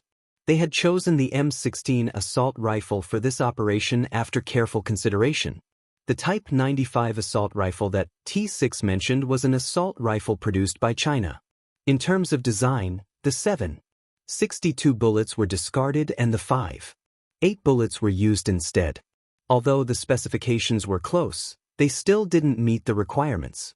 When K7 said that he wanted to get a few M16s back, Yi Qian was also tempted. It was indeed possible to get one back. Among the firearms in Fujian town, there was also a veteran of the battlefield. However, it was a short magazine with a capacity of 20 rounds, not the long magazine with a capacity of 30 rounds in Captain Xia's hands. As a gun enthusiast, she also liked to dismantle and reassemble all kinds of famous guns. "Check if there are any left. Bring one back. The Pakistani government doesn't have the time to clean up the guns in the hands of the people in the base," Xia Jinyuan said. Xia Jinyuan opened his mouth just as Yi Jian finished thinking about it. It was as if he could see through Yi Jian's thoughts clearly even though he was not far away from her. This call was the last time the entire team spoke more than 10 words. What followed were all concise and harsh phrases. The artillery fire of the government was still very strong. The east corner was filled with flames and gunshots never stopped. The firepower of the base was not to be underestimated. Gathering them together was undoubtedly a problem for the government. They couldn't send too many soldiers into the base. The Snowfield Brigade would be isolated if they entered the base. As they got closer and closer to K7's position, J5's voice was filled with hostility. I have infrared here. Help clear the infrared. The only person who could provide support was K7. However, K7 said, I have infrared here as well. Brother, you're on your own. Entering the infrared surveillance system where even flies can't fly, isn't that asking for blessings? When the transport plane arrived, it even activated all the infrared surveillance cameras that the enemy had turned off when they retreated. This was a result that no one could complain about. According to the Pakistani intelligence, there were no infrared cameras in this corner of the mountain. They were all manned sentry posts. It was obvious that the information Pavel had gotten out of him was half true and half false. The interrogators hadn't filtered the information thoroughly and had given the Chinese side the wrong information. I think I should know where the surveillance camera is. Yi Qian put away his sniper rifle and said, my position has temporarily changed from sniper to assaulter. Everyone be careful. I'll go down and deal with it now. He bent over from a collapsed area and landed lightly on the ground like an eagle flying in the night. There are 4 people in total. 1 against 4. I'll be in the dark and he'll be in the light. The odds of winning are above 80%. Xia Jinyuan, who was leaning against the wall, didn't have time to answer Yi Jian before he saw a red flashing in front of him. His eyes sharpened and he rolled to another corner on the dusty ground. With sweat on his back, he said in a low voice, half of it was destroyed, but the other half can still operate normally. I was discovered here. Just as he finished speaking, gunshots suddenly rang out. It was a series of machine gun shots. Yi Qian, destroy the infrared within 5 minutes. Move out. The low voice sounded quickly and steadily. When Yi Qian heard a series of machine gun shots, he knew that he had encountered a machine gun. Her eyes were filled with hostility. She stuck close to the wall and used the tip of her foot to push herself up. She stepped on the wall and entered the back of the mud house that she had seen for about a minute from her sniper position. Chapter 5:38. The tall walls didn't stop her. She jumped up and saw 3 Bafang soldiers in long robes standing there with guns. Their guns were aimed at the door. If anyone came in, the 3 AK-47s would shoot continuously and turn them into minced meat. Luckily, she chose to come from the back. Now, it was just 1 assassination and 2 close-range shooting. She didn't have much time to destroy the infrared system in 5 minutes. Increase the firepower. There are about 300 people in the base. The government even miscalculated the number of people in the intelligence report. We don't have enough ammo. Grab the submachine guns. G3 reminded his comrades. He was already fighting 1 against 5. With the infrared system, it was another 1 against 5. Yi Qian looked at the dark room. She saw 4 people earlier. Now, there were 3 people outside. That meant there was only 1 person inside. The person inside was definitely a technician in charge of the infrared system.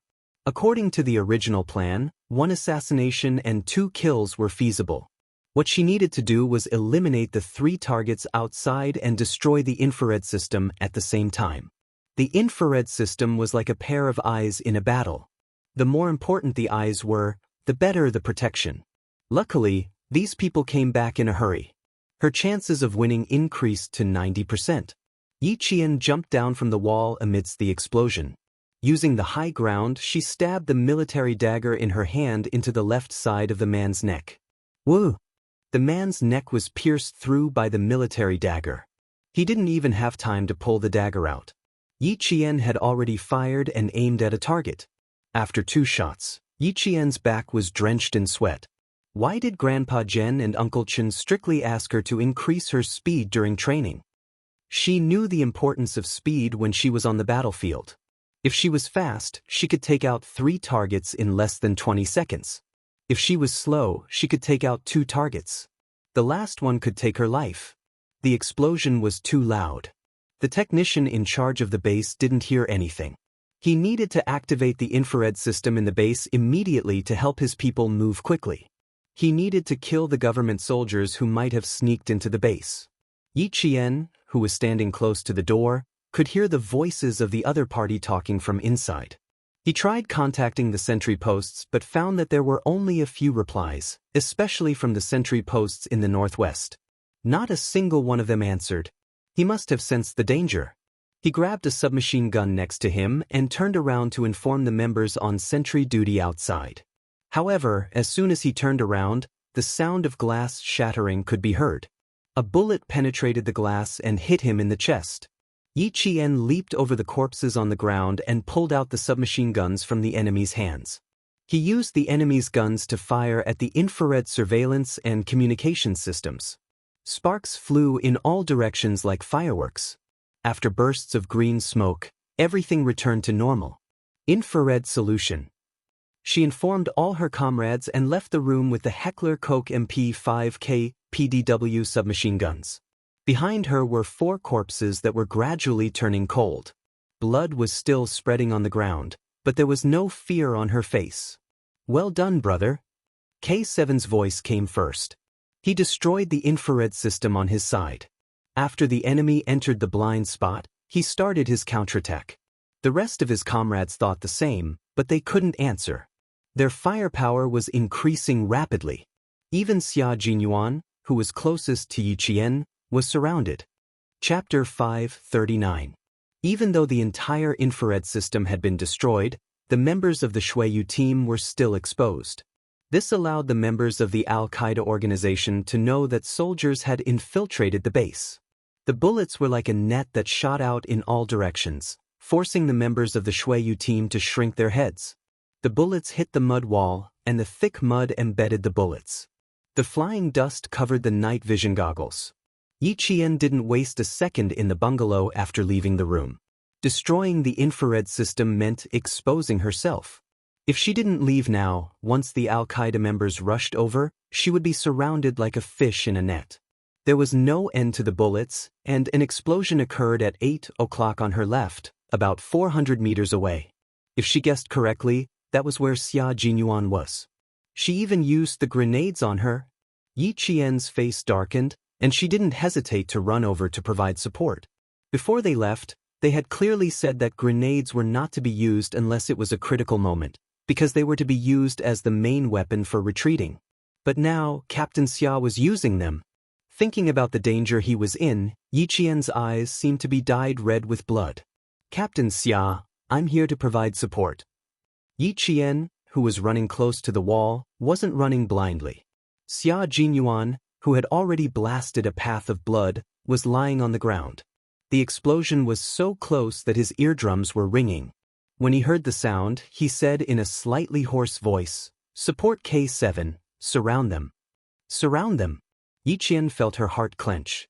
A 15-man encirclement was considered a large encirclement, which meant that K7 was now surrounded by more than 15 people. "K7, locate them." Yi Qian didn't run towards her 8 o'clock. She knew very well who needed support more, so she had to go and support K7 now. Before he could pinpoint the location, 4 Al-Qaeda members rushed out from the front. Yi Qian, who was in the corner, fired first. He even used an MP5K PDW submachine gun that he had stolen. The MP5K PDW had a combat firing rate of 900 rounds per minute and a magazine capacity of 30 rounds. This type of gun was originally used by anti-terrorist special forces, but now it had appeared in the hands of an Al-Qaeda member.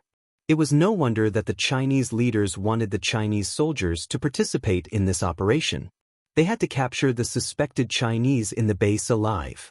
Who provided such a dangerous gun in the hands of a member of the base that even had its exit controlled? Are there any in the country?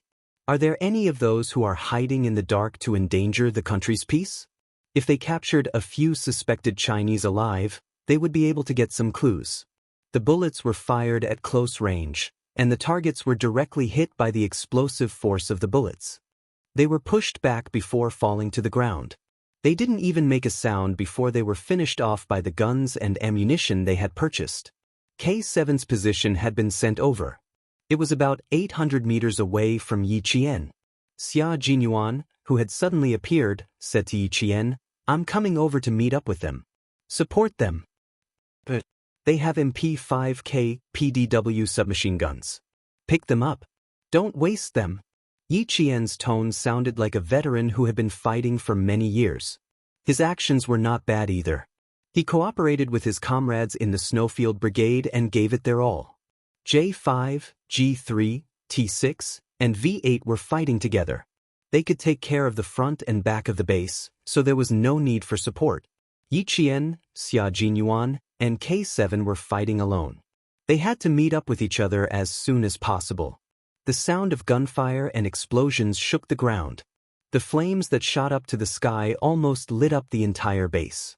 Everyone was exposed from the darkness. Yi Qian and Xia Jinyuan met up with each other 2 minutes later. When they saw each other covered in smoke, Xia Jinyuan grabbed Yi Qian's wrist. He used so much strength that it felt like he was going to crush the bones in her hand. Chapter 540. I'm fine. How about you? Yi Qian smiled and asked him softly.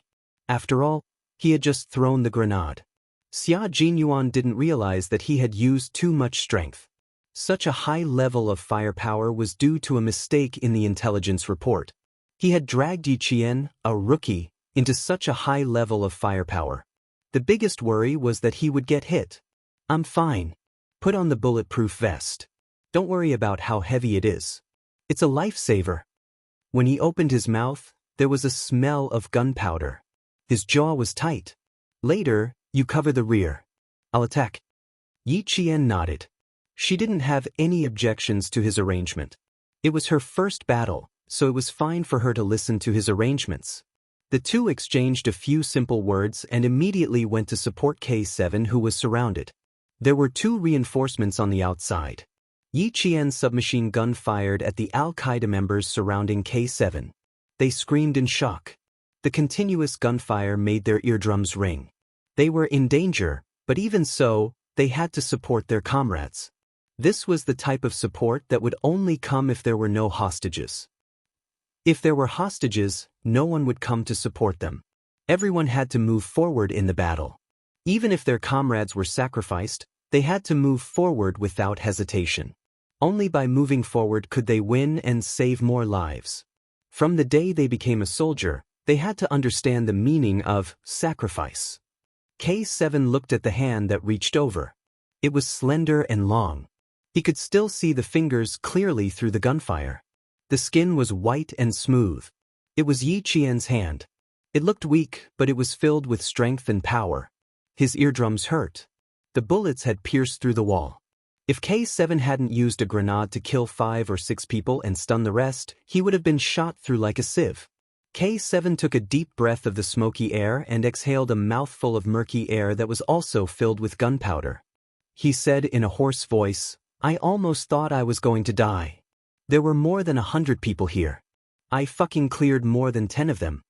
He was angry that the intelligence report was wrong, but he couldn't vent his anger. He had to hold it in.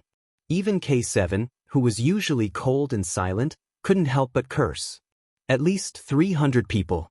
It's not an ordinary base. It's the base of all the Al-Qaeda members in this city. Yi Qian grabbed his outstretched hand and pulled K7 up. The intelligence is wrong. The Pakistani president is on tenterhooks again. K7 was not injured. Other than the fact that they could not fight him head-on, they were still fine. After confirming that he was not injured, he immediately contacted the other 2 teams. The firepower was very strong. Fortunately, the members of the Shuiyu team were all special forces who had survived through piles of corpses. Other than some small wounds on their bodies, they were all fine. 10 minutes later, everyone gathered. Xia Jinyuan spread out the map and pointed to the south, where there had been no movement. Contact the government forces via satellite phone. This is the main target. We can't stay here for long. Get 2 hostages and retreat. If they stayed any longer and waited for the government troops to rush in, they would be fighting among themselves. The person in charge of communication was V8. After contacting the commander of the government forces, 3 of them suppressed the firepower, 2 of them attacked, and 2 of them moved forward quickly. They started to attack like arrows. Disperse, fight, gather, suppress, and calmly report. Under such intense firepower, Yi Qian followed the special forces of the Snowfield Brigade and headed toward the location where they suspected there were Chinese. Chapter 541. After taking out a machine gunner, the T6 combatant looked at the big gun that still had a lot of bullets in it and started drooling. Don't carry the machine gun anymore. Submachine guns are more practical. V8, who was suppressing the firepower, shouted at him, "They're about to start fighting in the south. Brother, what are you still looking for?" The T6 combatant let out a long sigh and said, "A full man doesn't know the suffering of a hungry man." V8 kicked him in the face. The entire battle was a bloody one. Even if you stepped over the corpses that they had knocked down, you still had to continue walking even if your military boots stepped on the thick blood. Yi Qian would try to avoid them earlier, but in the end, when the firepower was too strong, there was no time for him to do so. He just laid down under the corpses that he had cleared a second ago and used them as cover while firing at the front. The firepower in the south was so intense that all the Al-Qaeda members focused their firepower on it. However, there was no movement from the bungalow that K7 had first located. Under the cover of Yi Qian and Xia Jinyuan, two teams of people entered the bungalow and threw a strong flashlight grenade into the pitch-black bungalow. As the light blinded the entire house, they also saw 4 people hiding in the darkness. They were wearing long pants and short shirts and had Asian facial features. Victory seemed to be right in front of them. However, when K7 saw the 4 people, his expression suddenly changed and he said sternly, "Fifth young one." Yi Qian, who was hiding in the dark and keeping watch, looked at Xia Jinyuan. They saw Yi Qian, who was close to the wall, climb up a mound of dirt with her feet. The 2-meter-tall wall disappeared from Xia Jinyuan's sight in just 2 steps. She heard footsteps outside, but thought it was a lone Al-Qaeda member who had fallen behind. In fact, it was the target who had escaped. K7 on guard. How could Xia Jinyuan let Yi Qian give chase alone? After saying that, he used the same method to catch up to Yi Qian. This little fox was really fast. By the time he realized it, she had already given chase. With 2 people giving chase, it meant that they had a clue. K7 quickly came out to hide and keep watch while the 4 Snowfield Brigade members inside moved quickly. The 4 of them were the suspected Chinese that the Snowfield Brigade was looking for. There was no need to suspect them. Just by looking at their faces, they knew that they were indeed Chinese and not people from other Asian countries. They were blinded by the bright light and didn't know that the people who came in were Chinese soldiers. "Tie up your eyes and hands." J5 rushed up like a cheetah after saying that. G3 and the other 2 all pulled out the leather belts on their waists, and a few close-range grappling techniques were used to capture the other party.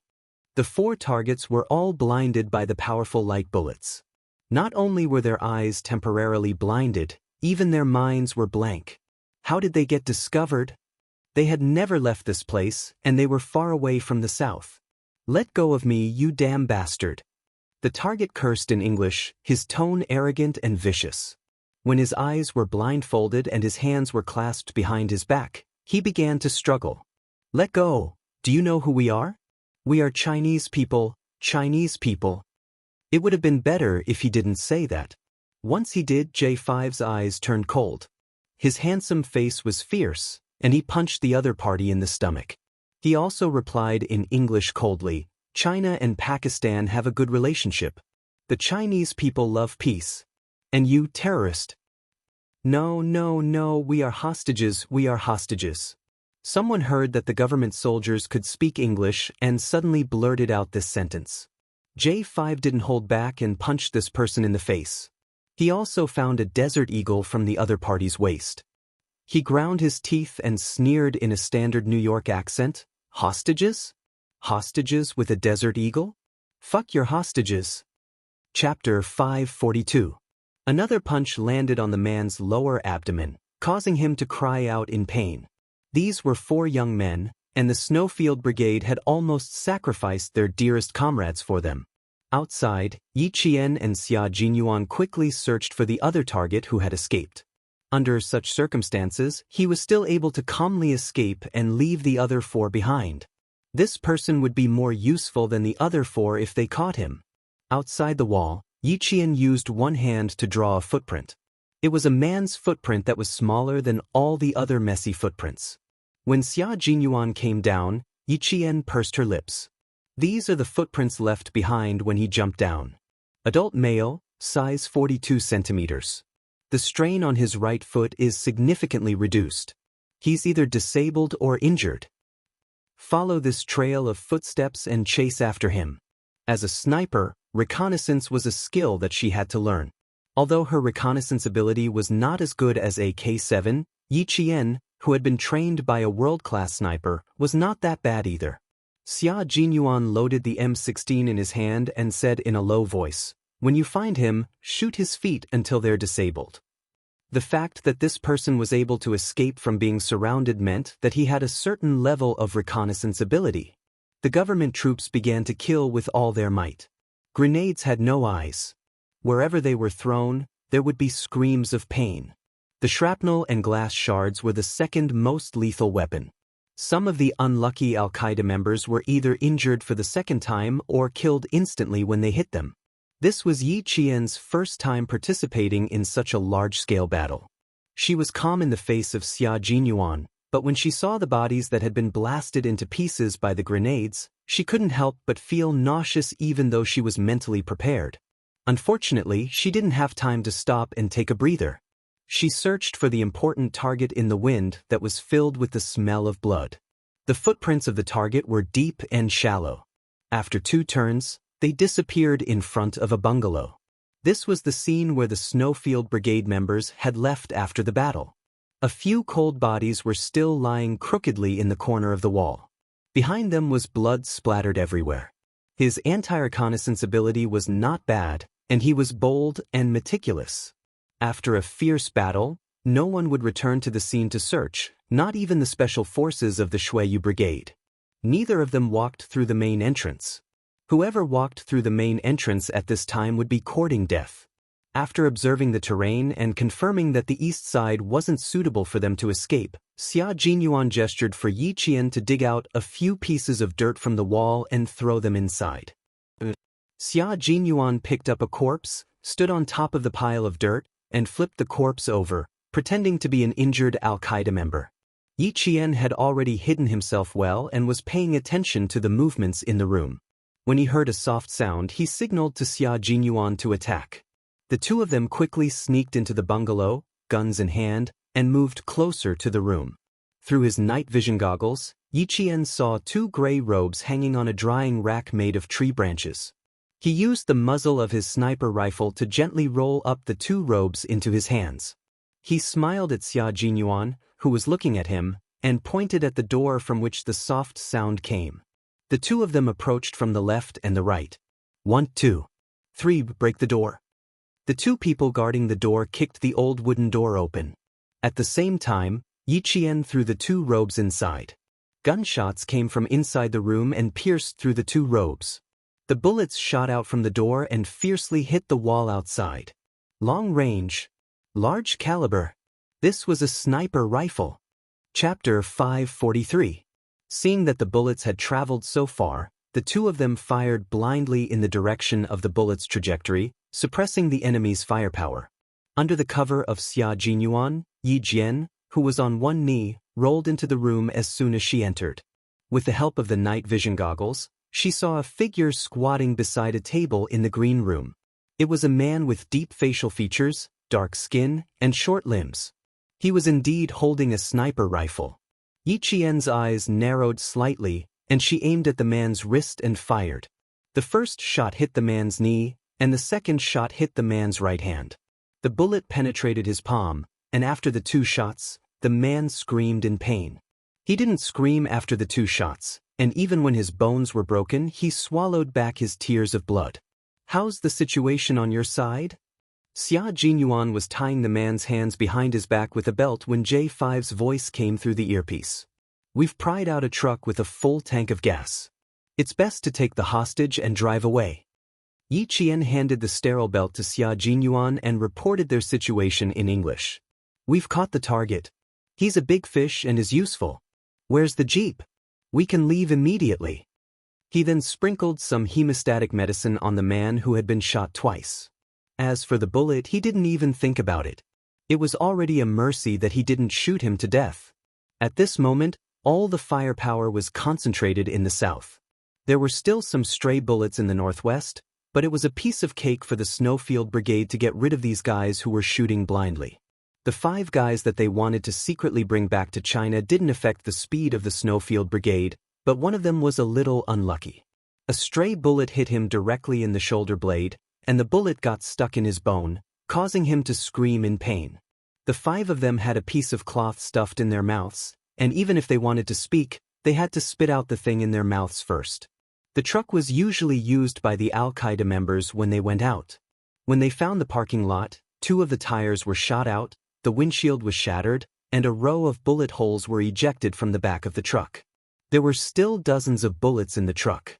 Alert, guard against stray bullets, change the wheel, check the fuel tank. A series of tasks were done in an orderly manner and were carried out quickly. G3 held the wheel, and Yi Qian picked up a wrench and deftly removed the wheel. His movements were so skillful, he looked like a mechanic. G3 was stunned. "You've learned this before?" "I've trained with the motorist for a month. I have an hour every day to learn how to repair a car. I can change a wheel." Sweat dripped from Yi Qian's forehead onto the back of G3's hand. "Okay, remove the jack and change the front wheel." G3 silently rolled the tire that had been punctured by bullets to the side. He took out a jack and placed it on the front wheel. Then he saw Yi Jian unscrewing the big nut with a wrench. G3 couldn't help but chuckle. "You're really good at everything. Reconnaissance, sniping, assault, car repair. I guess you know how to drive too. I'm still dreaming of being a soldier at such a young age."